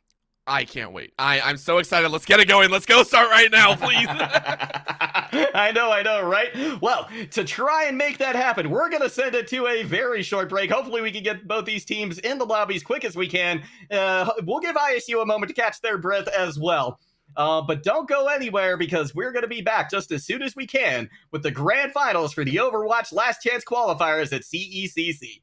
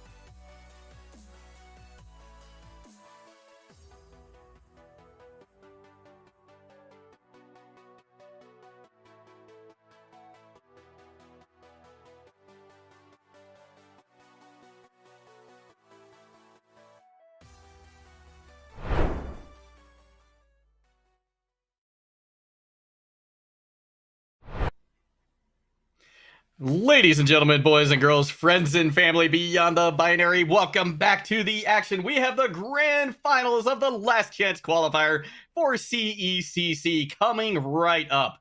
And it's a tale of new faces no matter where you look.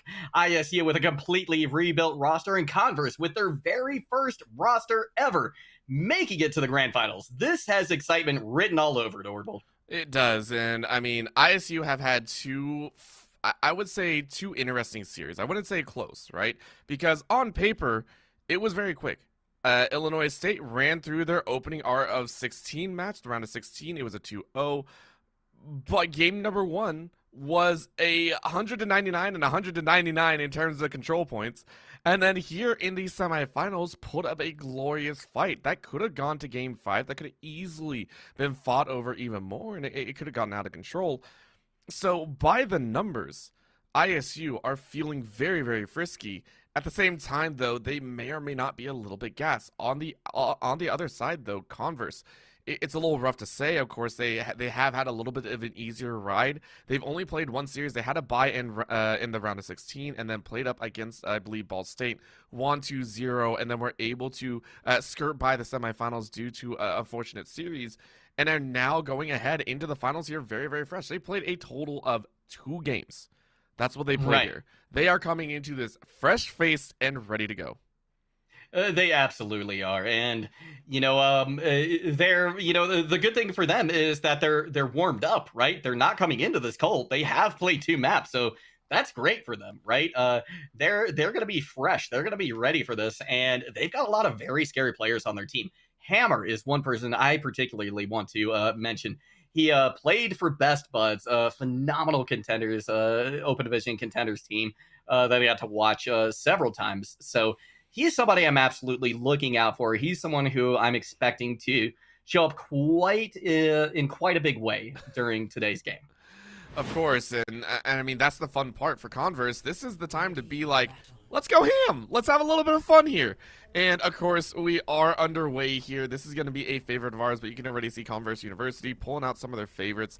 And it's very, very simple, right? This is simple, standard, as clean as you can get. Same with Illinois State. A few differences. Number one, Aiko on the Doomfist, which is a little bit crazier, especially with all the tight corridors, not as much wiggle room to work with, but can definitely still have a large impact. It absolutely can, and I love that this look that we're getting as the doors open and the grand finals for the CEC Last Chance Qualifier gets underway. We're going to have a ball composition going up against a brawl composition. Illinois State going to be able to make it to point first, but in the meantime, Converse is going to start surrounding them on all sides. They're going to try and make that Rhine Shield of Gigs completely useless. Make sure that the damage can come in from every single direction. Quicks rotating around to the side, but they're gonna meet Aiko over there on the Doomfist and might get chased out. The Quicks might have to look for an opposite direction to come in from. Point is starting to tick over to Illinois State, so that's the go button for Quicks. They're gonna go down to about half health, get stunned, and taken to oblivion. ISU is going to draw first blood here, and without Quicks able to initiate, able to engage, Converse might just want to back off and wait for them to come back.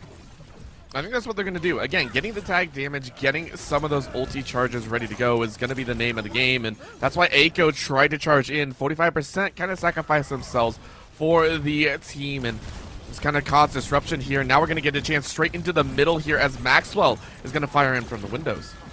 Quicks just having a hard time staying alive, though, on the Wrecking Ball.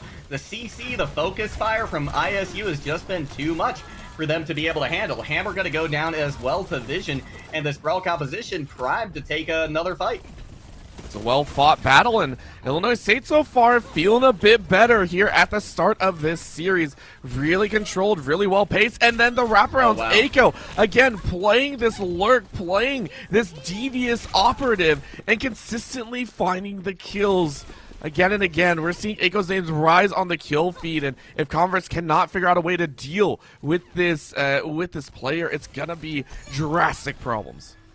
Yeah, Aiko's lurking so much, I thought for a moment we were playing Valorant. Yeah, or any shooter for that, any other round-based shooter. Any tac shooter, any tac shooter really. But no, this is Overwatch. This is a MOBA FPS, if you will.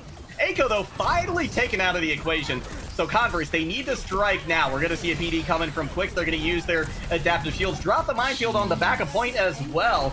But RuPaul has that amplification matrix up, and those minefields were dealt with quickly. But Quicks finds an environmental kill. No more vision. And Eiko not going to be lasting long either. This is Converse's point. It is going to be Converse's point, but it's immediately challenged. So Illinois State, again, their constant aggression has been the main playmaker for themselves. Wow. And it's been the constant battle back, but Converse University appropriately respond and annihilate React and Liar. And that was a great point for them to retake that. 85% is what ISU has. So even when they take back point, they're still going to have to win another fight if they hope to take this map. But Converse hoping to make sure that that doesn't happen at all. And the Immortality Field already been used by RuPaul as well. So that means that Converse is it's just open for them to come in and try and do some damage. We're going to see the Photon Barrier come up, though. That's going to mitigate a lot of it and allow ISU to rotate 2 point as well. Garchomp has the self-destruct, but the Shatter lands. That's going to set down a few players. And with that come the kills for ISU. There is a strike back, though, and a res, so it's still a 5v5, but ISU has control of the point now. They've got it up to 95%. If Converse can take this back, they're going to have to keep it the entire rest of the map. Ooh, and that's going to be a nice overtime push out, and now we're going to see Illinois State. They're going to try and hold it down again. Converse University just playing as best they can, and they do find the kills. Well fought. This might be the chance for them to go ahead and capture up, but no! Another sweep out for Illinois State. Yeah, ISU will be coming away with this first sub-map win, but well fought from Converse. They got about 50% on the board. And, this... I want to call something out that I didn't have a chance to at the beginning of this and this sub-map, and that's that we're on Night Market, which is such a beautiful place to see what teams prefer to run, right? Because on Night Market, you've got an opportunity to run several different things, right? You can run the ball comp, you can run the brawl comp. Here on Control Center, not really necessarily the case, and we see Converse swapping over very quickly to a brawl. And I appreciate that, right? Now, Maxwell is going to go ahead and run that Junkrat in the back line, and of course, Eiko's going to match. So this is going to be the first time we see a mirror matchup here. This should be the exact course that we have. It's going to come down to raw skill now, and that's what's terrifying because this could easily influence how both teams react to the rest of the series. If one team comes out with a defining win, that means that composition style may be locked out for the rest of the series. You're absolutely right. We've seen so far for ISU at least that the brawl versus the ball dive going the way of the brawl, right? And right now, picks on either side. There's no Junkrat left to chunk in damage to the shield, so they're going to be able to keep them up at least as long as the Symmetras don't burn them down. Hammer already going to have that Photon Barrier online and ready to go, but still Kiwi is out of the fight, and with them goes a lot of heals down the drain. And ISU gonna capitalize on just that. There's gonna be that chance, but of course it is all about the rebound. Converse University, even though they did get washed at the beginning, have got some great ult economy to work with, right? Hammer already set up with that ult. Quick should have one ready to go. Maxwell gonna start trying to amp out some of those grenades and work their best, but that is a massive ulti from Gig. Yeah, Gig lays it down, but unfortunately, they're going to be taking the lion's share of the damage as they are taken out of the fight. And Converse trying to win this practically in their spawn. But that does mean they're still going to have to fight tooth and nail to get the point. And oh, look at that. Chance trying to take out that turret, but unable to because of the Photon Barrier. React, though, out of their mech as well for ISU. Converse has been able to snowball this advantage 2 points. And are looking to take a fight win, but ISU is back now with reinforcements. Gig back in the equation, and that is no good because Quicks is gone for Converse. Is going to be that chance, but Converse are able to fire right back. They do have the Swamp. Gig, Liar, and Vision are all down. And at 56% this time, Converse University nipped that at the bud much faster. Illinois State, though, they do have the ultis online for themselves as well. This is going to be a battle of the fortresses. Who is going to come away with what diva bombs on both ends? Same with the Riptire, and that's going to be a challenge. In they go. They say, all right, this is the time, but those Symmetra turrets cause a little bit of damage. That they do. Now, RuPaul has the amplification matrix too. That could be the differing factor here. We're going to see Maxwell and Eiko both let loose with Riptires. Is either one going to find anything? One comes up dry, the other does too. RuPaul able to get a lot of damage through on that on that Amp Matrix, and that leads to getting their Shatter and taking Quicks out of the fight as well. Now, ISU going to be able to snowball this into a fight win because Chance already used their sound barrier. With the sound barrier down as well, that's going to cause a problem. And yeah, we see it right there. Converse University immediately bite the dust a little bit there. So it's going to be a swap right back over. Illinois State, they do give over 47%, but they do not give up the lead, which should still hold steady. They're feeling really, really confident here. And again, with the compositional setup, it feels like Converse University, they took it head on. They took the challenge in stride. It's just not working out for them as much as they had hoped. So Illinois State probably getting a little bit of a boost of confidence here inside of this play, inside of Observatory. One last final bout to play. We're going to see the Amp Matrix committed early along with that Photon Barrier, and that's going to allow so much damage through for Illinois, but not coming their way. Sound Barrier now committed by Liar to try to keep them up during that Riptire. Maxwell taken out of the fight, but look, Converse is starting to strike back. Quicks maybe getting a little bit ahead of themselves with that charge right there and is punished for it. But Converse capping the point behind their back. Overtime has been committed. ISU with a chance to end this first map though right here. They can come away with the picks, and they're starting to. They have been able to turn the tide in their favor. Aiko doing a tremendous amount of work for this squad. Down to just 15 health though. Maxwell will strike back and take them out, but can Maxwell hold on to the point long enough for reinforcements to get there? They are barely able to recall, but they don't last long, and that will be the first map for ISU. Just a well-fought round all the way through, and Illinois State still on fire from their semifinals win. I don't think it's going to change anytime soon as well. With that play, we can see here Liar, of course, on the Lucio. One of the few times we actually get to see it. I think this might have been just a beat drop, not the beat drop, but a nice clearance coming in here with the rest of the team. Very, very well fought out here.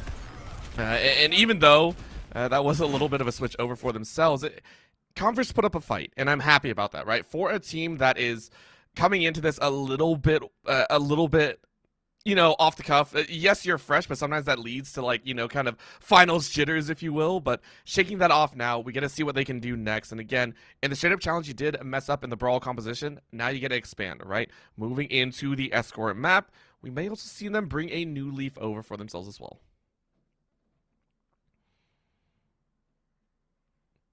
Uh-oh. I think we might have lost Juggle God for a little bit there. Did we, Oh, we're good, we're good. Oh, okay, there we go. we are going to be headed to Rialto, as a matter of fact, next orbital. That is where Converse is going to try and turn that new leaf. They're going to turn to the canals and the waterways of those streets, and it's an interesting pick. I feel like this puts them back in a Brawl v. Brawl scenario, potentially. I could see that as well, and that's what I'm very worried about, because Illinois State at this point have already proven time and time again that they will take the brawl 9 times out of 10. They love it. It also means that they get to show exceptional individual skill, and that's where it all shines out. So for Illinois State, they enjoy it. What I do want to see is Converse in this second map, especially for Escort, test out different compositions. They said it themselves. They like to run different things. They can play just about anything. They're very, very enjoyable about that. But they need to test the waters, find out what works best against this squad. And if it ends up, you know, just go comfort, whatever you want to do, that's great. But you do have to test out. Don't try and ram your head into Illinois State. That's not how you're really going to beat them. For them, they know how to force forward and then also scatter the fight very, very well. They can disperse that aggression to an nth degree, and we see them do it over and over again. And that's why some of these fights last for so long. It's because midway through the fight, Illinois State are just like, can we draw the fight out for another 15 seconds? Yeah, thanks. I'll respawn and get back in the fight there. That's great. Yeah. That's kind of what we're looking at. You're absolutely right. And you used a term and a phrase there that I've never heard used in Overwatch, but I absolutely love. And I want to harken back to that. And that was that ISU has been able to disperse damage, right? They're able to make it so that, you know, not everyone is taking that aggression all at once, right? And because of that, they're able to weather these storms. You know, one thing that I haven't mentioned yet that I really like about ISU is they're willing to back up after getting a pick, right? They give space, they wait to regroup. They don't necessarily wait for their for the respawn, but they get all their cooldowns back and then they come back in. And they're such a force when they do that. And that has led to so many fight wins, I think. And, you know, as we do move on to Rialto, there's prime opportunity for them to do just that, with these long, elongated stretches that they have to push the cart through. It also means that whoever they're facing off against feel the effects of that as well. Most teams, they feel the ebb and flow, right? You feel a massive win, and then you're good to go, and then you wait, you regroup, right? It's over and over.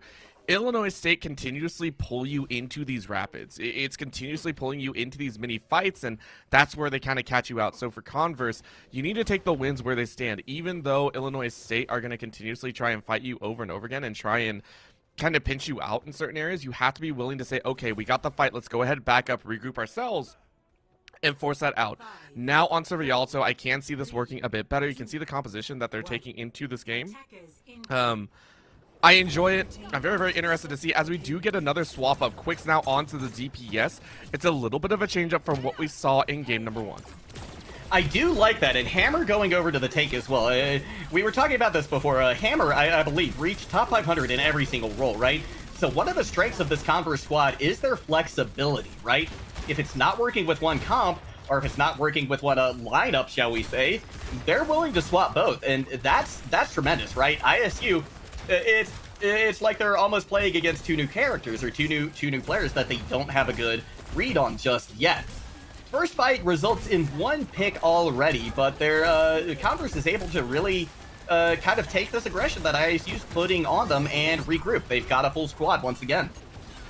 They really do, and it's going to round out to a nice play. Around the corner they go, so Converse University already holding steady. And yes, you lose Quicks, but you got Kiwi on the back line. And it feels like Illinois State definitely weren't ready. You said it best. It's a fresh team, fresh faces, and Illinois State were not ready for it. No, they really weren't. That is a fast fight win from Converse. This is the most dominant I think we've seen them look so far in this matchup, right? I mean, that was decisive, right? And in fact, Converse did what we were just praising ISU for, right? And that's, they pick came in on their side, so they were down to 5, right? They just backed off. They didn't push forward. They let everything regroup, and then they went and won. It was tremendous play coming out from them. And Vision already down once again for ISU. Now Converse has an opportunity potentially to take this high ground away from ISU on defense, which would be a huge boon to them in this street space. And now into the second fight here. It's going to be a big challenge, but Aiko is able to steal away the Sigma. This is going to be the clone out that they're hoping for, in Illinois State going to try and run rampant. They have him in a chokehold. Can they do more? A beautiful supercharger coming out there from Hammer as well to keep Aiko at bay. They are still going to get the Gravitic Flux online, but they're not going to be able to finish it as they were taken out of that duplicated form. 1 pick on each side, but now there's going to be a reinforcement for Illinois State with Bobbin. Oh my word, did that work for them? That's terrifying. That's all I can say. And then, of course, Vision gets taken out. Quicks is like, you did enough. You did enough. Go take a quick rest. We'll see you next time. Yeah. Beautiful play coming out there. ISU really able to kind of nip that push in the bud right there. And now they're going to have this high ground, right? They're going to have this defensive high ground position, which is tremendous. They're going to pop a supercharger early, but right at really the perfect time, right? That was when Converse had committed to the push.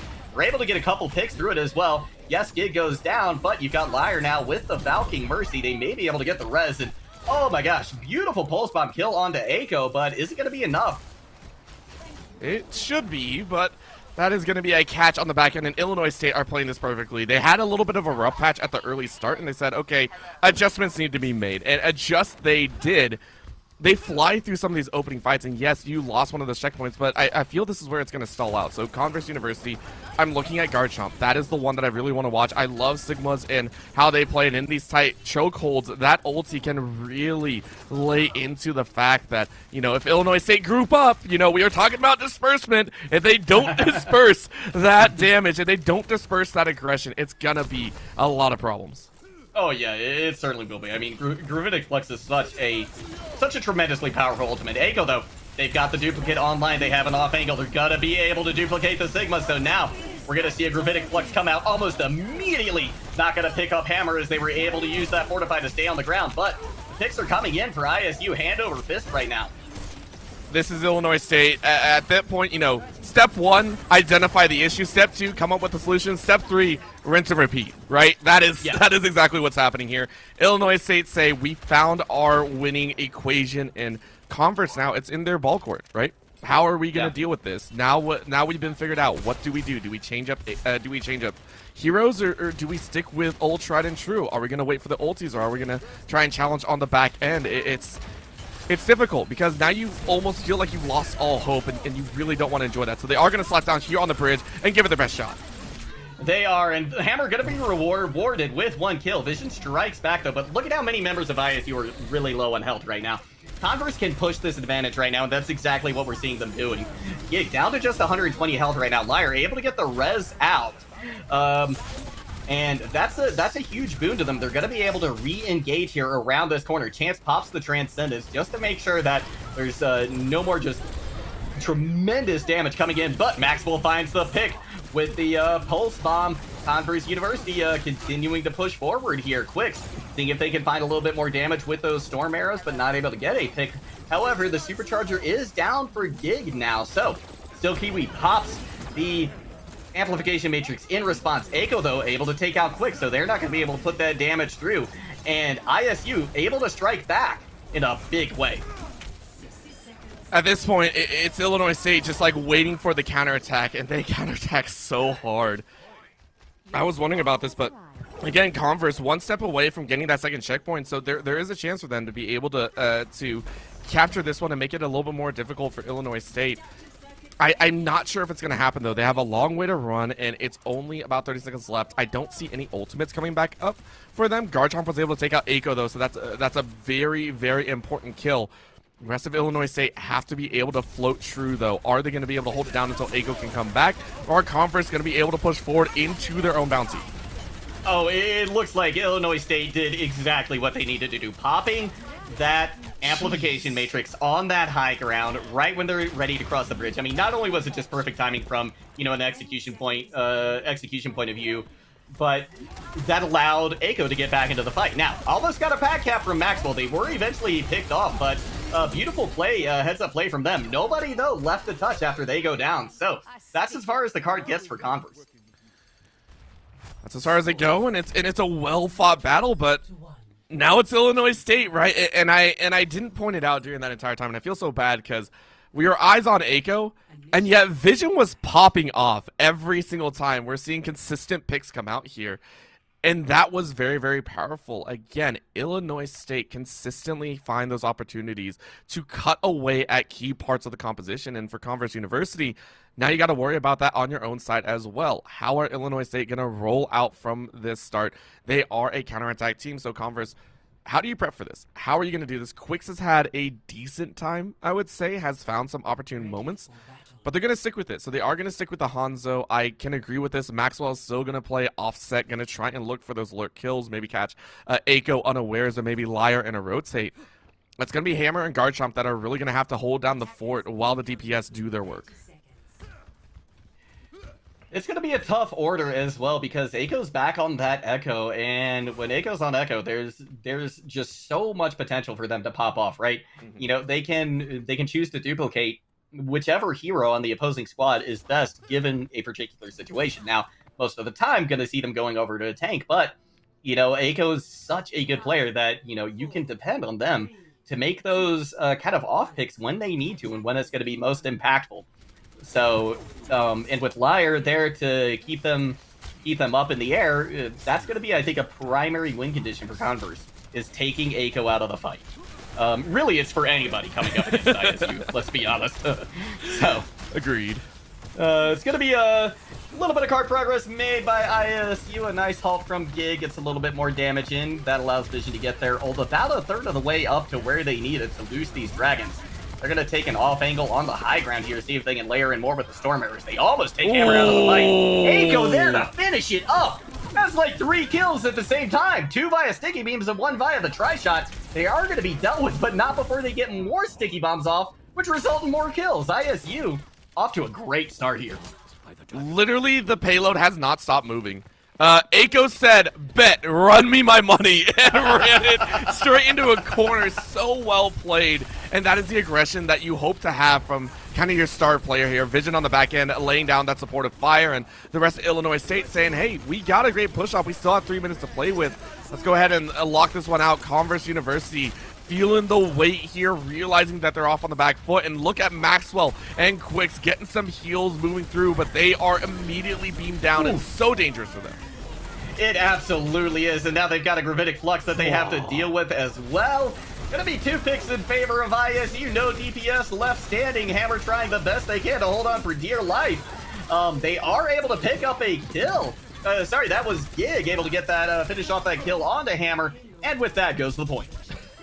And with that goes another Aiko triple. I just want to point that out. Aiko ran up another triple there. At this point, it's just a monster. Make it 4. Just screw it. Just keep adding up the kills over and over again. Add something. A 5-player kill. Let's see 10. Aiko, round up 10. Just go ahead and make it look like it's a walk in the park.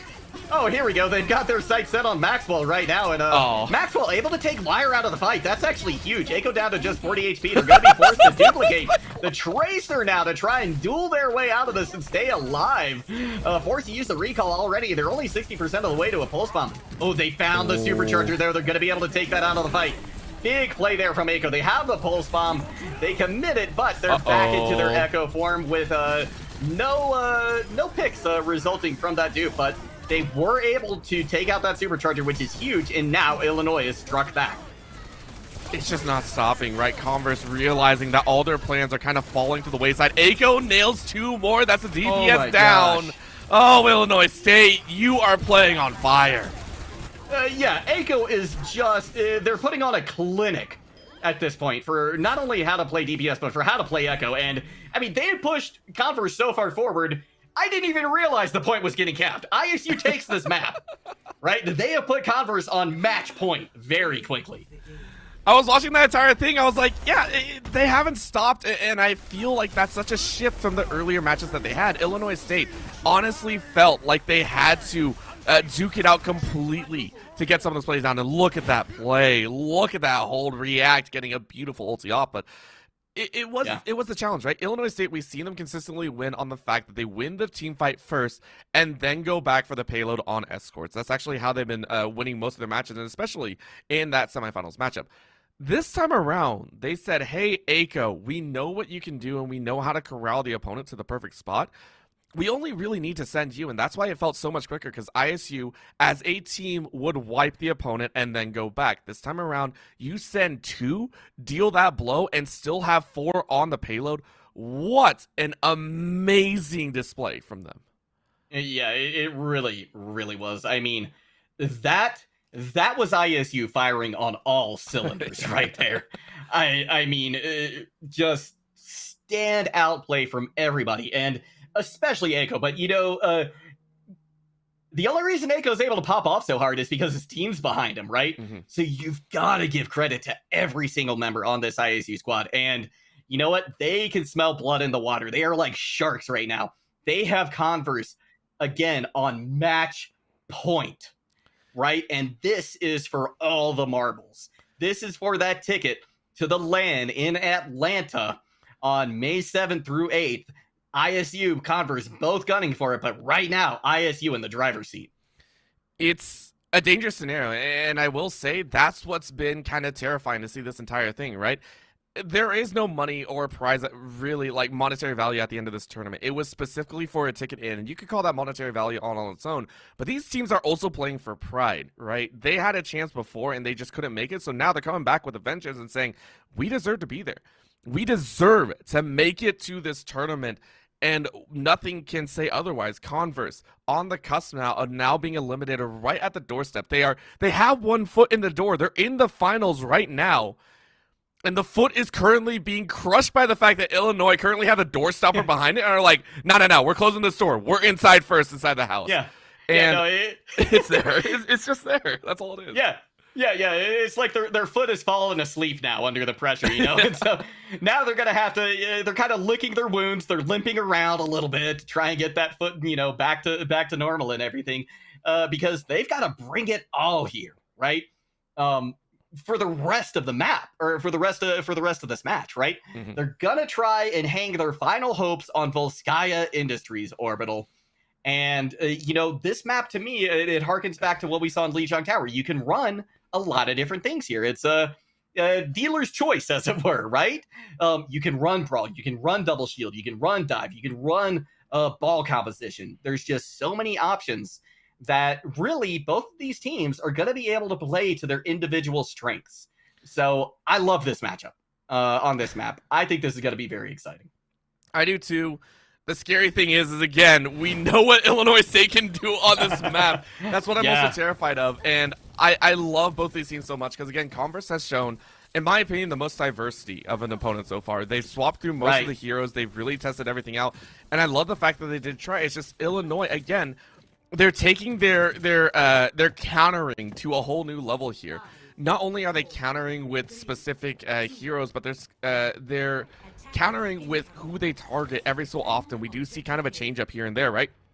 Sometimes we see a drop of a DPS and a tank. Sometimes we see both tanks drop. Sometimes we see the healers drop. It's their focus is constantly shifting, and it's so hard for an opponent to really figure it out. Converse aren't sure. Are their DPS going to be soloed out first? Are their tanks going to be soloed out first? Who's really the target this time? And it's a guessing game over and over again. Maxwell getting a little bit of flank up, though. Yeah, they're going to be looking for a hack in the back line, trying to build up that EMP as quick as they can. That's one of the big win conditions here for Converse.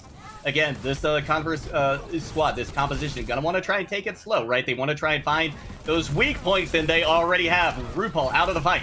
Liar forced to use that Mega, but they go down to about half health. Immortality Field out as well. But in the meantime, Echo and React have struck back and delivered what will be a fatal blow to this first fight for Converse. This is happening over and over again. Just annihilation, to say the least. And Vision, whenever this Ashe is in play, has been a monster, right? I said it the first time when we saw it, I believe in game number 2, I think, but now in this third game, it's really becoming apparent. There's a consistent swap, right? Illinois State say, okay, Echo, you're on scrim duty, you're on, kind of just make him come out of cover. And then Vision just snaps up those kills, right? Over and over again. It's worked so well, and at this point, Converse have to realize that. So maybe they group up a little bit harder and make it more difficult walking with the shields. But Vision, again, annihilates Maxwell. Wow. Quix is out of the fight as well, and that fight's over practically before it starts, Orbital.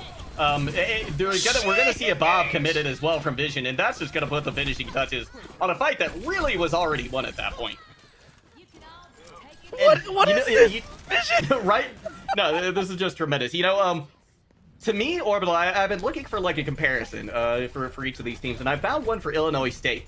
They remind me, they're like the Bruce Lee of collegiate Overwatch, right? Because they move like water. When they get pushed in one direction, they back up and they send everybody else in a new direction where they're able to kill their opponents. They're doing Jeet Kune Do here on Volskaya Industry and in this game, and I'm here for every single moment of it. Pulse Bomb eaten by React. Again and again. That's React's about. React to the ultis. It's perfect. It works with the name. Now we're going to get the bombs coming out. Quix is going to try and give a little bit of advantage over, but unfortunately you're caught out. Roll straight through. Is that going to be enough? Wow! Vision! How did you survive? That was a beautiful coach gun to put yourself on that high ground. RuPaul not going to be as lucky though, so that boop lands for Quix. And in fact, the kills are coming in now for Converse. But look at this again. Illinois State, they're regrouping. They're moving around and they're finding the kills that they need. They hold on. As long as Vision is alive, you're never safe. That's terrifying to think about. We said Echo was the one. No. This is Vision being held onto by Liar, who has been attached to the hip of Vision right now. And React now going to go ahead and pick up a kill with the pea shooter. Feels good, man. Converse had not gotten a single tick on this A point, and it is rough. Illinois State ready to close this series down in stylish fashion. 30 seconds left for Converse to try and get one tick on the board. If they can't do that, the best they're going to hope for is a draw right here. And Orbital, I found my comparison now for Converse. To me, they're clinical, they're precise. They're the Jet Lees of the collegiate Overwatch. So we've got two Titans going at it, and right now, it's proving to be ISU. Quix going in for another engage. Not quite able to find what they're looking for. Maxwell has the CMP. It has to be big here. Garchomp just about has the self-destruct. I imagine they're waiting, biding their time for the perfect moment But as they bide their time, that just allows Eiko to pop off. Overtime has been committed now. Hammer's out of the fight. Here comes the EMP. It's going to catch two. Both tanks. But the sound barrier from RuPaul is tremendous. Able to save them all from almost certain destruction. Gig now looking to see if they can regain some of their health. Going to be React now trying to put a little more extra damage through this amplification matrix. Overtime taking over, and that's going to be it. ISU with a full hold on first point, Volskaya. Oh, Bruce Lee does it again! It is going to be there! The worst part is you made that comparison. I'm so sad because I'm also a Jet Li fan. Why you got to do this to me, I love them Jungle both. Bell? Why? Yeah, no, I love them both, too. Why you got to do this? Actually, to be fair, I'm a Jackie Chan fan. I am such a bandwagoner. It is so bad here. But I agree. You know, Jackie Chan, to me, that was UCI. Yes, actually. I love that. Right? I love that. Because they just use anything and everything at their disposal to try and get the win. So, no, this is a new thing. I'm going to start comparing teams now to my favorite martial artists. Where's Chuck Norris coming to this then? Chuck Norris, oh my god, I don't know. I don't know if we've seen Chuck Norris yet, to be perfectly honest. That's fair. That's fair. Because they're, you know, that's almost like because then you get into like all the Chuck Norris jokes as well, right? Ooh. You got to have somebody who just looks practically invincible. For that. dear. Maybe that's the old ISU squad, right? When they had all the Overwatch League members. But you know, I got to be honest, this ISU squad is looking just as strong. Well, now I gotta get upset at you because are you saying Bruce Lee is less than Chuck Norris? What are you doing to me, Juggle? Come on. I'm playing with your emotions. All right. It's working, but agreed. Illinois State have come out with such fluid dynamics here. They have been able to consistently mold themselves to an appropriate stance, and we get to see something that we didn't get to see all the way since, I believe, their first series. Eiko on the Genji. We are going to get this powerhouse assassin in the back. This is actually how it happened. They were able to wrap the Genji all the way around and be able to swing hard in a fight, and already Eiko's been red. Converse want nothing to do with it. Oh, Liar already out of the fight. Unfortunate for ISU. But that just means it's more time for them to start to build up these ultimates, right? Oh, Eiko taken out as well. Converse, they are not going to go peacefully into this Dark Knight. They are going to put up a fight here. Wix engaging as well in towards the back line where some of ISU had started to assemble.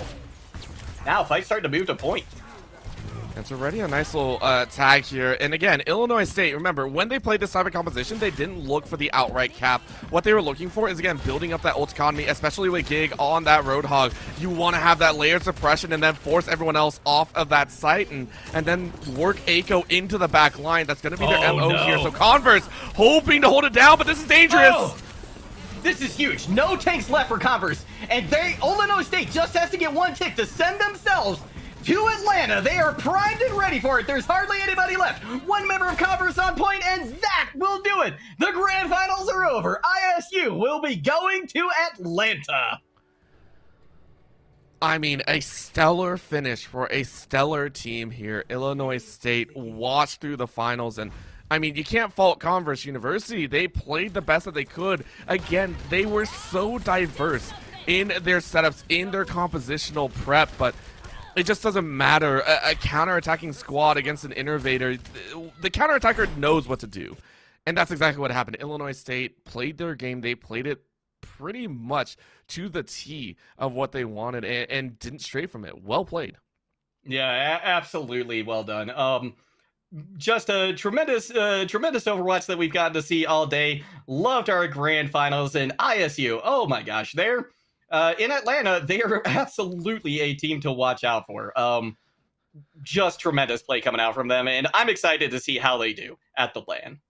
I think they are going to do very well. However, this counter-attacking opposition is one that works well against teams that tend to falter at the very end, right? A team that doesn't understand that they are being countered and doesn't know how to adjust on the fly is very susceptible to this style. So for this Illinois squad, they have to be prepared for compositions that are stalwart, that are very, very much set in their own ways as well, that are not going to change at all, because I feel like those specialists in that LAN, they're going to bring so much more to the table as well, and it's going to be such a dance of death for any of the teams playing there.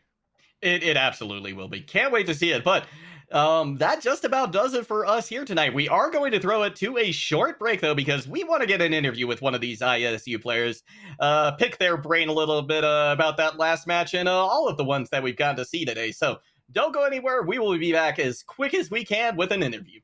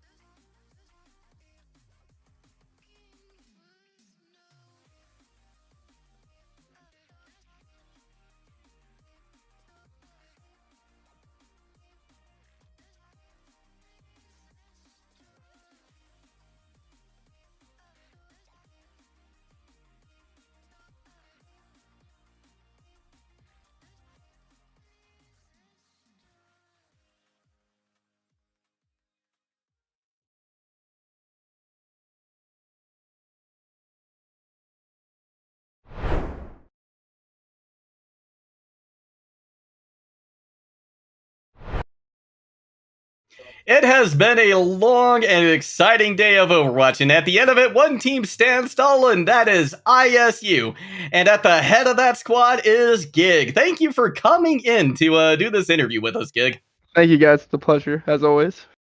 Now, I want to know, you all, we've seen some tremendous play come out from this ISU squad today. And, there were some matches that went a little bit easier than others, a couple that you really struggled on a little bit. And so, knowing now that you're moving to the LAN in Atlanta, right, and you're going to be going up against some even tougher squads, what are you all going to do in the time between now and May 7th to make sure you can come home with the win?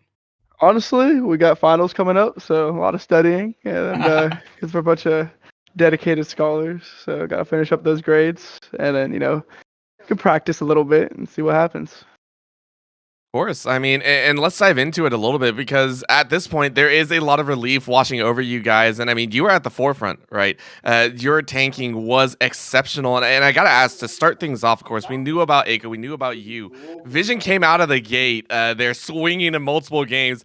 Is that a style that you guys like to run with? Because it seemed as soon as Vision showed that they were on fire, you guys immediately swapped to Vision being that star DPS.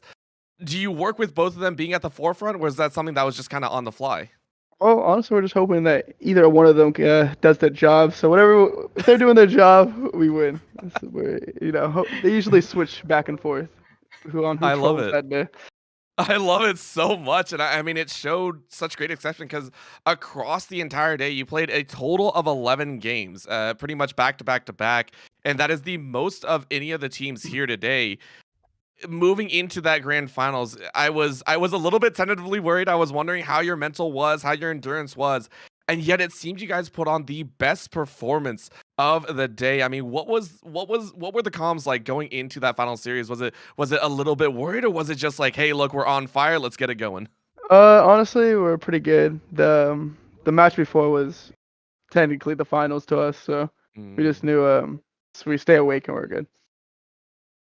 Gotcha. Well, you did a phenomenal job there. And I don't think there was anybody sleeping watching any of your matches today, because you kept them all very exciting. We try our best. Oh, yeah. No, you do a fantastic job. Now, before we close things out, I just want to know, this was the grand finals here. You just achieved this great milestone, making your way to Atlanta. Do you have any shout outs? Friends, family, teammates, whoever? Just shout out the staff as always. They deal with us as knuckleheads all the time. They're great, and can't thank them enough. Awesome. Well, thank you so much for coming in for this interview. Congratulations once again, and best of luck to you in Atlanta. All right, thank you guys. Have a good one. God bless. You too. All right. Well, Orbital, that's gonna just about do it for us. It's been quite a day, especially for you. I mean, you've been here for the whole slew of games. So. Before we close out, I want to leave it to you. Any final words for the audience? I mean, this has been a fantastic day, and I wanna mark this by saying this does not feel like a last chance qualifier. This felt like any other of the other tournaments, and that just gives me so much hope for the LAN coming up here. It means the tournament is going to be that much more hype. And for myself as a caster, I feel like I get the front row seat to the entertainment, right? I still feel like a viewer. And I cannot wait for anyone out there. This is what I'm going to say. I know it sounds cheesy, whatever you want to say. If you get the chance, tune in. Go ahead, find out where the tournament is. As we said, it's in Atlanta. Go buy the tickets. Go be there. Because this is just Overwatch. This was just Overwatch. I want to stress that there are so many other tournaments that's going to be going on. I believe the Rocket League is going to be going on there. Valorant, everything. You will see the hypest of hype matches. This was one tournament in the last chance qualifier. Imagine what the full tournament is going to bring. So that's all I got to say. Oh, that is enough right there. That's gotten me excited for it too. So I can't wait. Thank you so much, Orbital. Thank you to the production staff as well. Coltoon and Cool Scoots. Love working with you. K-Tad, Polyhype, everybody else at Esports U. And thank you to everybody who tuned in today. Once again, my name, Warren Jugglegod Hammond. You can find me at Jugglegod on Twitter. You can find Orbital at Orbital Casting on Twitter. Thank you all so much. GG's, and see you next time.